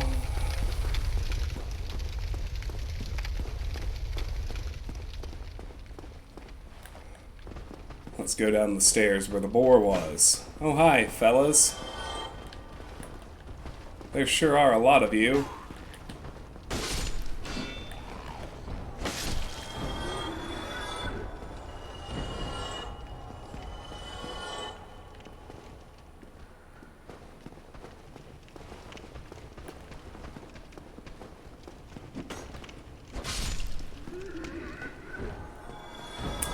All right.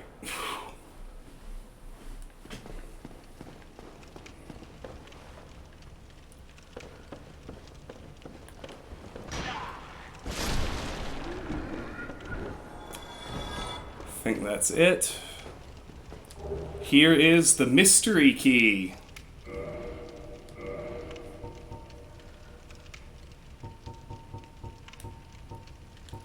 The purpose of this key is unknown. It appears to be a basic prison cell key. Alright.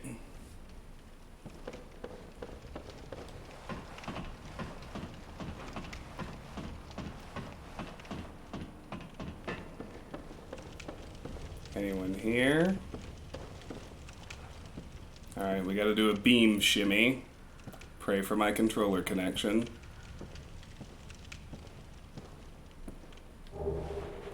Gets us a large soul of a lost undead.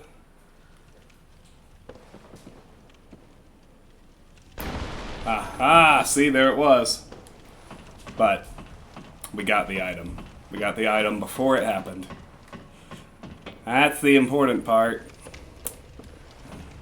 Now that we have the item, we can go up the next ladder. We can go on through this fog wall.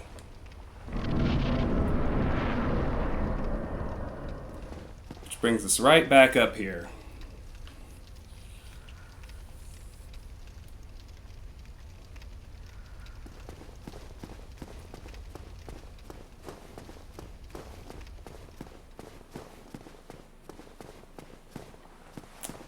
Wrong turn. My mistake.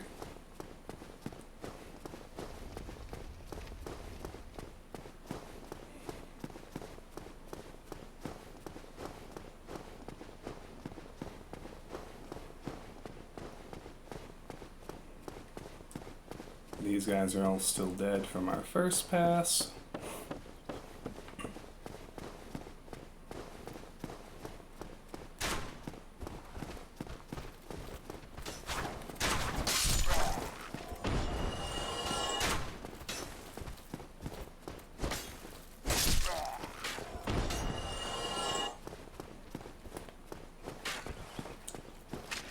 You see, these are summon signs on the ground here. Alright.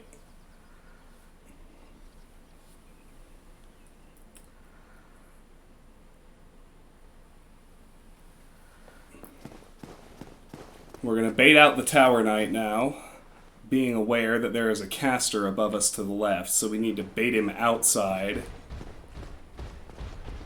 which is difficult to do through the other entrance, but is pretty easy to do here.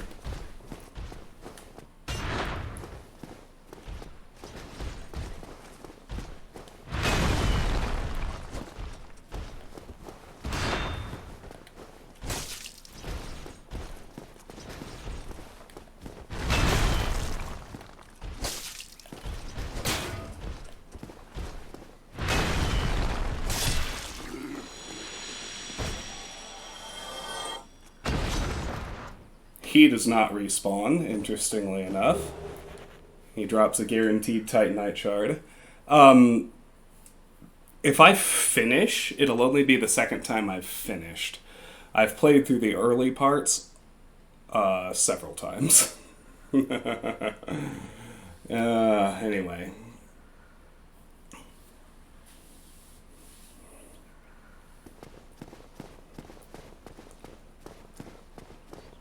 I don't need to summon anyone myself. Now, there is a caster up there that we really need to be aware of, but he's not aggroed. Which means we can grab our second Firekeeper soul. Amazing. Okay, so we're going to hold real hard to the right to avoid aggroing that caster for as long as possible. We've got another Balder Knight to deal with here.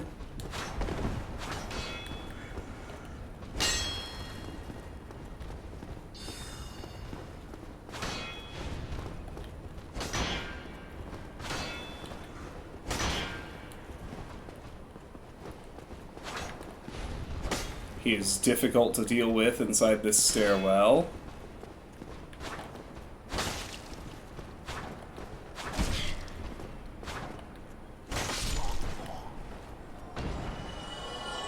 But we manage.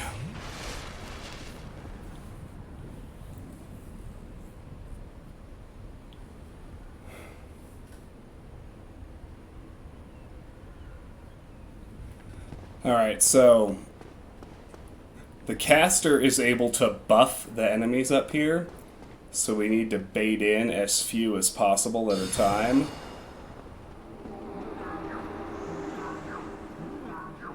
Without putting us in a place where we actually have to fight the guy yet.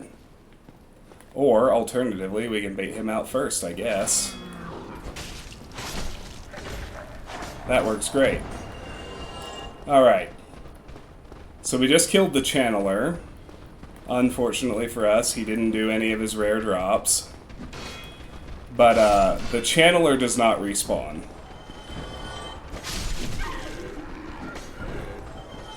We have to deal with all these hollows, whose damage he dramatically buffed, however. I think getting out into the open is probably better for us.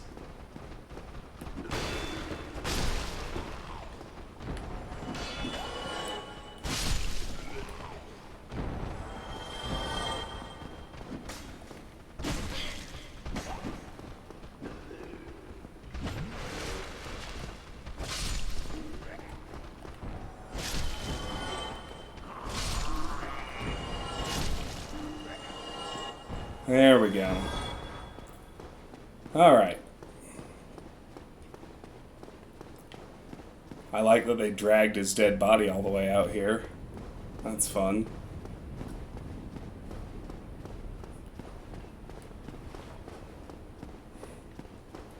Alright, so that caster dude is down.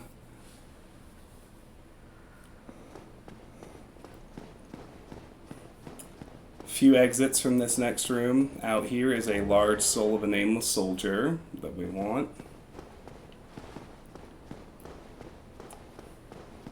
We're going to head into here next, fight another Balder Knight.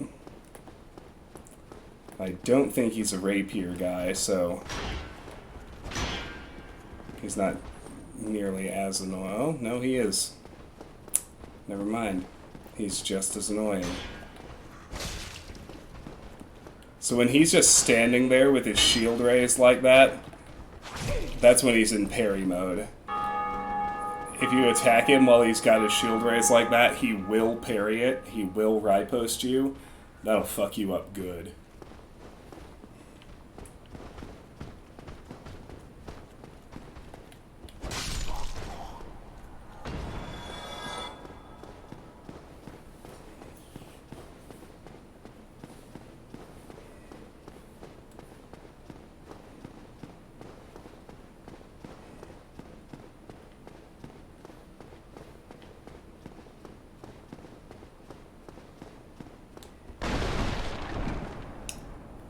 Alright. Bust that corpse out of that barrel for a humanity.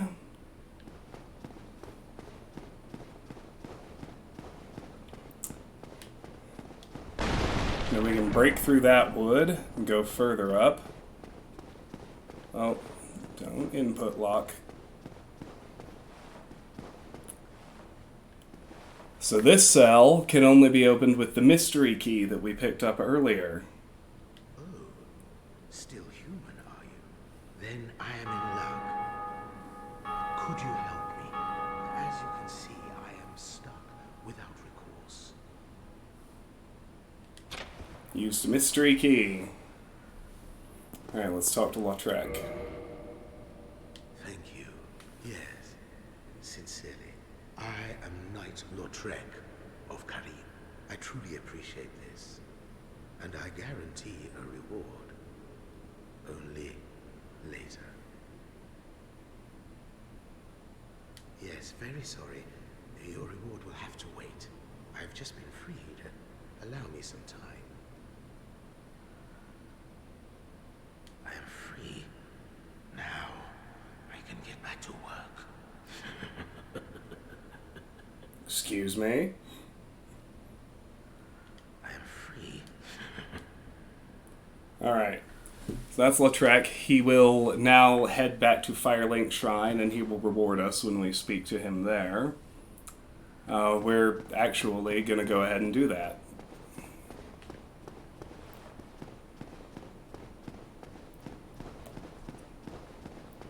We have at this point cleared the path to the Bell Gargoyles, but I want to open the shortcut to Firelink, level up.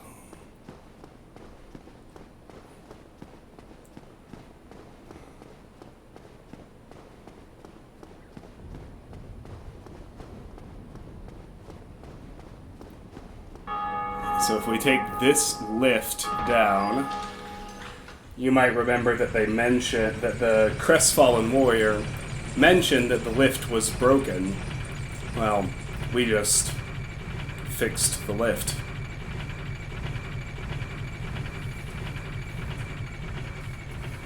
And look where we made it back to.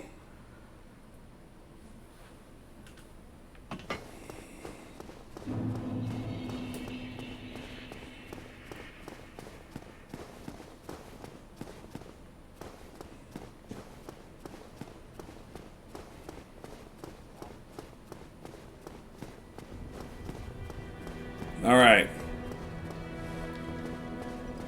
First order of business is to turn in our second Firekeeper soul.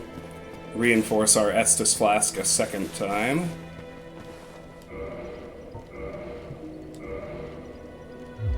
We now have Estus flask +2. Alright. Now let's talk to Lautrec. He'll give us an important item. Hello there. I have your reward. Please, accept it. Sunlight I'm Medal. grateful to you for freeing me. Not enough for you? Well, let's not be greedy now.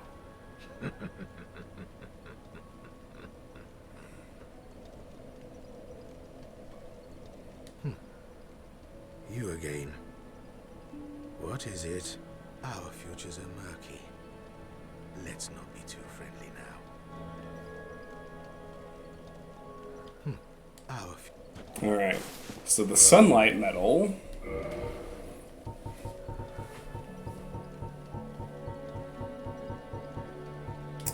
This faintly warm metal engraved with the symbol of the sun is the ultimate honor, awarded to those who summon the warrior of sunlight and complete a goal. The symbol represents Lord Gwyn's firstborn, who lost his deity status and was expunged from the annals, but the old god of war still watches closely over his warriors. Alright.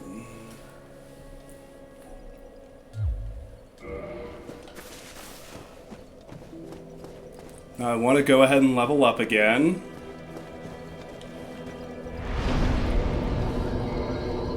Naturally, after I repair my gear.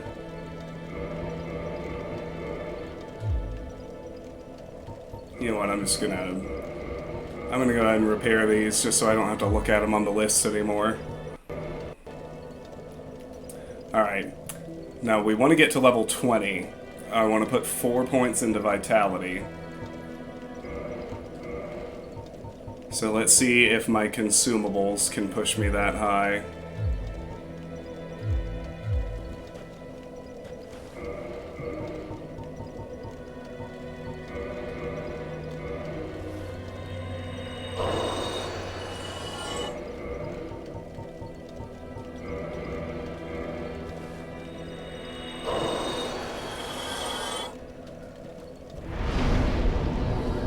No, I need about 1,000 more souls.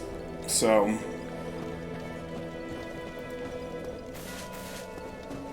now that we have the Drake Sword, I should be able to deal with the skeletons in the graveyard.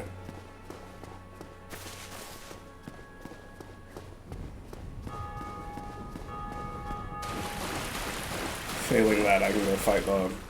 if they're too hard, I can go fight the Balder Knights up in the parish. I just need to get 1,000 more souls right quick.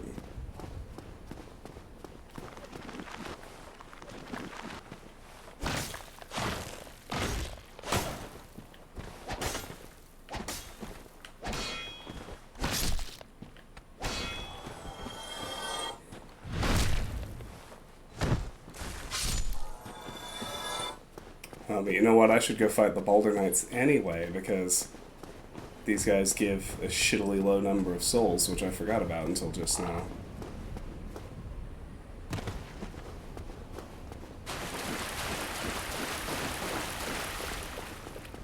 No, Dustin, I have not. I'm not doing any,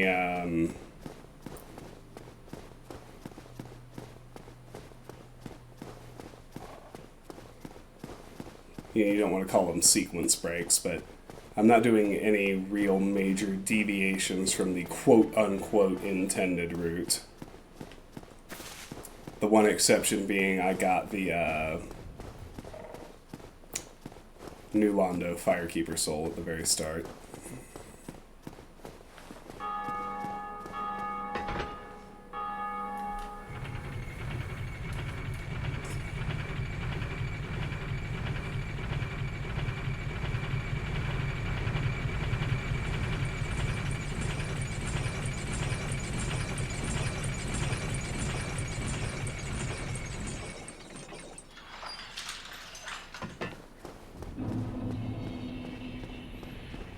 I have not done that, no.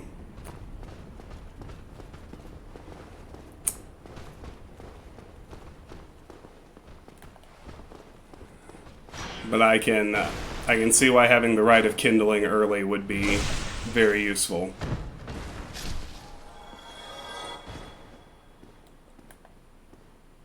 Oh yeah, this is way faster. Let's just backstab a few more Balder Knights, then we'll go level up.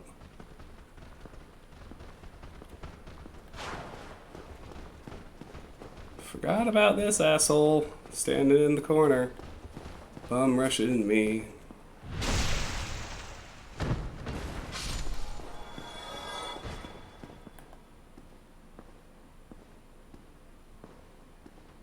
That they do, Hermione. Now that you mention it.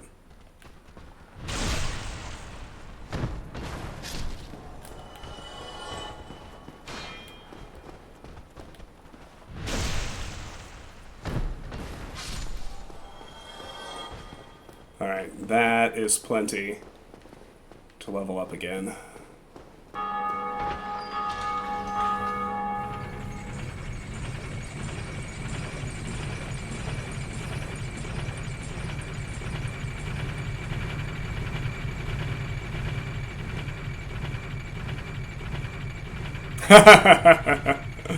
True enough, Karis. Okay. So now... You know one small but really significant quality of life change they put in Elden Ring that I'm really missing on this run? Sprinting in Elden Ring, sprinting only consumes stamina if you're in combat. If you're not in combat, you essentially have unlimited stamina. It's such a dramatic quality of life improvement. All right, yeah, we want those extra 21 hit points before we tackle the next fight. We also want to be human because when we're doing our own kill of them, the Bell Gargoyles are a place where we can summon both Lautrec and Solaire. And not only does that make the fight significantly easier, but if we get to the end of the fight and both of our buddies are still alive, we immediately get 2 more sunlight medals. We need 10 sunlight medals in order to get the Great Lightning Spear.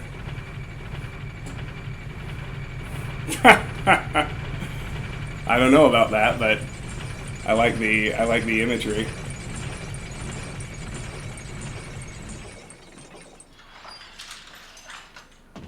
All right. So we're gonna head upstairs again. We do still have to deal with this guy, unfortunately. There's parry mode. No, thank you.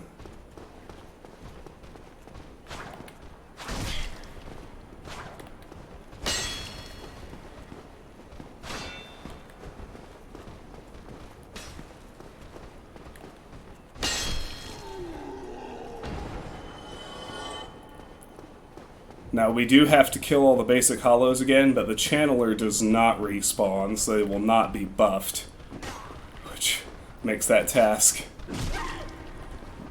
while not free of danger, significantly less dangerous.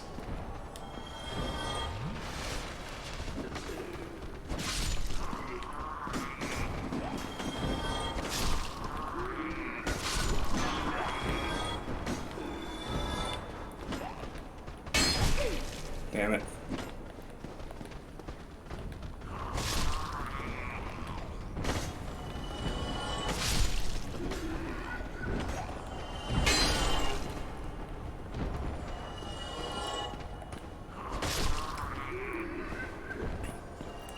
There we go.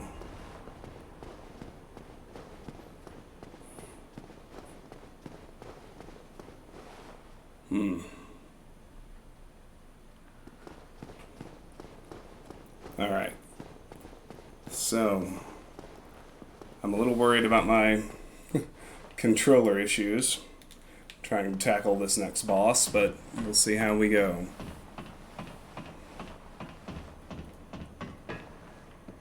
So back here is Lautrec's summon sign, which I'm going to go ahead and use. Summoning the Knight Lautrec Phantom. One thing I particularly like about FromSoft's online features, Hermione, if you're still here, is the they seamlessly mimic mechanics that they also put in single player. Because, like, if you're offline, you can still summon the NPCs, Lautrec and Solaire, to help in this fight. But when you put it online, you can also summon other actual players. And we're also going to summon Knight Solaire.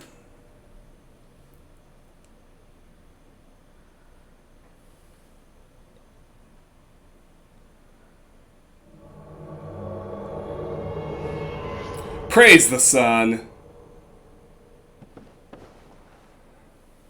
Alright, Alright, so now we're gonna go fight the bell gargoyles. There's one kind of pain in the ass today.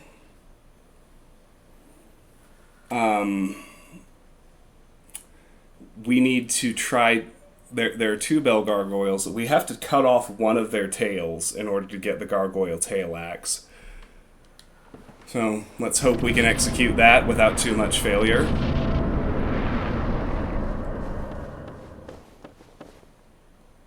Yes, Hermione, they will actually help. And if I had summoned other players, they would actually help in real time.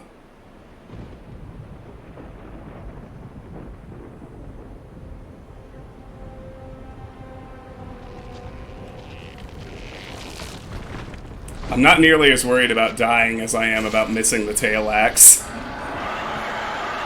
If I die, it's no big deal. I'm not packing a huge number of souls or anything, but...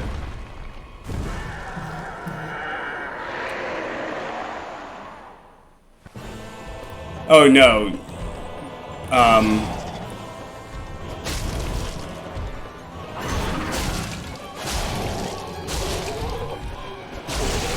Ah, good, we got it. Gargoyle tail axe, huzzah.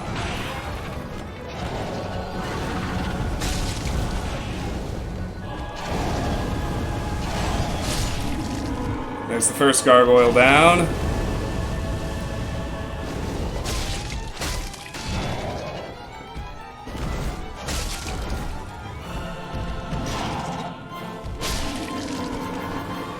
Ah, good, both my buddies survived. Victory achieved.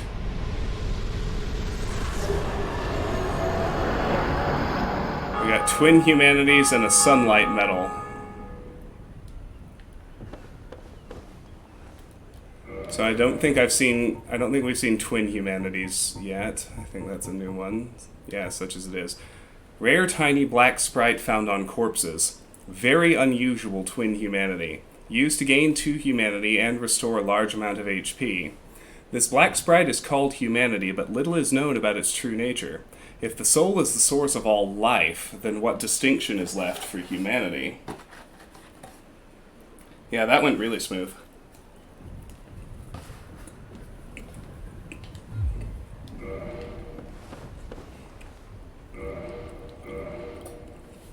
And we also got the gargoyle tail axe.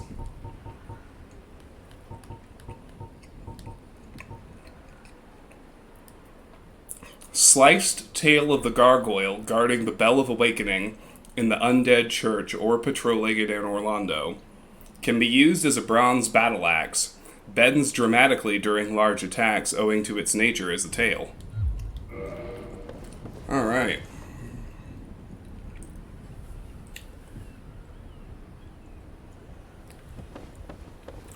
Alright, let's go ring the first Bell of Awakening.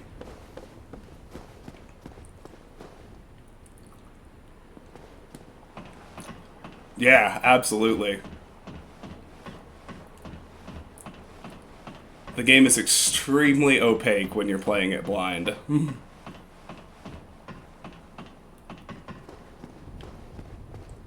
That's a very intentional feature of its design as well.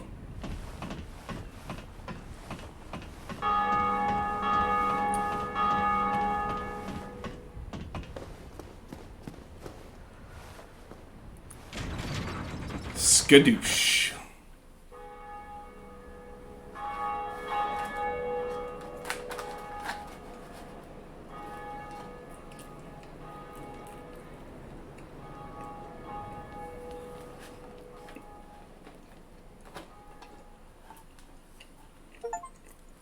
Ring the bell, Undead Church. Ring Bell of Awakening at Undead Church. 70.1% of players have this achievement.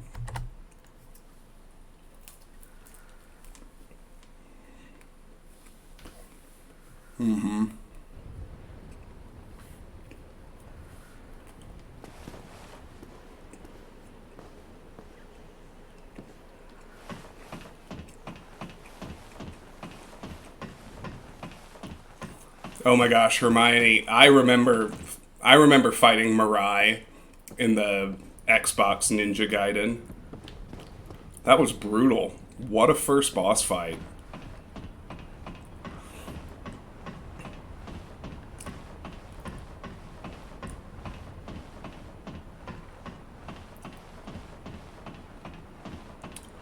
Now down here at the bottom, we have a new fella. Let's have a talk. Let's have a chat. Greetings. I am Oswald of Kareem, the Pardon. Thou art a friend. For thee, warm welcome. Cometh thou to confess? Or to accuse? For indeed all sin is my domain. So, Oswald is a very interesting character. If you piss off an NPC you don't want to piss off, like you attack someone you shouldn't, or you, break one of your covenants and NPCs go hostile to you, you can come back here and absolve yourself of your sins and get the NPCs back to neutrality. It costs 500 souls per your soul level in order to do it, but it's doable. He is also the only... Coming to Oswald is the only way you can abandon a covenant you are in. Just straight abandon it, without that being an offense or a sin against the group you covenanted with. If you transition directly into another covenant, it also doesn't count as abandonment. But, and as you can see, we can learn a gesture from him, which we'll go ahead and do. Well, what is it? That's the giant dad gesture. We're going to do it several times in the rest of the playthrough, just because it's fun. Gesture learned. And we're going to see what he sells. This is one of the most important items in the game. You don't want to need these, but this is where you come when you do need them. Purging Stone. Ash-colored stone encasing a skull. Secret treasure of our store, the Earl of Karim. Reduces curse buildup and breaks curse. Humans are helpless against curses and can only redirect their influence. The Purging Stone does not dispel curses, but receives them as a surrogate. The stone itself was once a person or some other being. So if you get cursed, that persists into your next life. After you respawn at the bonfire, you're stuck at half your maximum health until you get uncursed. And these items are the only way to get rid of a curse. Indictment. Slip, sold by Bishop of Velka, Goddess of Sin. If you are killed by an invader, use this to report the crime of that trespasser. The indicted player will be added to a list of unfortunate souls who will one day face the wrath of the Blades of the Dark Moon. Sure, Hermione, I'm gonna explain each covenant as I get to it. But generally, the covenants are groups you can join that are mostly focused on the online features of the game. Mostly, if not completely. And,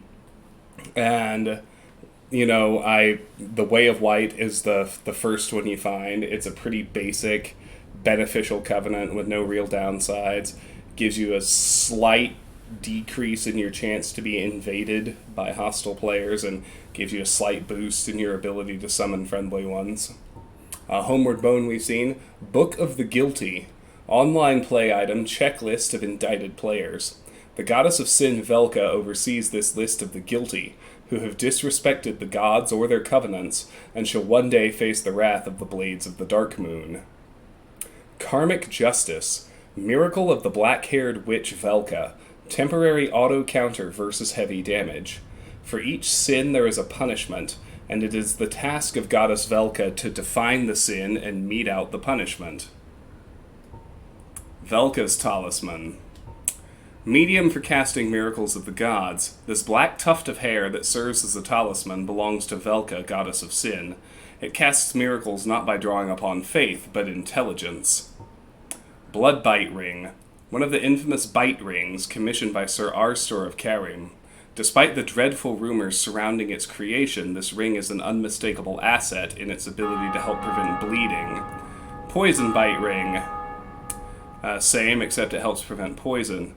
And Ring of Sacrifice we've seen, this is where we can buy more of that consumable ring. We have no need for absolution at the moment. You are welcome any time. It is only human to commit a sin.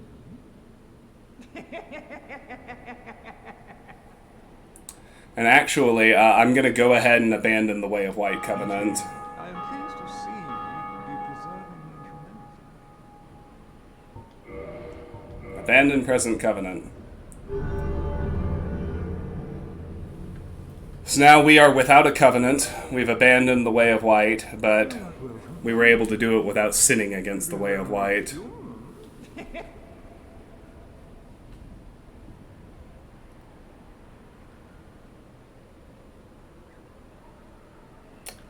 Alright. So, we're going to do something else a little controversial now. After I head back to Firelink.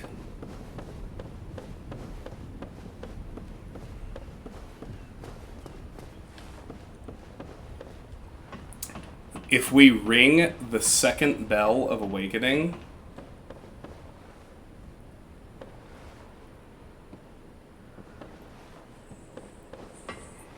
without killing Lautrec, he kills our Firekeeper at Firelink Shrine. We can prevent that by killing him early. This prevents us from getting a few items that we can get on New Game Plus. I'm going to go ahead and do it, because it gets me the thing I really want from him early. Got a little turned around. Here we go. So that's my next order of business.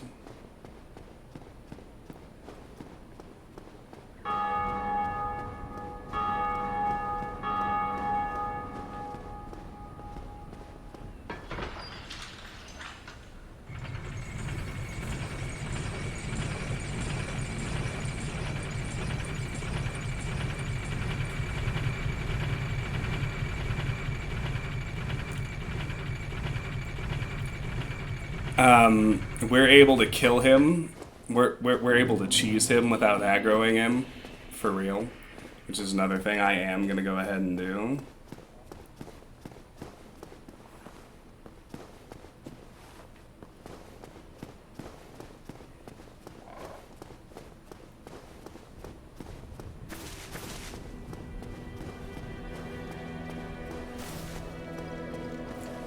First I'm going to go ahead and rest.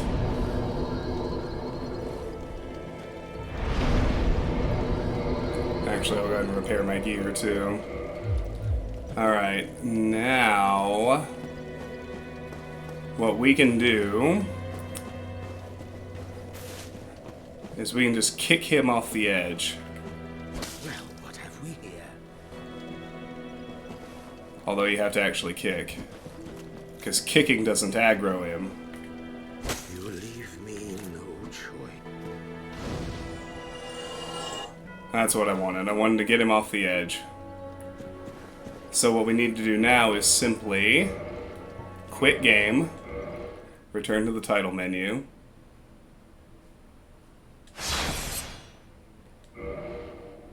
we can pop right back in. That should leave us right where we left off. But his loot is here. 5 humanity. And the Ring of Favor and Protection. Best fucking ring in the game. Just like the memes say. A ring symbolizing the favor and protection of the goddess Fina, known in legend to possess fateful beauty. This ring boosts its wearer's HP, stamina, and max equipment load, but breaks if ever removed. So, I have absolutely no problem permanently committing this ring slot to the Ring of Favor and Protection.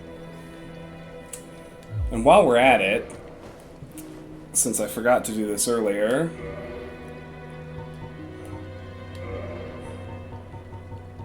we've got the Giant Dad ring. Let's get the Giant Dad gesture. Here we go. Well, what is it? We're not actually building a Giant Dad, but I do enjoy the memes. Okay.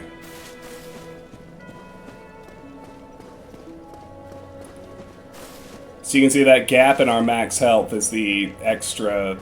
That is the extent of the extra health that ring gave us. It's a lot. Alright, so now we're going to buy the Thoroland Talisman. Oh, hello. Miracles, I presume? Yes, I know. It is a straight upgrade from our standard talisman. So we're going to go ahead and buy that. Come again. The effectiveness of the teachings depend upon your faith.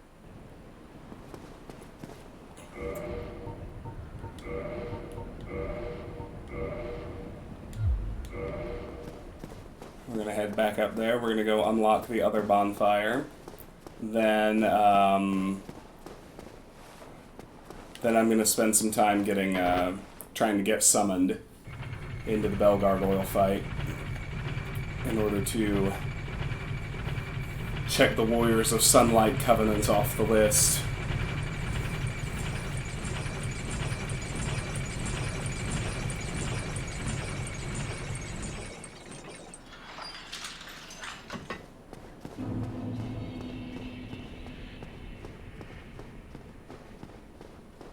Alright, so we can head just straight through here, deal with these three guys right quick.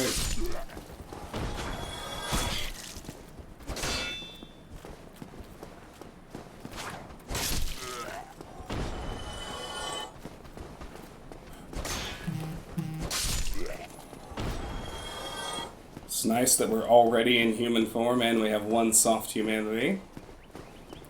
This means when we get to this bonfire, we can go ahead and just kindle it and not worry about it.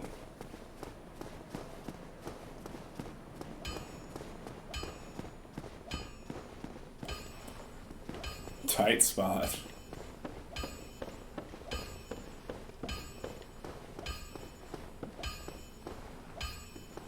Oh yeah, that's true. Well, I can do that right now that we're at another bonfire.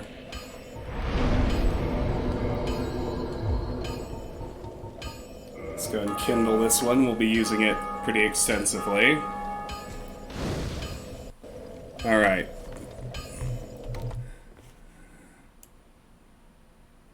I had to Alt-Tab away in order to do this. So let's just shift those over.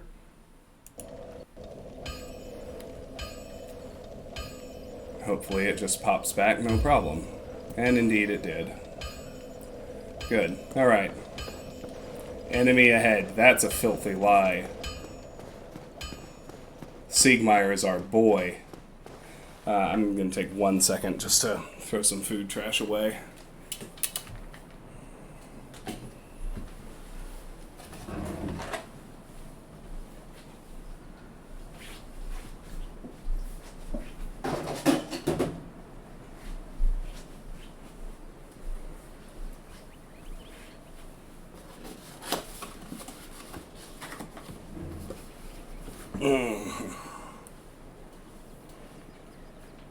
Alright.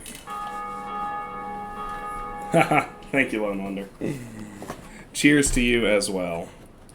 Gonna have a bite of cannelloni, and then we're gonna go talk to Siegmeyer of Katarina, a gentleman and a scholar for the ages.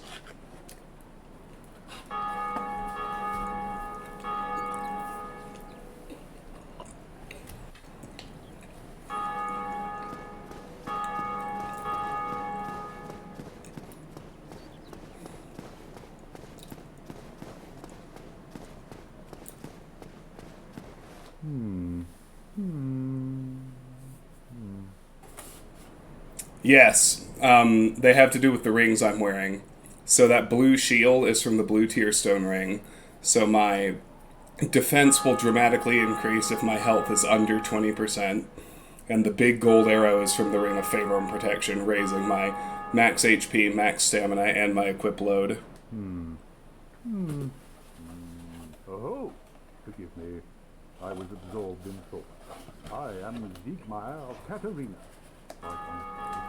I run flat up against a wall, or a gate, I should say. The thing just won't budge, no matter how long I wait.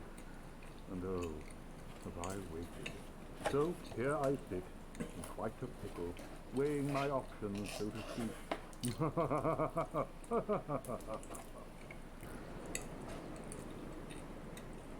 Still closed. Still closed.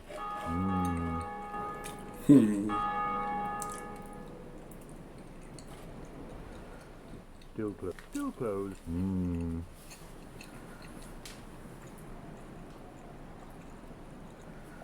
All right. Next, let's go visit our first blacksmith.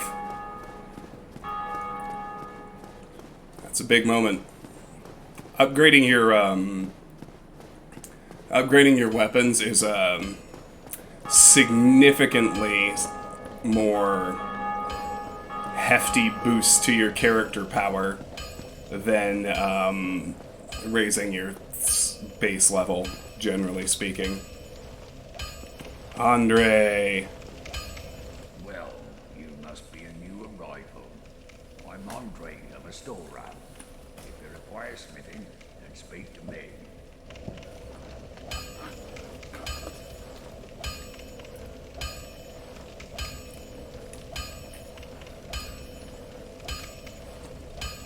Oh, do I ever require smithing? Alright, let's learn his gesture. Hurrah!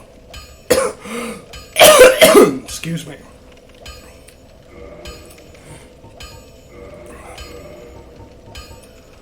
Let's talk to him till he repeats himself. Most weapons and armor are mighty sturdy indeed, but every hunk of metal has its breaking point. If you notice durability running low, it's time to repair.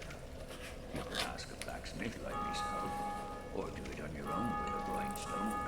The nice thing about weapons, they never betray you, so pay them a little respect, eh? There are two types of weapon forging. There's reinforcement and there's ascension. Reinforcement is simple. It strengthens the weapon and nothing more. A simple task for any blacksmith. Hell, you could even do it yourself with a smith box. Ascension's a finer art. It alters a weapon's properties. Ascension is the territory of we blacksmiths. A smith box just won't do the trick. Start out with reinforcement. When that loses its charm, you can consider ascension. As you've noticed, this land is flush with the mad and wicked. You won't make it through the night without employing my services.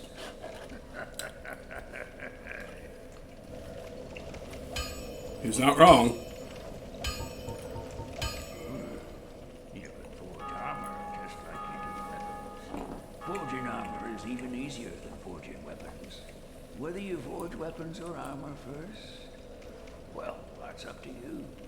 But nobody wants to see you go hollow. So whatever you do, you'd better do it well.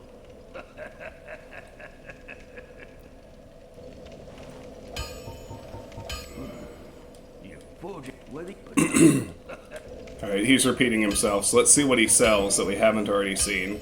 He's got Titanite shards. Crest of Artorias. This crest opens a door in the Darkroot Gardens sealed by ancient magic. The door leads to the grave of Sir Artorias the Abysswalker. Many adventurers have left for the grave, but none have returned, for they make easy prey for local bandits. With such dangers, the crest can do more harm than good in the hands of the uninitiated. Weapon Smith Box. Tool used to etch Titanite into weapons for reinforcement.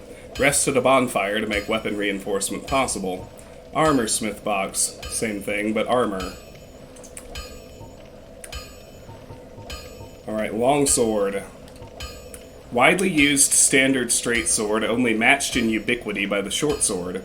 An accessible sword which inflicts consistent regular damage and high slash damage, making it applicable to a variety of situations.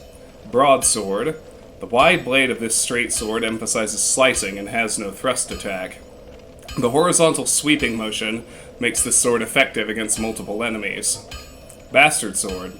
This standard greatsword is normally wielded with two hands due to its great weight. Usually swung in large arcs and effective against multiple foes. far from ideal when fighting in tight quarters. Battle axe we already have. War pick. Hammer with a large beak-shaped pommel, originally a pickaxe redesigned for battle.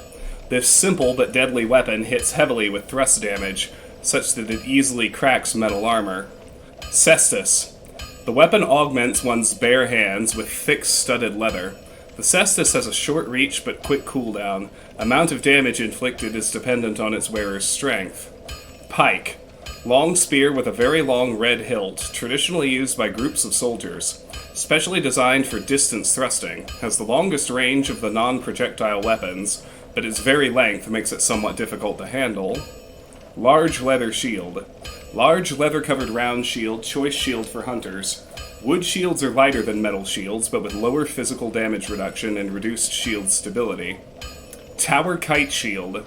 Medium metal shield, decorated with a tower, the symbol of protection, a standard widely used shield. Caduceus kite shield. Medium metal shield, decorated by an ancient blue caduceus, a standard widely used shield. Standard large wooden, standard heavy wood. Alright, we've already seen all of those as well. Alright. I'll be seeing you then. Be careful out there. Actually, let's go ahead and buy the smith boxes while we're down here. You seem to be doing all right. Need anything forged?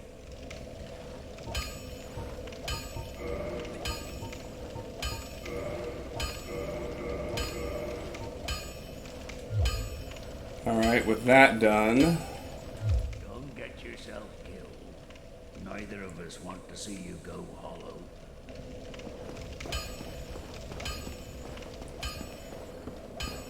Alright, at this point, I do want to get some more endurance if I can. I can't, quite. This is the juncture where I'm gonna try and let myself get summoned to help people with the bell gargoyles. I need to grind for a few souls, for a few reasons. If I'm going after the achievements, I need to buy Petrus's and Oswald's spells, which takes a lot of souls. That's the main thing I would be farming souls for, but...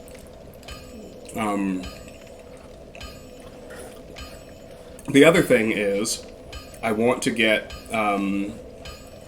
I want to knock out the Warriors of Sunlight ranking and get the Great Lightning Spear miracle. And that requires you to get successfully summoned into other people's worlds and help them kill bosses.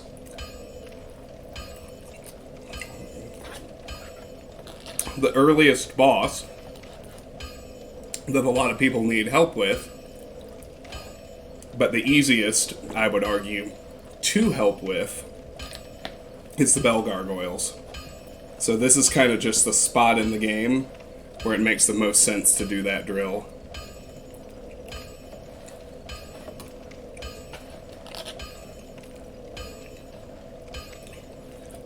So, in order to join the Warriors of Sunlight, we need to help in 3 battles, because every battle that we win, that we assist in, lowers the faith requirement by 5. So right now I have 12 faith. I'm not terribly interested in putting any more points into faith, not for a very long time anyway. And in order to even join the Covenant and get the achievement for joining the Covenant, you have to have 25 faith. And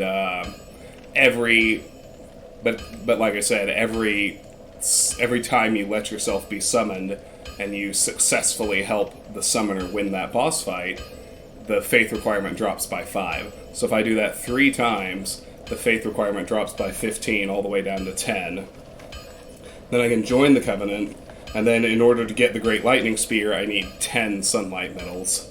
So I think I have 2 right now, so I'm going to have to get summoned and kill the gargoyles a total of 8 more times.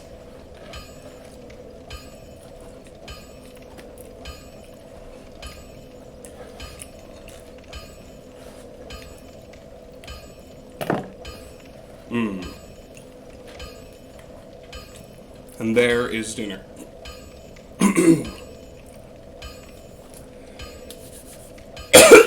Alright. Sorry for the frequent breaks. Let me put this away.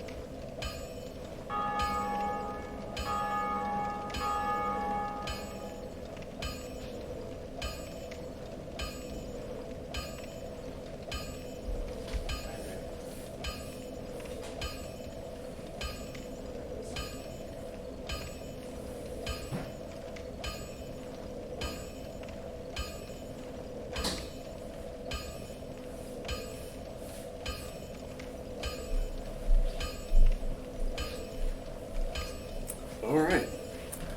Now here we go. Back to work. Oh, Andre is bae. He's absolutely soothing.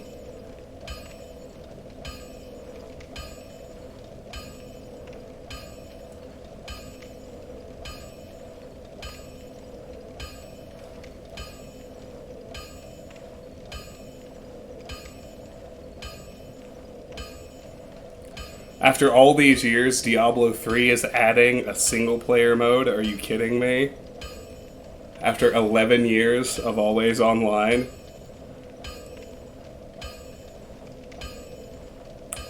Amazing. That's just... But of course Diablo 4 is always online. I can't tell if that's a concession or a major fuck you. I just... It feels like a fuck you. Alright. We're gonna go fight some gargoyles. We're gonna do it a few times. And there's a great deal of dependence on, you know, what we've got, on traffic. Like, it can take a while to successfully get summoned. And it can also just happen really fast, but that is why, when I was turning it on, when I was first getting going on network settings, oh, and see, I forgot this one. We want global region matchmaking, not local. And we want unrestricted sign visibility. All of that maximizes our options for getting summoned, which is important when we're trying to get summoned. Dark Souls 1 is pretty old. This is a 12-year-old game now. It's not the most active, which makes it all the funnier that I actually got invaded earlier in the stream. But, yeah, you never know just how much traffic there will be.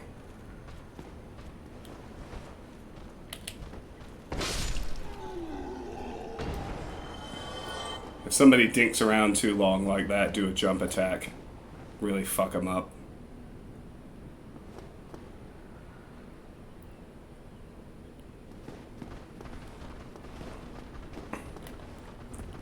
Die, bot, die. Thank you very much for that.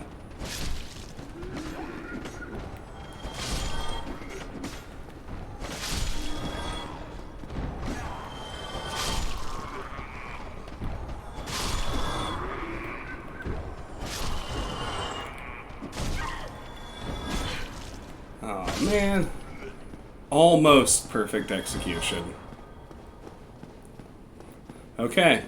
Now get ready for the boring part.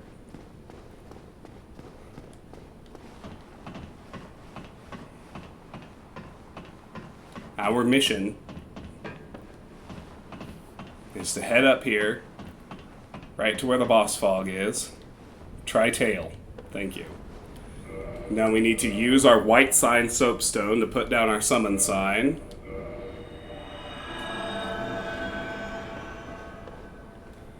We have now made ourselves available to be summoned to help someone else fight the Bell Gargoyles.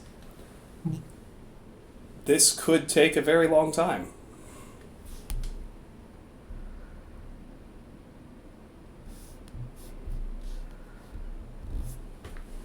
I hope it doesn't, but you never know.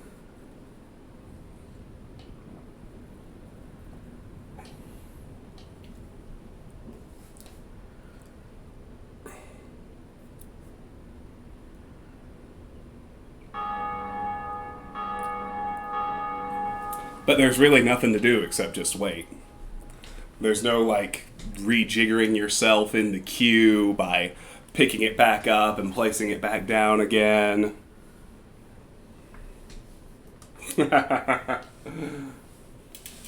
You could say they're lucky. I'm pretty good at killing the Bell Gargoyles at this point in my Dark Souls career.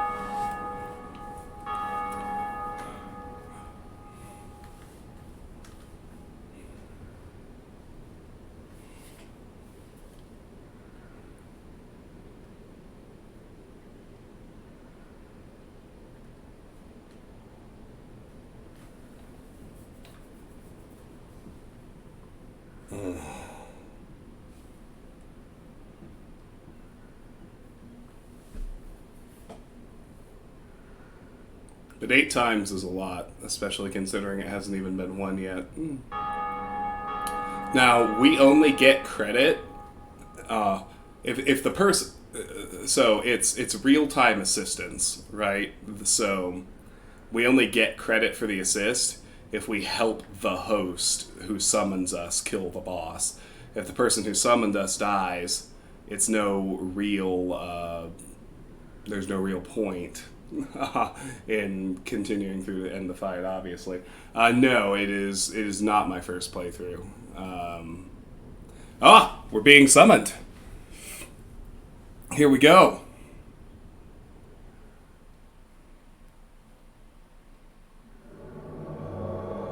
Sup, Evelyn? I'm here to help.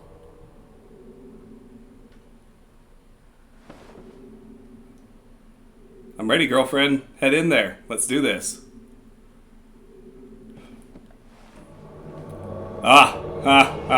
She's also bringing Solaire.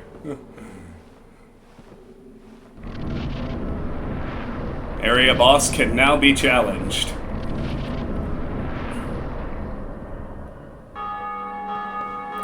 So we have to wait for her to trigger the cutscene. She decides whether we skip it or watch it.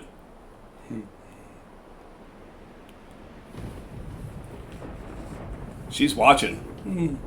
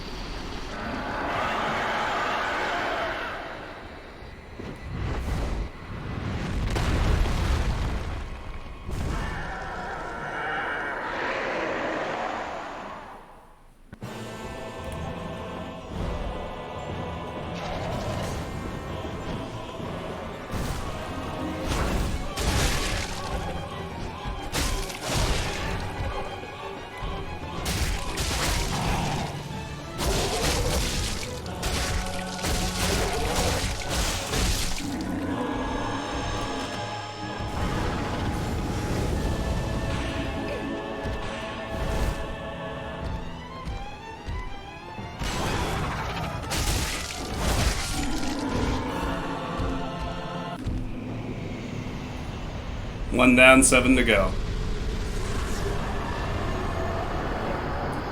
So we get our sunlight medal, we get a soft humanity, we get the 5,000 souls again.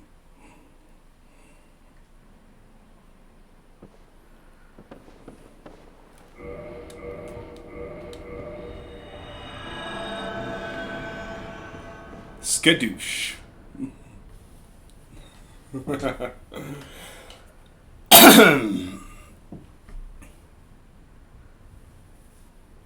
No, we get booted just like our summons did. We get booted out of their world as soon as the boss dies. Your summon sign is restricted to a certain radius around a given boss encounter, and if you put your sign down and you wander outside that radius, your sign disappears. So I can't put my sign here and then like just go camp at Firelink Shrine and wait to be summoned, for instance, which is a shame because that would be easier. And yes, you have to replace the sign every time. You have to affirmatively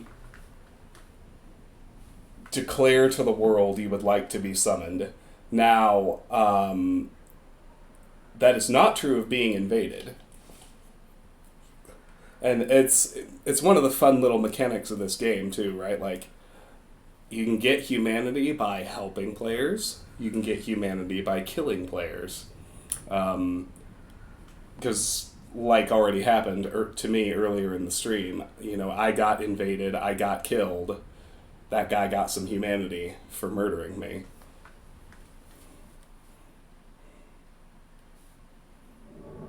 Slippy Joe! Okay. I can tell by the way he's dressed, this guy does not need the help. He knows I'm after sunlight medals. He summoned me for my sake.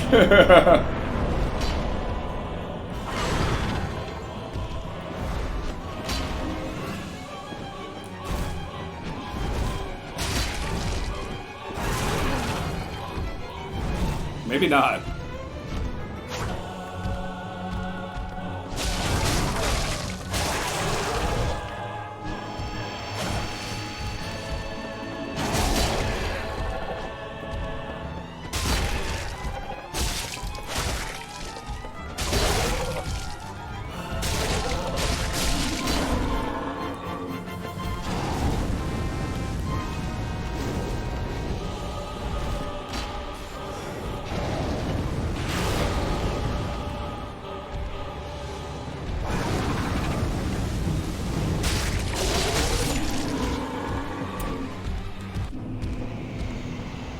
Boom, baby.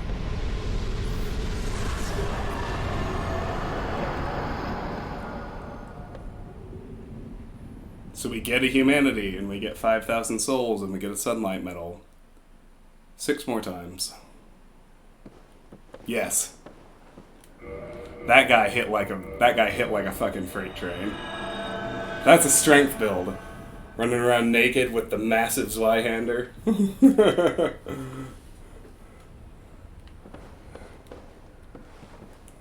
Alright.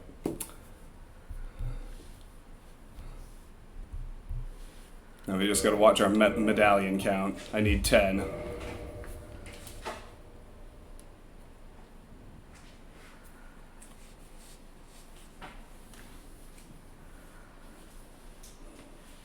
The other nice thing, if I remember correctly, if we die as a summon, we still keep all our souls back in our world. I believe that's the case. Which is obviously very handy.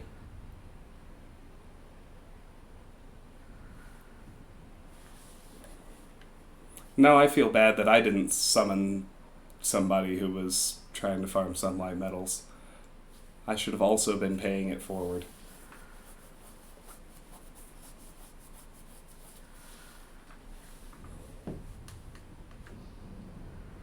The fun thing about being in the Warriors of Sunlight Covenant is it gives you access to all the Warriors of Sunlight lightning miracles and what have you, but it also it turns your summon sign a neat gold color instead of the standard white. Yeah, maybe on the next boss. The next boss we can summon on anyway. Which I think is the Gaping Dragon. I know you can summon Solaire for that one. So you can probably summon other... Because you don't want to summon on Capra Demon. It's too much trouble in that tiny ass room you have to fight him in. But summon on the Gaping Dragon. That would be good.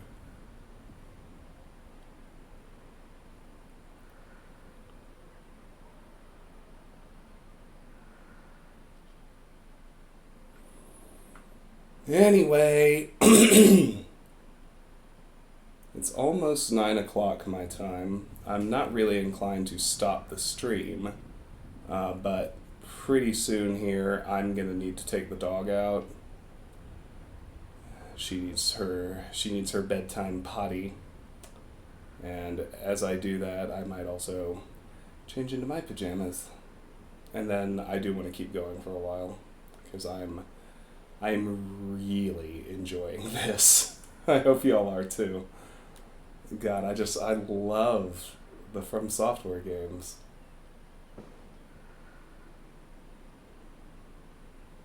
Hi, Blood Angel. Things are good here. How are you?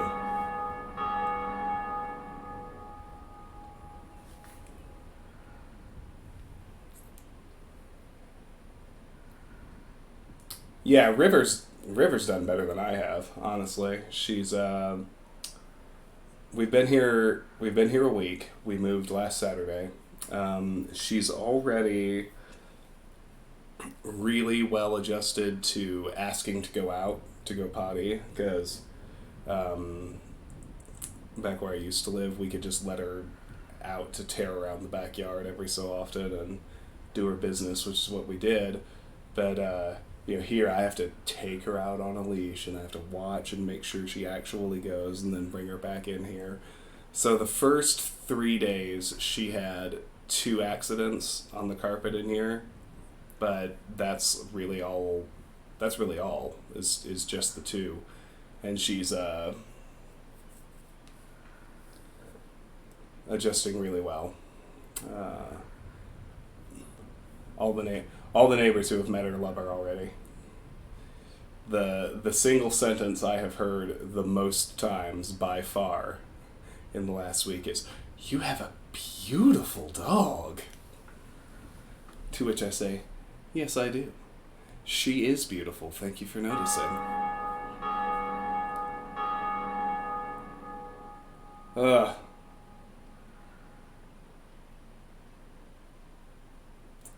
Surprise COVID. That's awful. Here we go. Next round.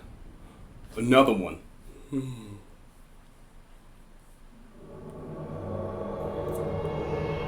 What's up, Canella? I see you two-handing a Drake sword.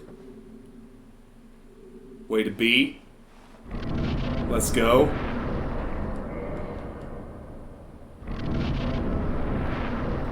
River is gonna be 3 in November.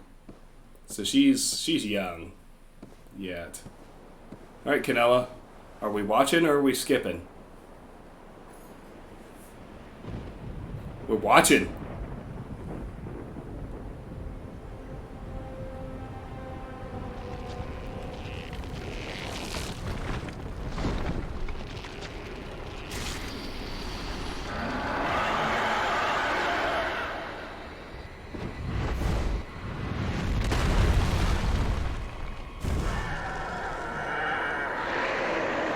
Yeah, that's what's... It's one of the things that's so evocative about this game, is that,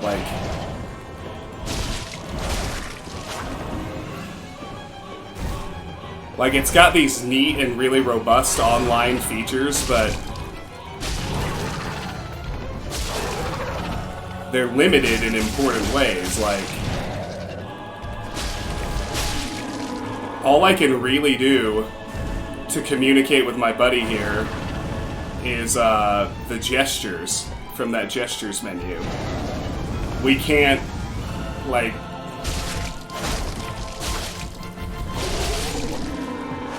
we can't communicate any actual words to each other.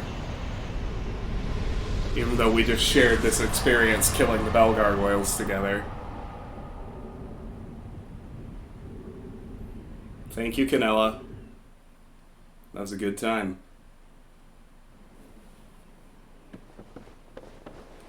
5 to go.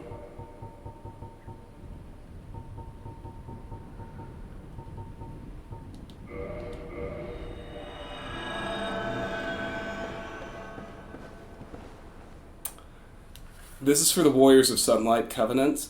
10 Sunlight medals, specifically, will get me access to the Great Lightning Spear Miracle, which there's no other way in the game to get. There are other ways to farm Sunlight medals, but I see no reason not to do it as soon as possible and have the miracle.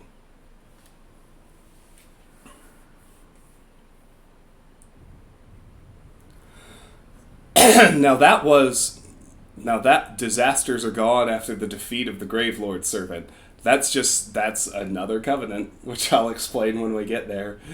The Gravelord Servants can fuck up an entire server of people with their curses until someone finds them and kills them.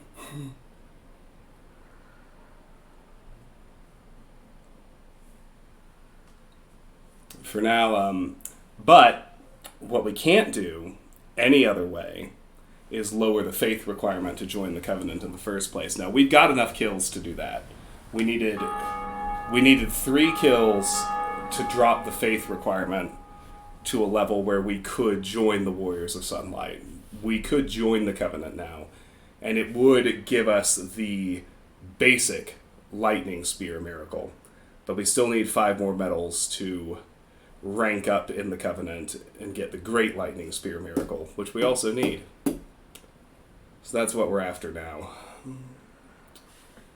And if 5 times 5 is 25 plus 18. And the other advantage is as long as I don't die, that will be enough souls to buy Oswald's giant 40,000 soul spell. And then I won't need to, unless I inadvertently sin or get cursed, I won't need to come back here to Oswald again. I'll have that giant chunk of soul farming done, which is also quite handy.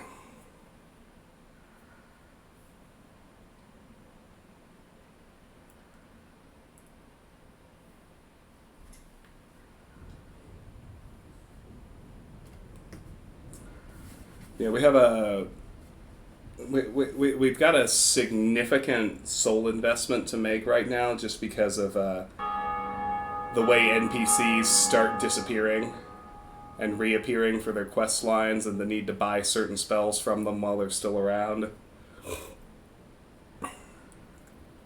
So I'm going to buy Oswald's spell, and I'm going to buy all of Petrus's spells, in addition to doing this sunlight metal farming. Because Petrus vanishes fairly soon.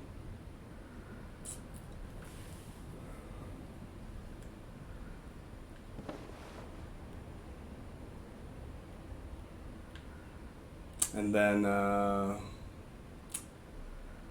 it's also not going to be too long until I need to buy the Crest of Artorias from Andre, which is another 20,000 souls.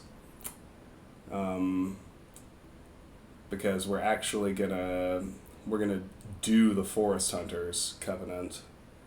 I need to get at least 3 kills in that covenant in order to get the Ring of Fog, which is actually a significant part of my strategy for this playthrough.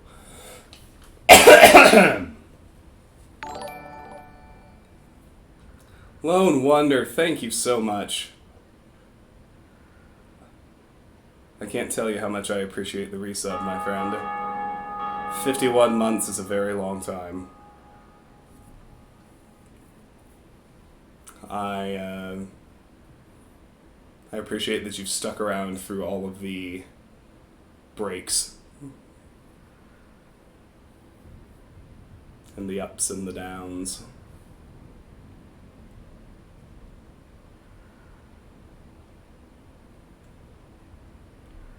Come on, someone summon me.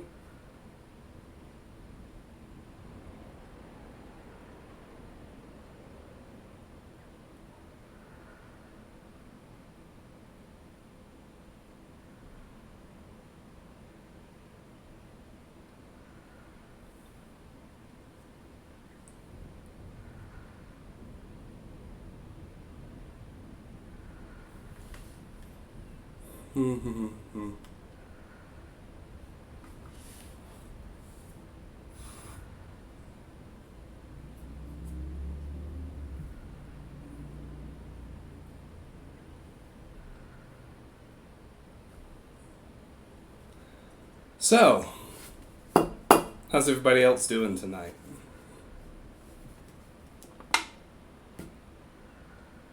How does this stream find you?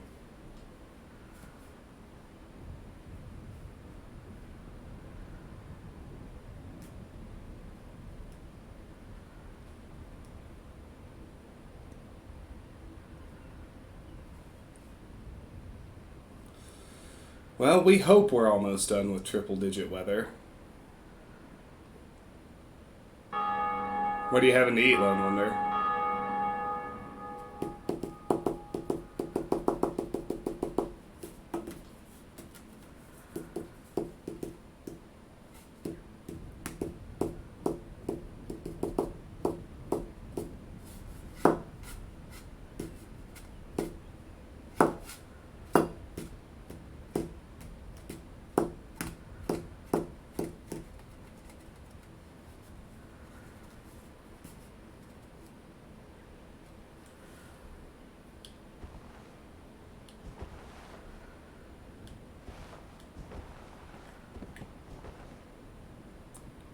Holy cow, I did not expect that delicious a meal. What an answer. Amazing.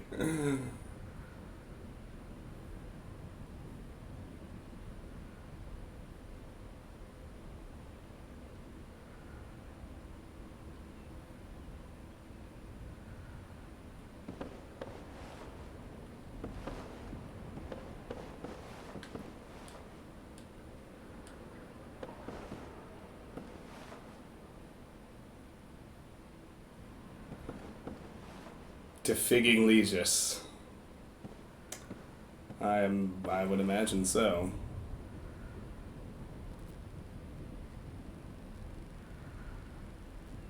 Coffee sounds good.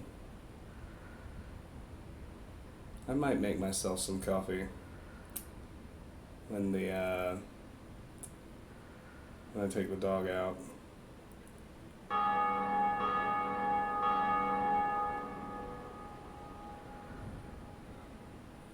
Depending on how long this takes, I think the next time I get summoned, halfway through the series of summonings, that might be a good time to take the dog out, and I might make some coffee as well.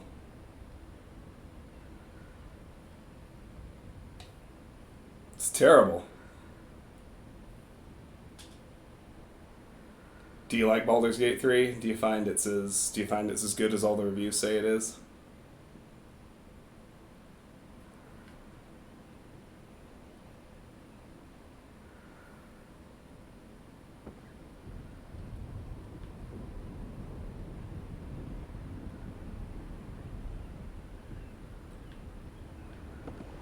Is that are you talking about a motorcycle, Karis?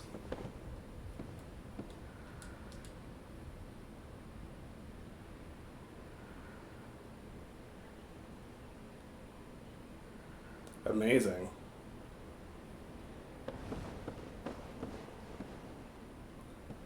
I am a black coffee drinker. Hermione.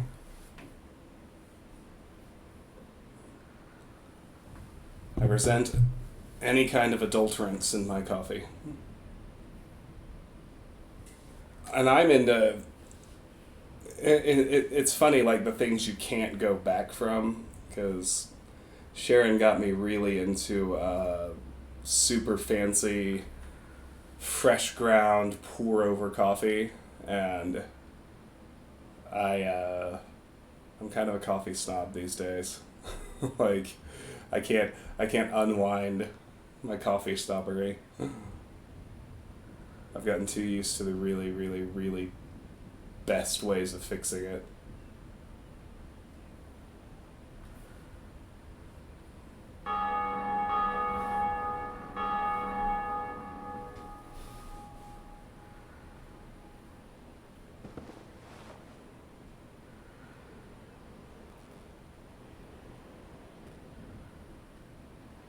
Well, Blood Angel, that's your opinion.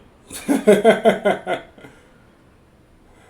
you a tea drinker, or what do you prefer instead? Do you resist the temptation of caffeine altogether?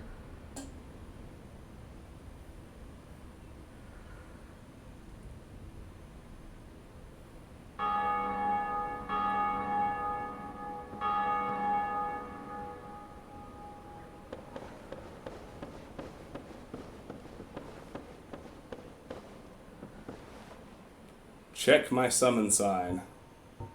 No, I do not want to cancel it.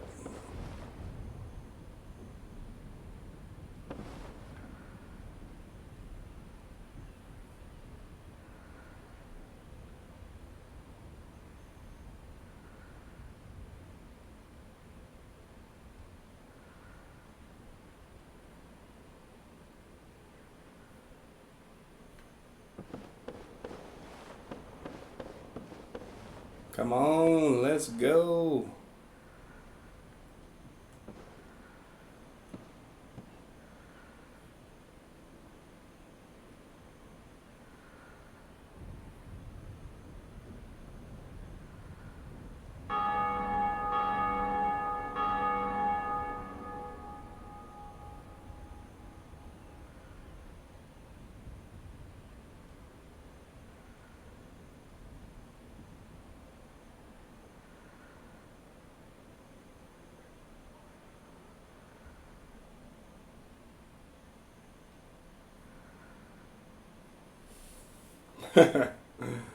I have a few of those, Hermione. I like those too.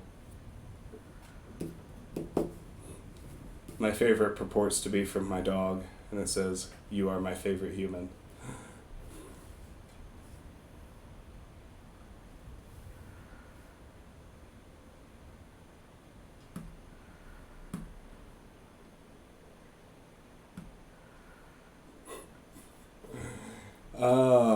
Protein farts. Have you guys...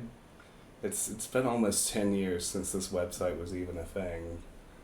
But did you guys ever read a blog called The Toast? Written by a woman named Mallory Ortberg. There's I believe you can still find it on the internet. She wrote an article, she wrote a post once. I mean, she wrote a few I really loved. Dirtbag Teddy Roosevelt is a real gem. But the one I'm thinking of right now is, it was called My Real-Time Reaction to Learning What The Rock Eats Every Day. And so, in some men's fitness magazine or whatever, they published Dwayne The Rock Johnson's dietary regimen every day. And it's just as ridiculous as you'd expect. And, oh my god, it's like, also, no offense meant, but your farts must be outrageous, sir. And reading what he eats every day, it's like, yeah, The Rock absolutely must have outrageous farts.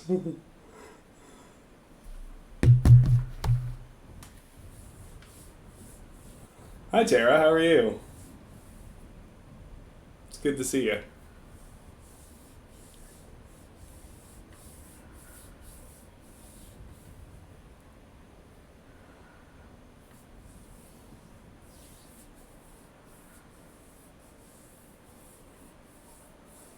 Funny, I'm feeling something similar.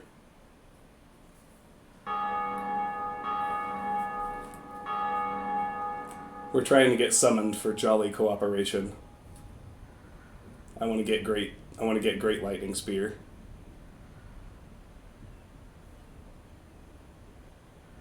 I need 5 more sunlight medals.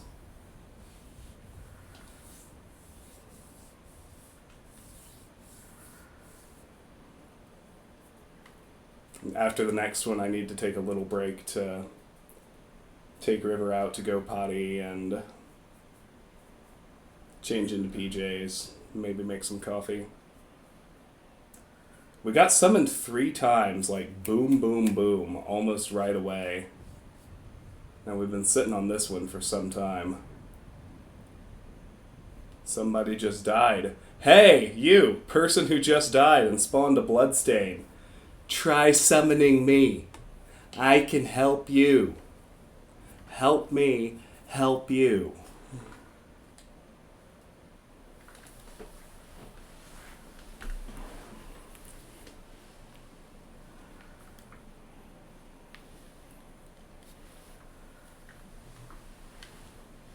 She tried to run past all the hollows.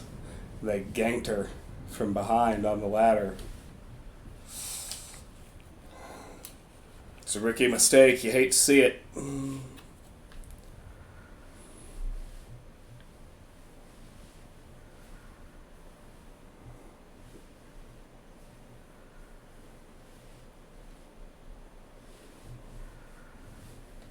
What you been up to, Tara? How's your Saturday been?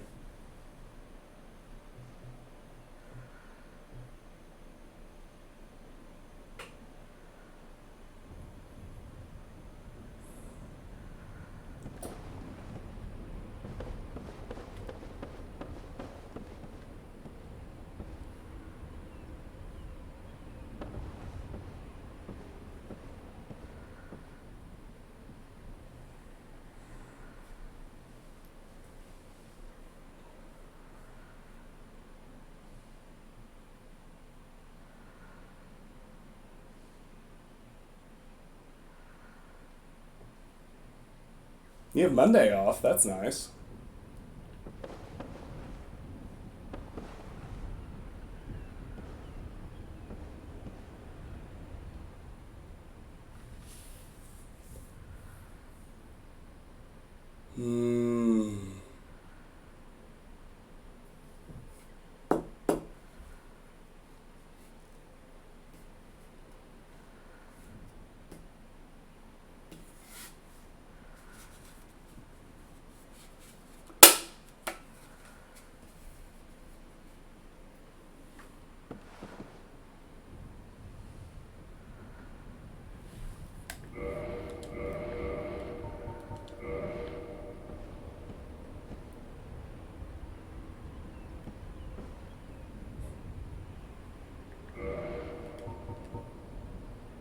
It is by far the best gesture.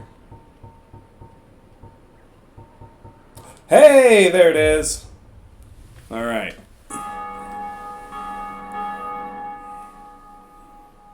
That one took a while.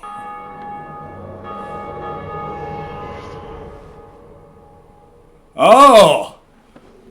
This man got the Fangbore helm. Check that out.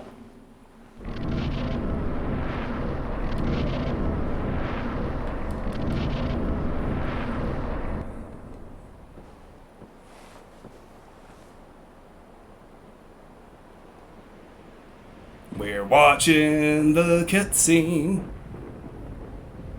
Oh, the Fangbore helm? Yeah, it looks awesome.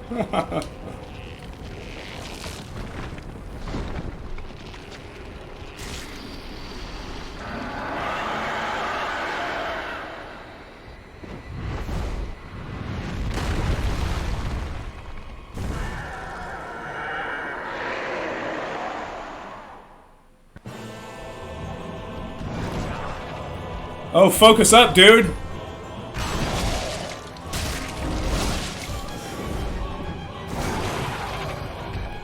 We gotta kite him away so he can heal. Our host almost got destroyed.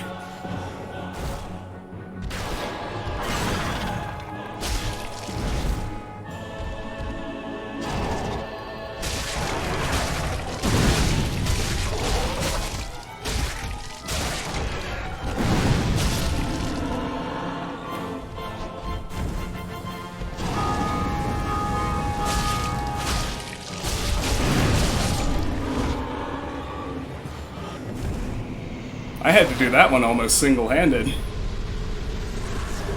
I think our guy disconnected or something. Alright. 4 to go.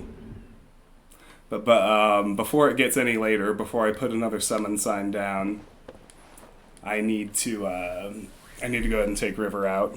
And while I'm doing that, I'm going to do my other chores too. So I'm going to throw up the break screen. I'll be back, depending how long she takes to go potty. Probably not longer than 5 minutes, but we'll see. So I'll be right back. This is a break, not the end.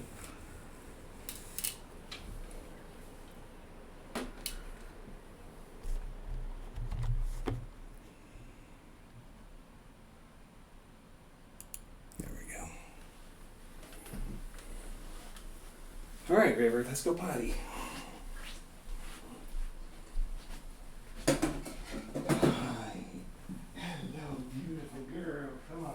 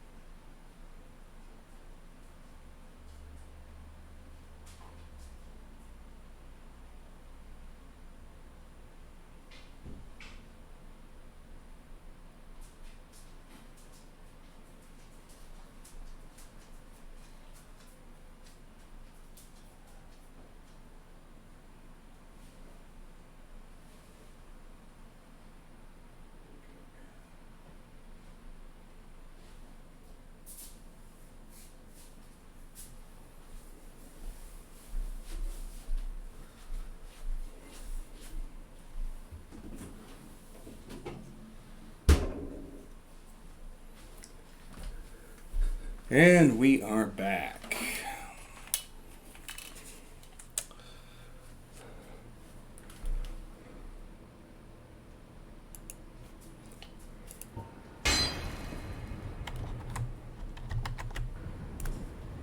Okay, I would like you to full screen again, please. Whatever this fuckery is, I would like it to stop immediately.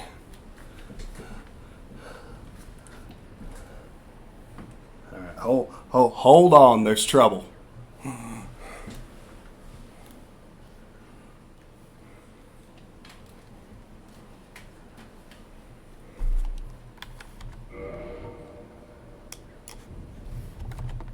Alt tab out of here again.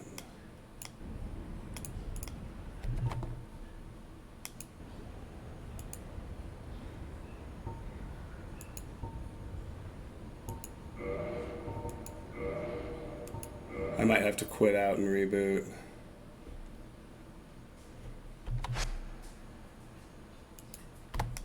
Just to get it to go back to full screen. It doesn't tend to play well with Alt tab. But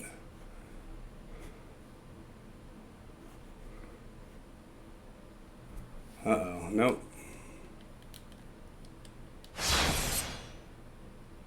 Gotta get it back.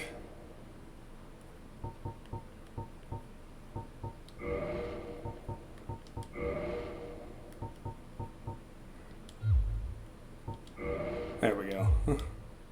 Alright. Continue. That's the stuff. That should put us right back where we were. Everything should still be dead behind us. We even have the same stupid message, try tail. Alright. Let's see if we can do this 4 more times.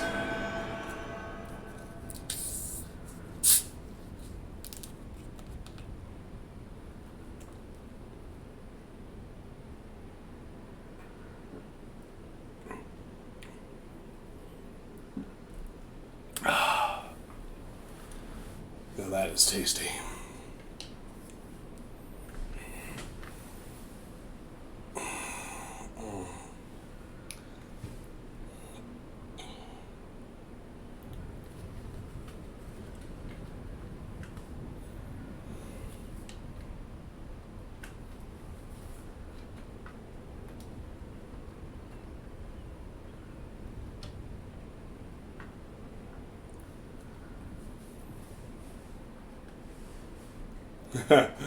Yeah, I got lazy on the making coffee front, but I did all my other chores.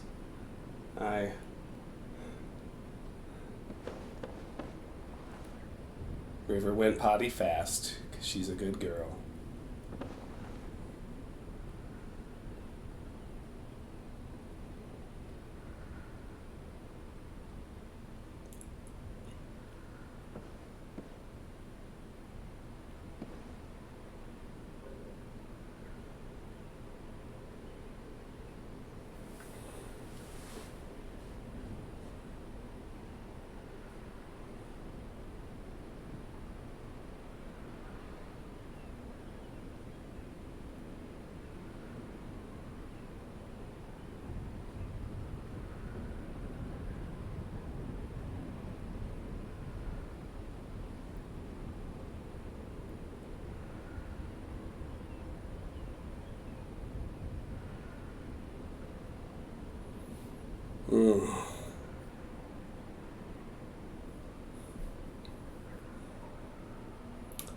I know I said I wanted to keep going for a while, but now my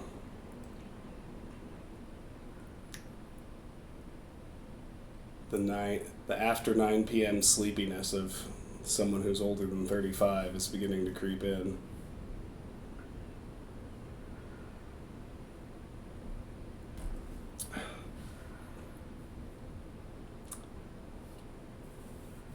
I'll push through a little while longer.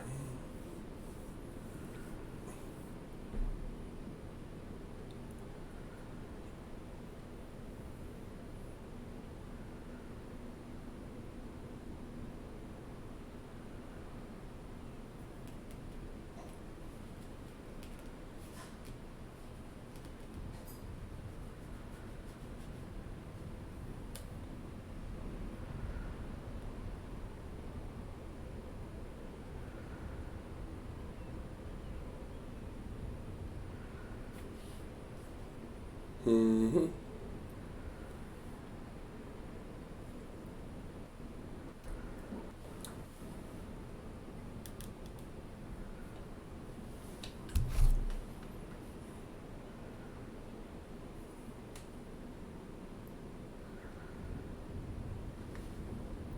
It's Diet Mountain Dew. Yes.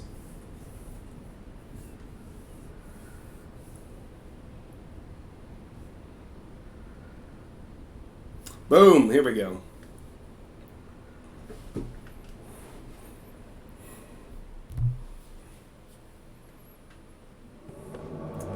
Selena! Hello. I see you are two-handing a Drake sword.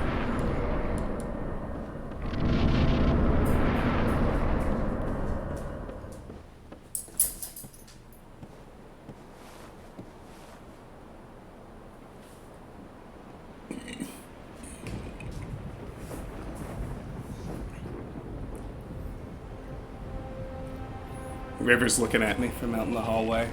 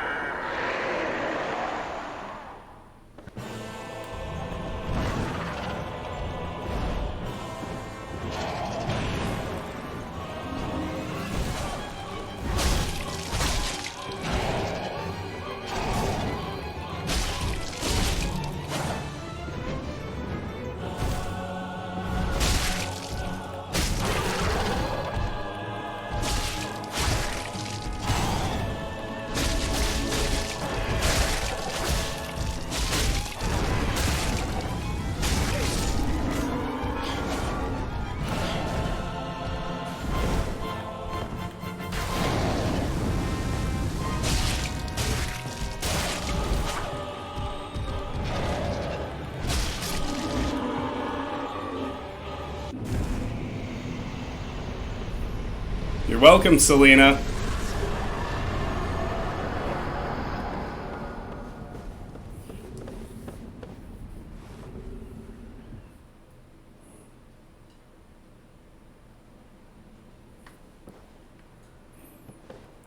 Three to go. Oh, nope, four to go.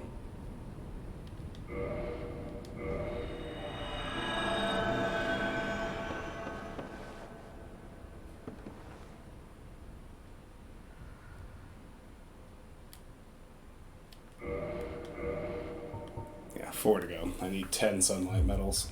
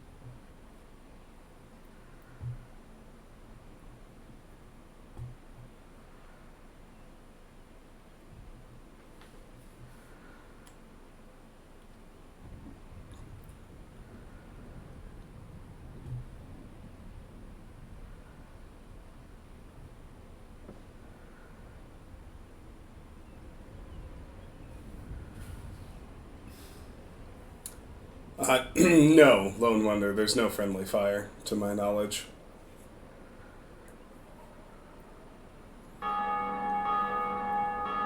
There are a few miracle buffs, like you can buff your party with certain miracles, but I don't. I think there's zero friendly fire on offensive spells. Oh, thank you. Good to be back.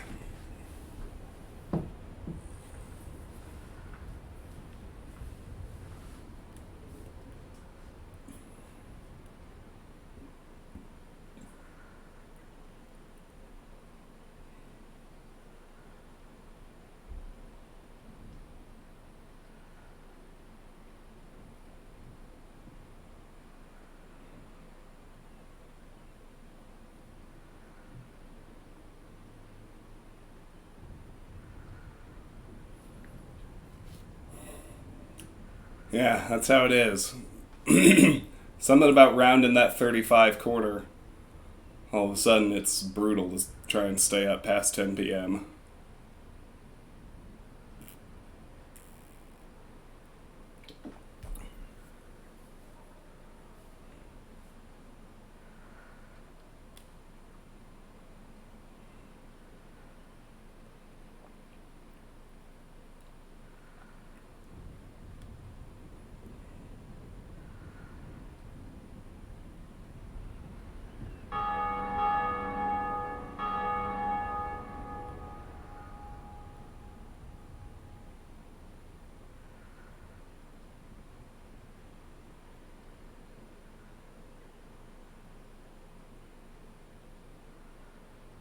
Mm-hmm.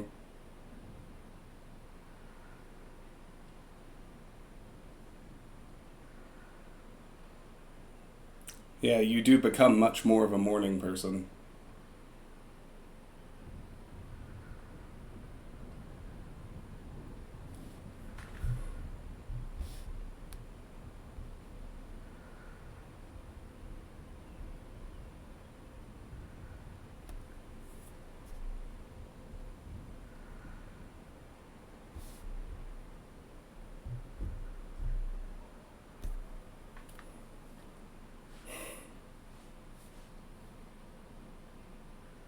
Mm. That is also true. Until a week ago, I lived with kids, so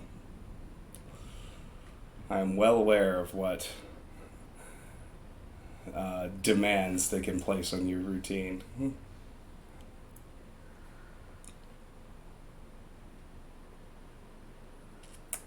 7 and 3.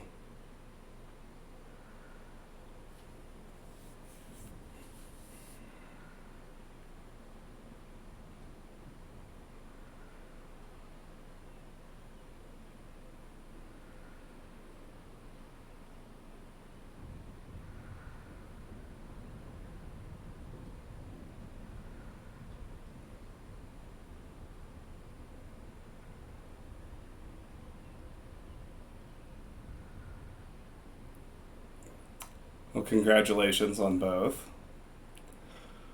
That's a problematic age gap. They will be at each other's throats.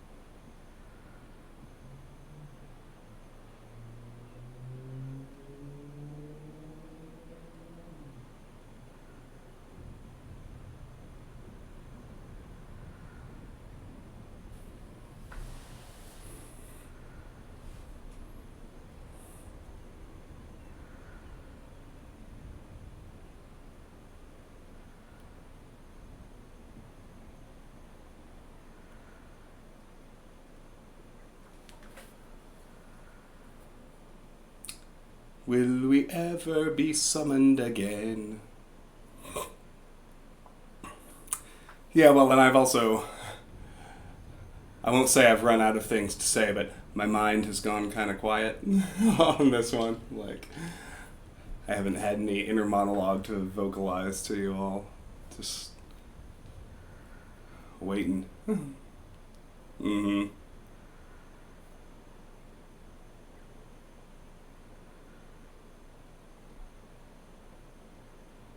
Comment on the color of the wall. What is your comment? It looks kind of like a gross pukey green to me. Grayish, greenish, moldy, slimy gray.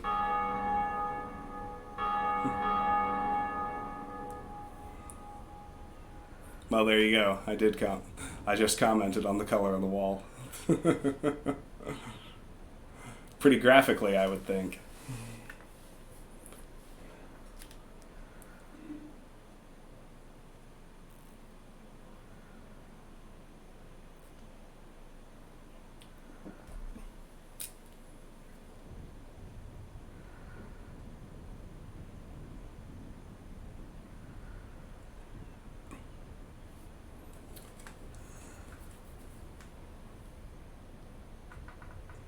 Isn't there a Power Wash Simulator video game?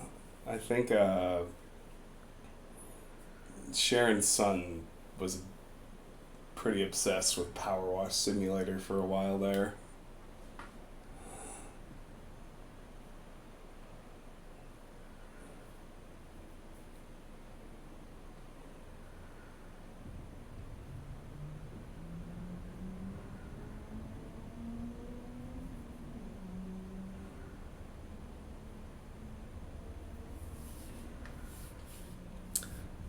I have to admit, I do see the appeal.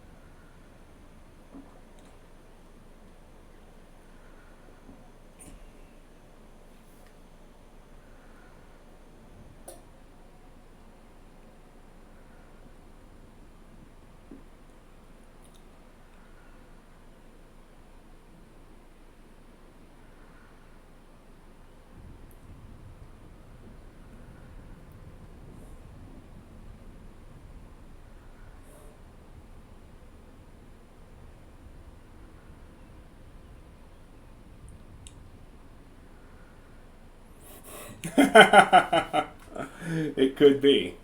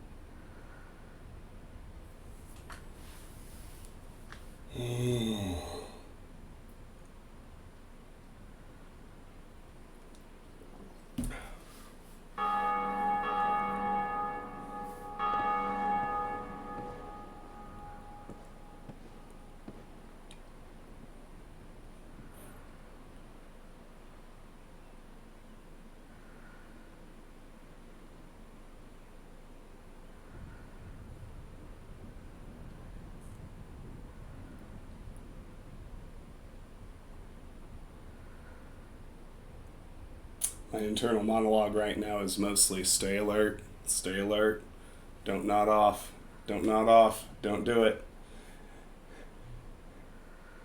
Any minute you could need to spring into action.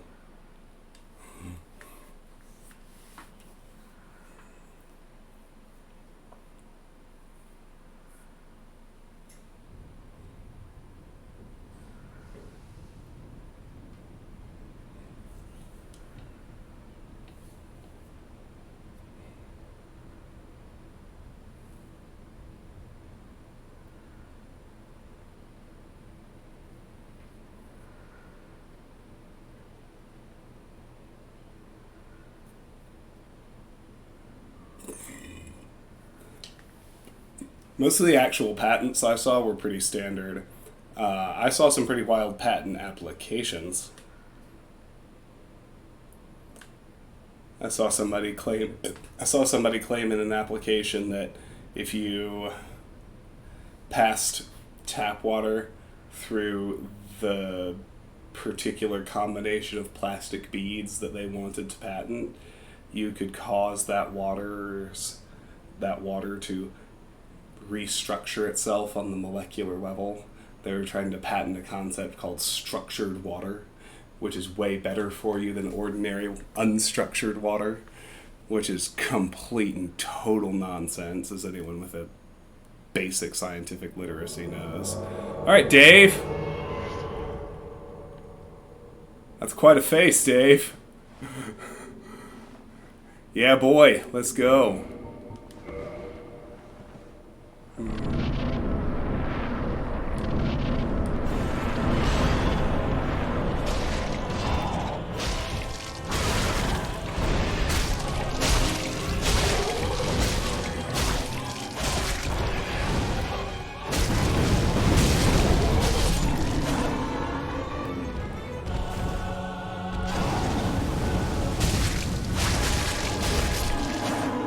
Slay all day.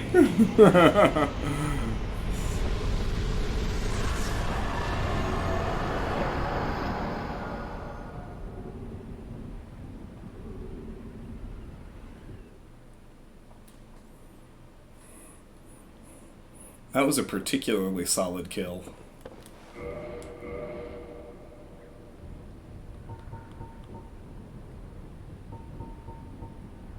Why am I not getting my sunlight medals?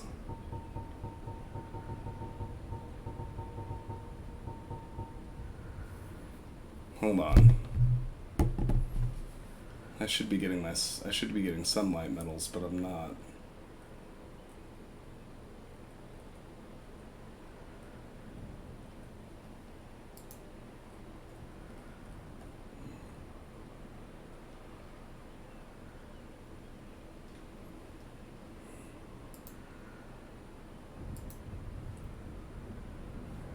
Yeah, I should be getting sunlight medals.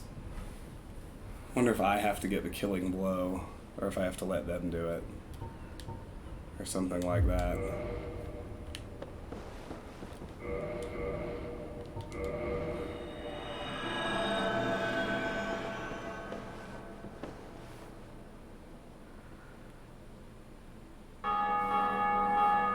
I mean, this is still pretty fun, but I don't want to do it more times than I actually have to.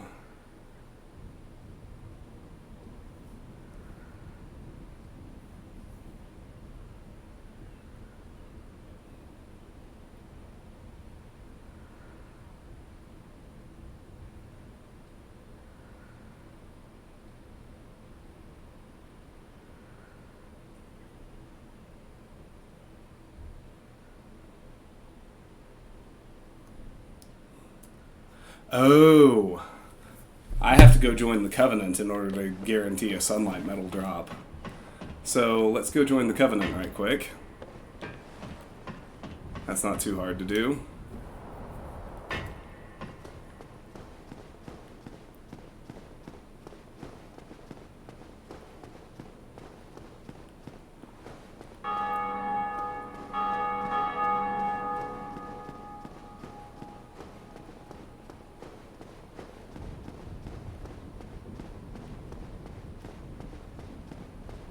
Oh.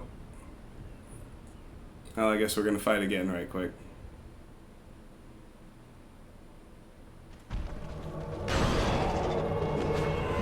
Oh, Summoner has died.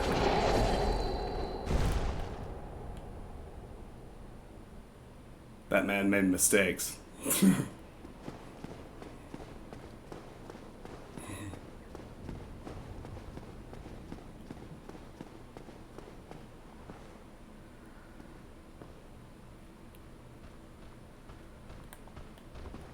That's right, Karis.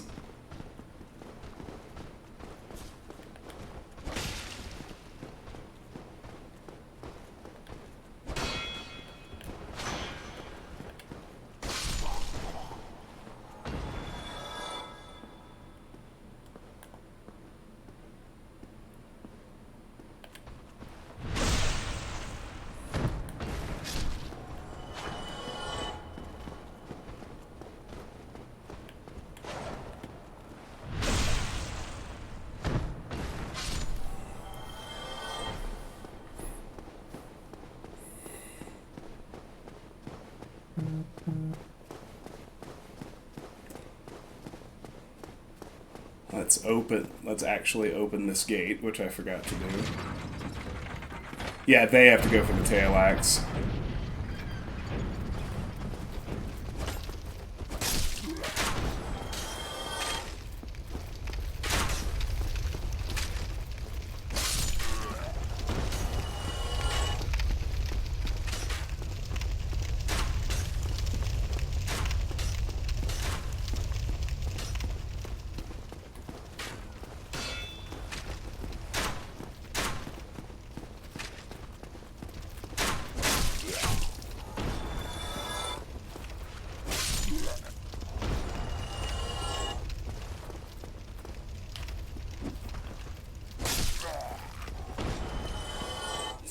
Actually kill everything in the way. It's a much safer solution than anything else.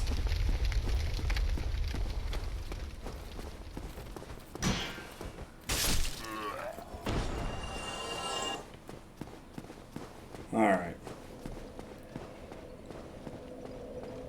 So what we can definitely do now is join the Covenant. Pray at the Altar of Sunlight. Get ready! Praise the sun! Gesture learned. Enter Covenant. Covenant, Warrior of Sunlight. Discover Warrior of Sunlight Covenant. Only 21.0% of players have this achievement.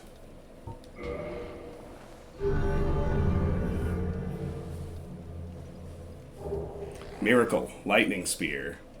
Covenant established.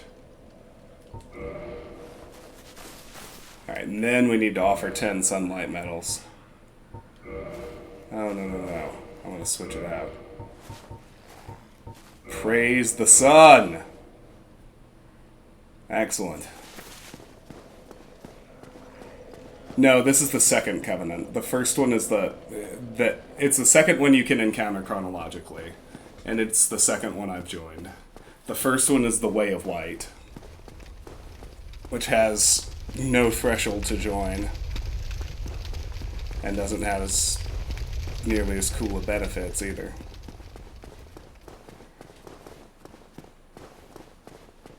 Oh yeah, and let's check out Lightning Spear.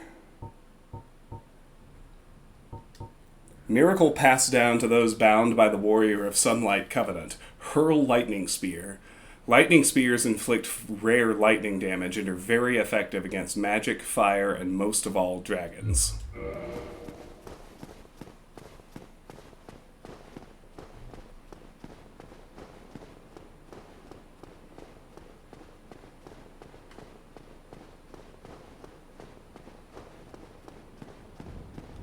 Alright, I'm thinking more clearly now. I forgot to join the Covenant. That was silly.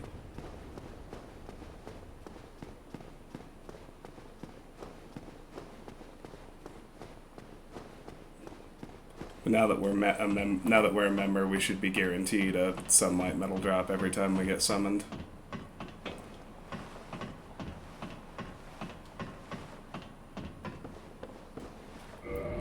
And we also get the cool gold summon sign. It's what it means to be a true warrior of sunlight. I think I'll get summoned more often now.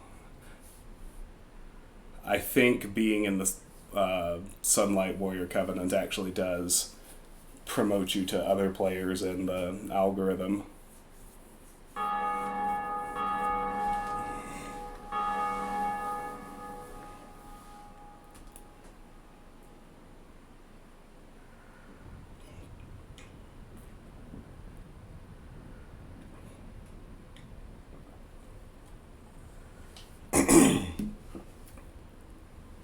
Only time will tell if that actually manifests in anything resembling a shorter wait time to get summoned.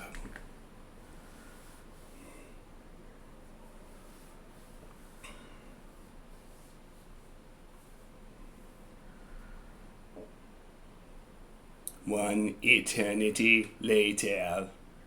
Boom, baby! That was faster.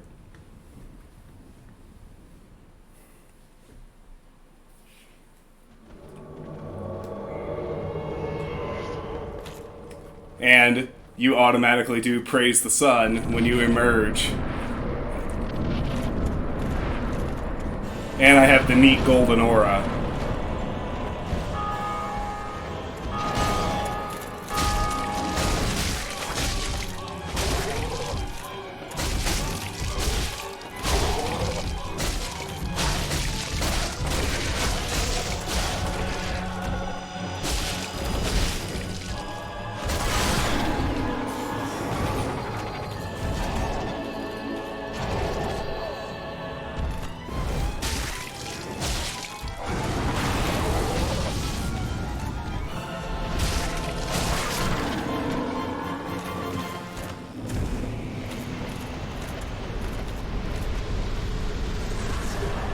Sunlight metal.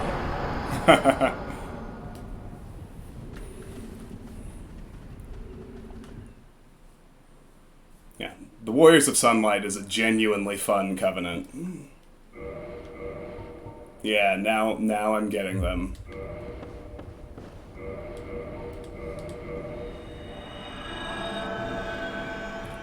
Sing the shiny song from Moana. If I only had that one memorized. I'm pretty close to having You're Welcome memorized, but not shiny.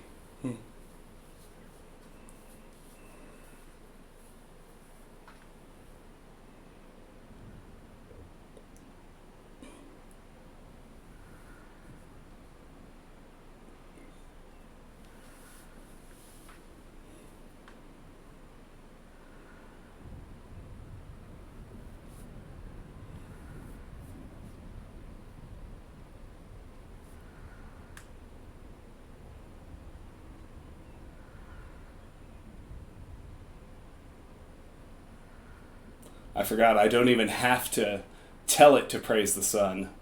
When you're in the Covenant, you praise the sun on your way in automatically.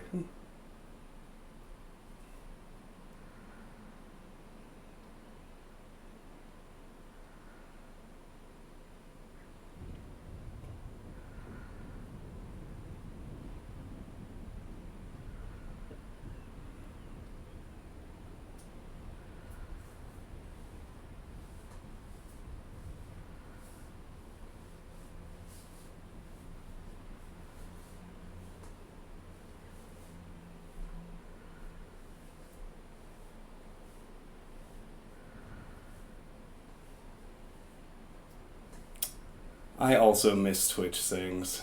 That was a pretty rough patch in my life. But when we were all on lockdown and Tiffany and I had just separated and I was back living with my parents, and that ended up being where I quarantined. But while we were all in lockdown, there was this magical little collective experience called Twitch Sings. Man, it was fun. It's tragic when that game shut down.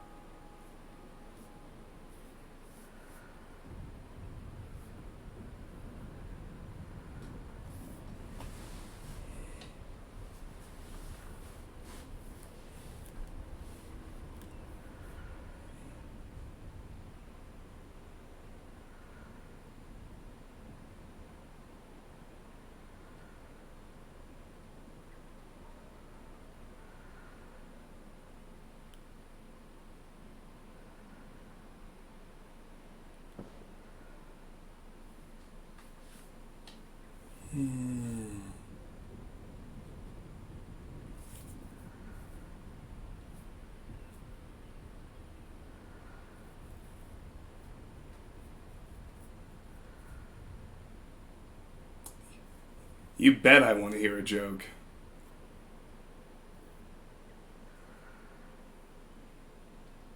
Who's there?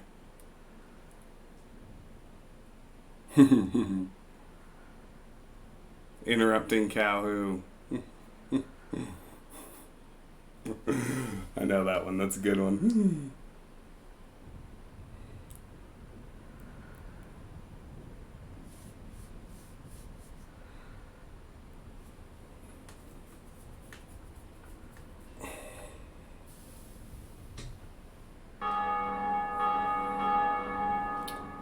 Most of my favorite jokes are so offensive, I think I might get banned if I said them on Twitch. So I won't. And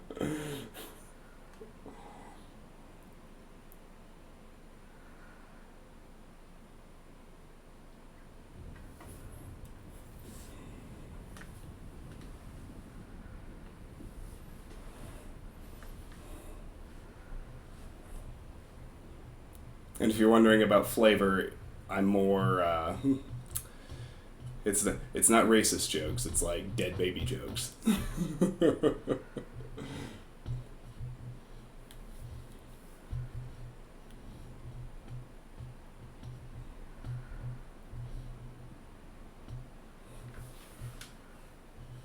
anyone else remember dead baby jokes?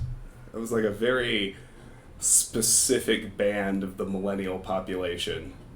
Dead baby jokes were really popular when we were in like late middle and early high school.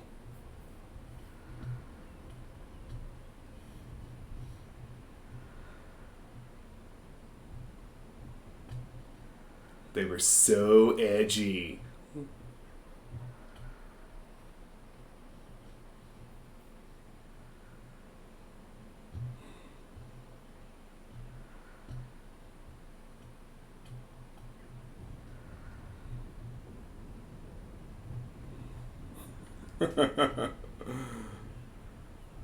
Your sergeant sounds like a gentleman and a scholar.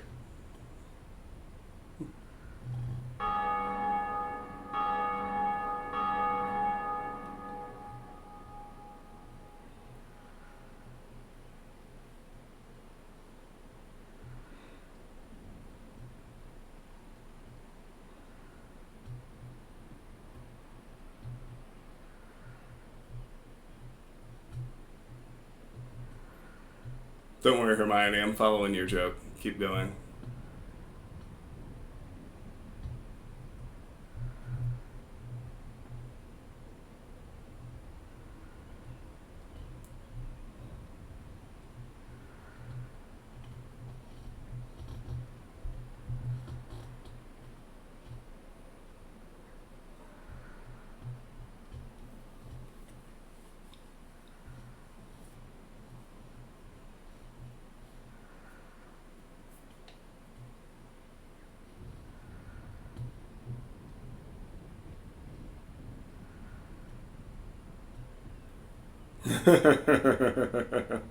I like that joke.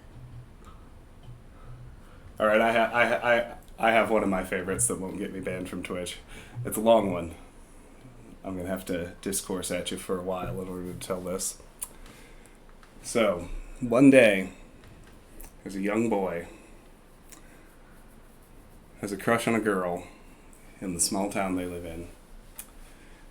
He watches her from afar, he plans how to make his first move, and finally he hears that the circus is going to come into town. He thinks that just sounds perfect. So, with all the money he's saved up, he invites her to go to the circus with him. Much to his delight, she says yes. They go to the circus, and the circus is incredible. The tumblers, and the animals, and the jugglers, they're all just so amazing. The trapeze artists. And then, out comes the clown. The clown begins his routine by asking for a volunteer from the audience. Our boy wants to impress his girl, so he throws his hand in the air when the clown asks for a volunteer. And the clown chooses him. He says, "Oh, all right, boy. Well, let's have a look at you. Well, son, tell me this. Are you a horse's ears?" The boy is confused, doesn't understand the question, so he says, "Well, no." The clown says, "Well, are you a horse's nose?" The boy says, "No, I'm not a horse's nose." He says, "Are you a horse's eyes?" The boy says, "No, I'm not a horse's eyes." Then the clown turns to the rest of the audience, throws his arms into the air, and says, "Well then, you must be a horse's ass!" The entire crowd busts up laughing. The girl he brought is laughing with the rest of them. The boy is mortified. And in that moment of his total, searing, shameful embarrassment, he swears revenge on that clown. But he wants to beat the clown the same way the clown got to him. He wants to do it with an insult. Just devastating. So, the boy studies all through his public school years in order to get into a good college. He studies English literature, steeps himself in obscure Shakespearean dialogues where the characters are insulting each other, just slowly but surely attaining mastery of this specific skill. He graduates college, he gets a PhD in English with that sort of focus. But it's still not enough. He seeks out special secret societies of people who conduct ceremonies similar to a Comedy Central roast where they just perpetually refine the art of insulting each other. He gets into that group. He becomes good enough that he's elected their leader. He is manifestly recognized as the most prolific insulter in the world. It is at this point that he finally feels ready. It's been decades. He returns to his hometown, finds his old crush, still single after all these years, Invites her to the fair. She says yes. Goes to that same fair, waiting for that same clown to come out, knowing he has the answer. Clown comes out, little older, little slower these days, but begins the routine by asking for a volunteer from the audience. Our grown man raises his hand. Clown picks him out and smiles, doesn't recognize him, says, "Well, sir, are you a horse's nose?" Confidently smiling. The man says, "No." "Well, are you a horse's ears?" "No, I am not a horse's ears." "Well, are you a horse's eyes?" "No, I'm not a horse's eyes." The clown turns to the audience, throws up his arms, and says, "Well, then you must be a horse's ass." Crowd starts to bust up laughing, but waiting for just the appropriate moment when the noise begins to die down, but all the attention is still focused on him, the man leaps into his chair, standing up, points directly at the clown, and says, "Fuck you, clown!"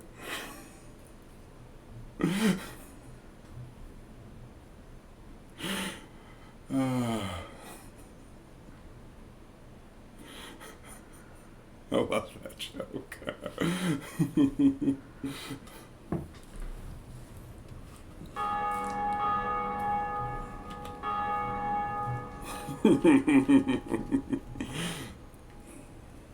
Yeah, min-maxing gone wrong, exactly. But I do like the idea because I've since totally adopted it into my lexicon. Like, one of the most savage insults you can possibly say to anyone is "fuck you, clown." And you need all three words, right? Because, like, in the English language, particular in American English, like, "fuck you" it's so ubiquitous. It's almost like table salt. You can just sprinkle it on anything and nobody cares. But that third word, throwing in the clown at the end, lets them know you're investing a little bit of extra attention, and there's just something so savagely dismissive about it. I love it.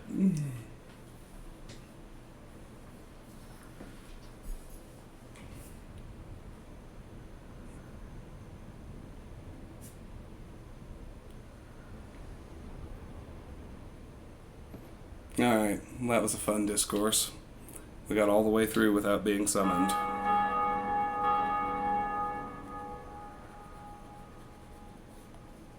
Absolutely, Hermione. Let's hear it. Read it.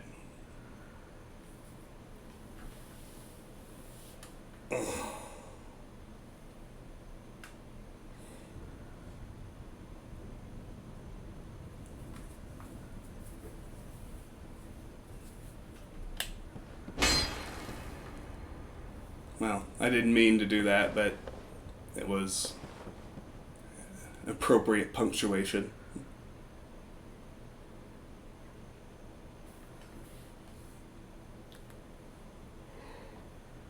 Oh no! Oh no! We can't let that start. Mm-mm.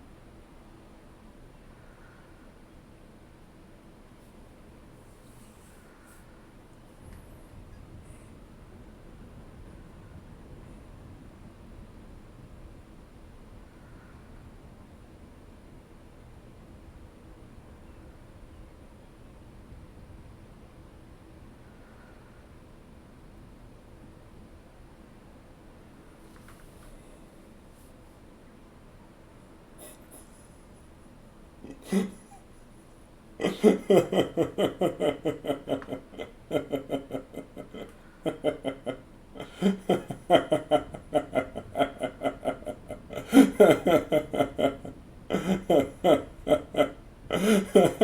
like that a lot. uh, oh, that's good.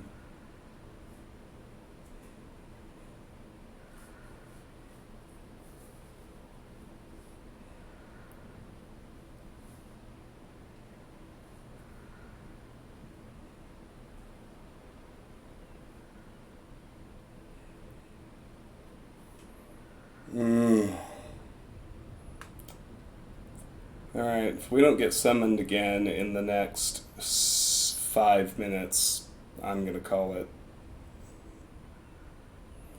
I'm getting too tired. It's almost 10:30. It's the extreme outer end of acceptable bedtimes for me at my age.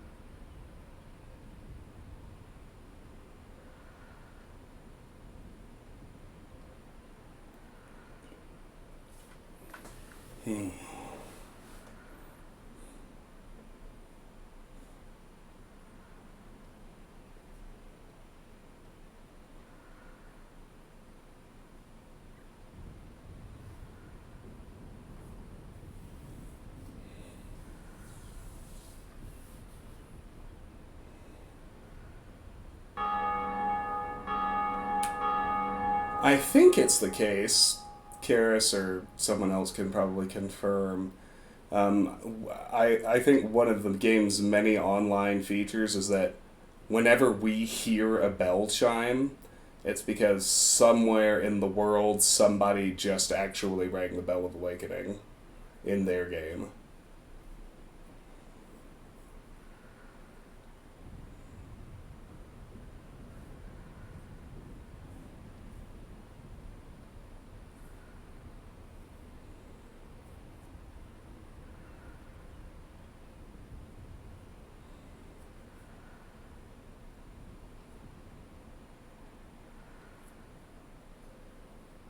I'm pretty sure that's the case. Although not certain. Hey! Alright. I was beginning to think it would never happen. Oh yeah! Alright. Praise the sun.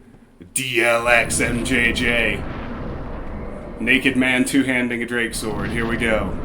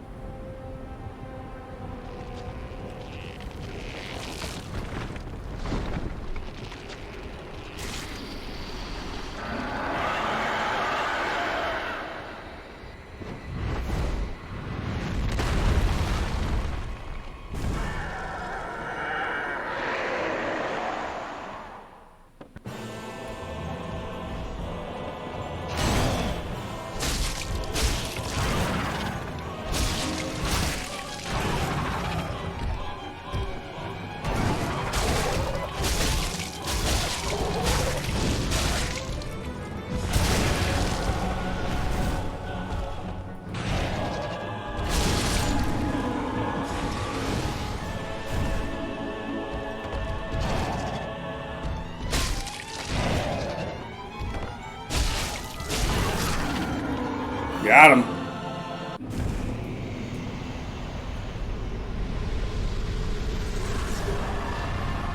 I wish it gave me time to gesture after the fight, so I could praise the sun again. All I want to do is praise the sun.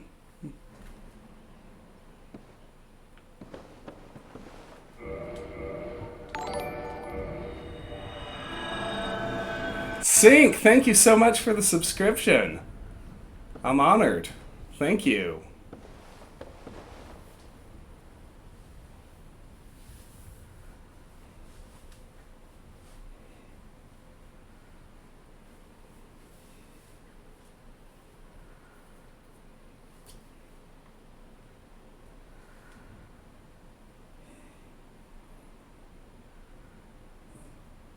Well, that livened me up. Let's see how long the next wait is. I only need to do 2 more.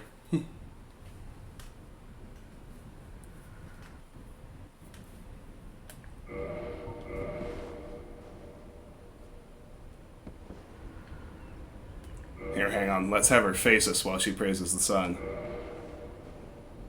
Yes! There it is.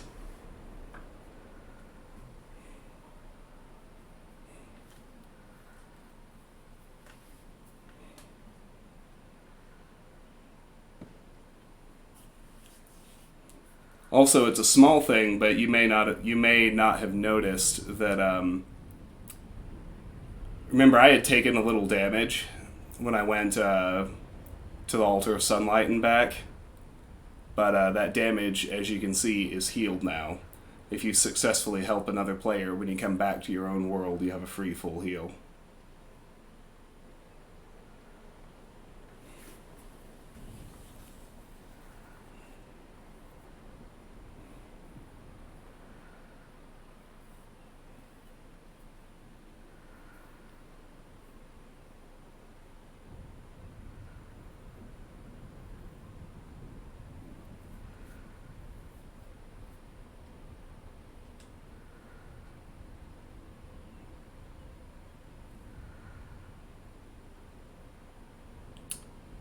A lot of people die trying to ignore those hollows.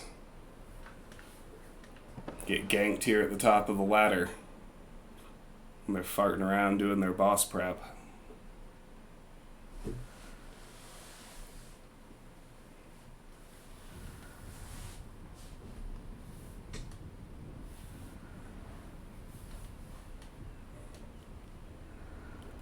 We should leave a message while we're up here. Oh, but I haven't bought the orange soapstone yet. Never mind. I can't leave a message. I haven't bought the right soapstone yet. Somebody just kindled the bonfire. Thank you, kind soul.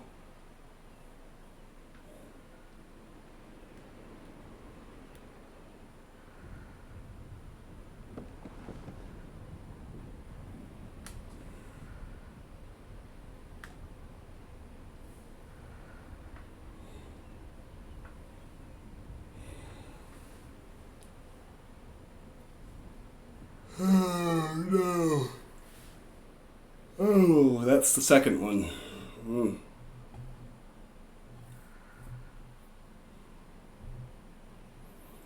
Yeah, so every bonfire kind of has a defined area that it's just sort of the governing bonfire for. If you're in that area when another player who's online kindles the bonfire, there's a chance that you'll get that animation, that sound, and as you can see, I get a bonus charge to my Estus Flask.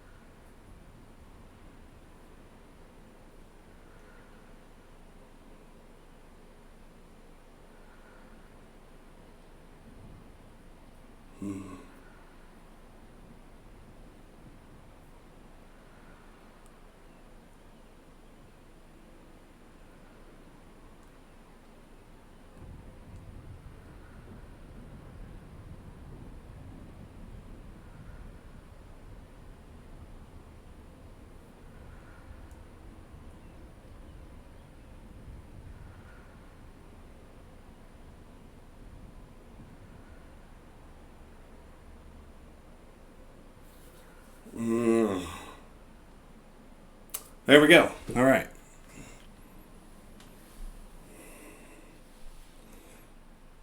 I may be able to finish this tonight.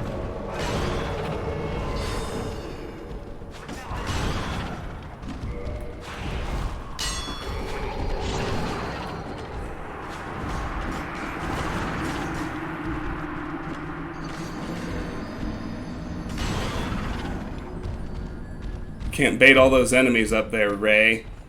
That doesn't work out for anybody.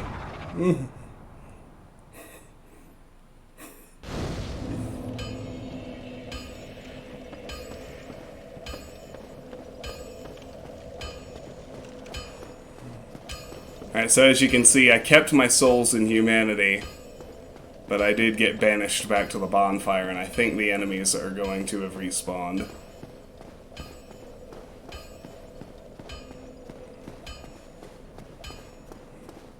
Yeah, like the very second I spawned.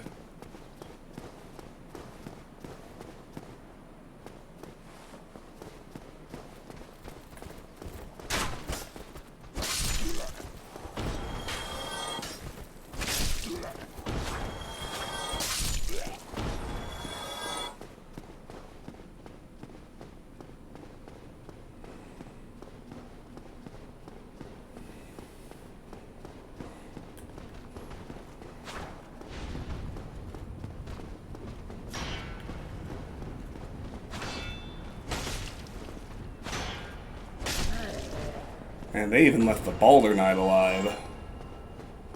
You gotta know that's not gonna fly.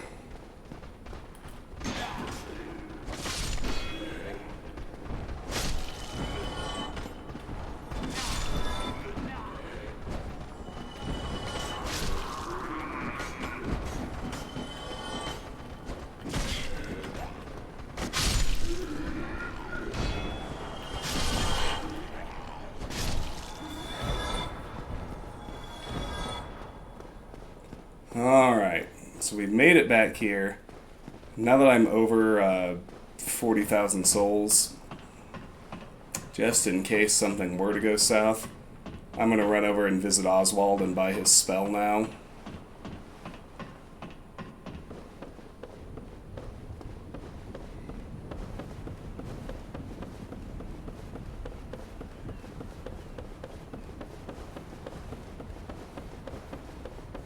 Just so that's done.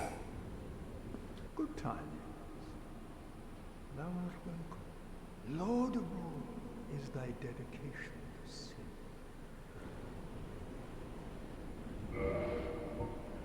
Karmic justice. Thou art welcome any time. It is only...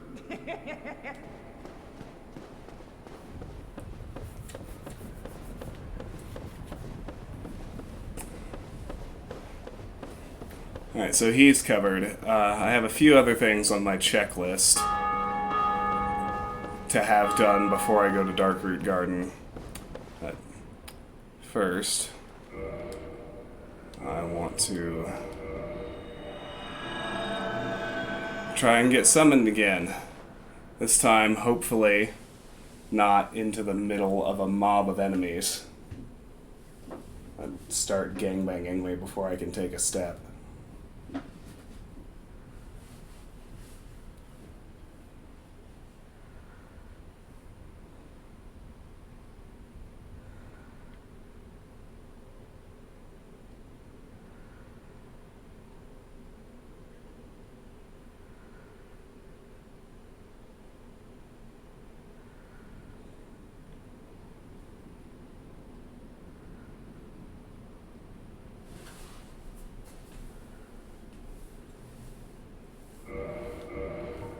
Yeah, 2 more.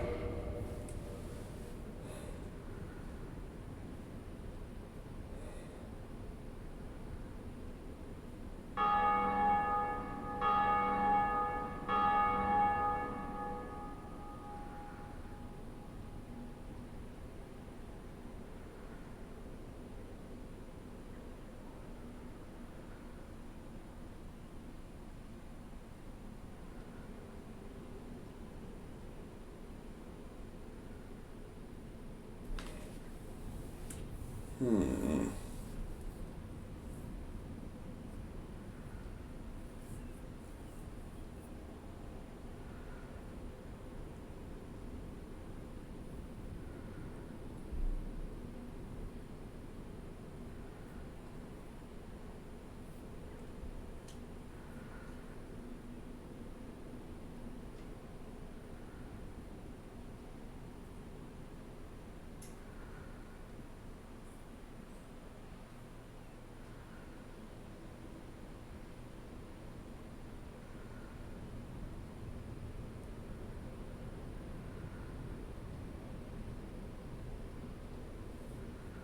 Hmm.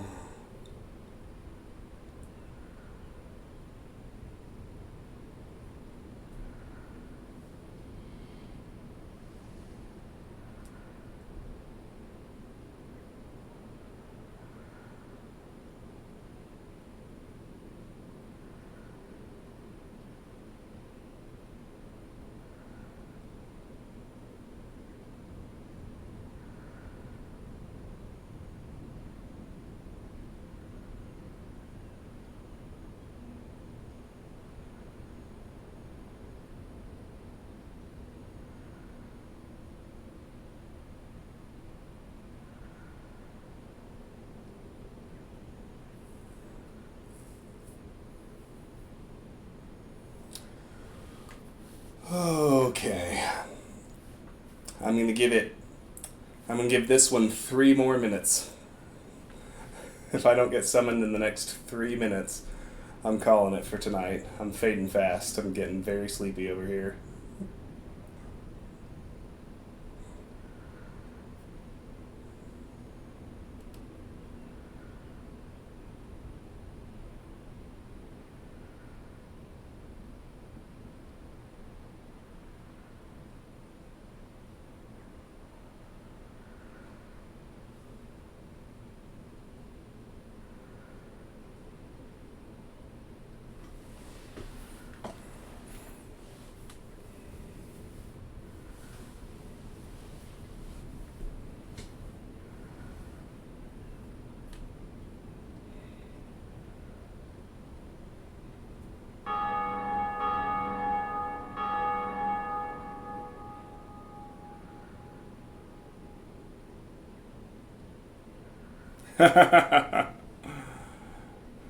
Yeah, there really isn't Lone Wonder. Kind of the best you can do is you can designate one person a host and you can have them kind of make sure to collect everybody's summon signs at the beginning of every zone. You can wait for everybody to join, and then you can play the zone together. And then every time you fight a boss, you know, everybody gets unsummoned, and you have to do it again. Like, I've seen people do that to sort of grind out a de facto co-op playthrough with the friends of their choosing, but it would probably be, I don't want to say better, because I think sort of the inherent limits of the co-op mode they did program are exactly kind of the limitations that sort of help the game accomplish what it's going for. Like, there is connection, but it's limited, right? The same reason you can't talk to each other in any of the multiplayer modes, unless you know, use a completely separate third-party app to talk to each other, that kind of thing. No, I don't think there's full-scale co-op in any of the FromSoft games. They're all like this in their online elements.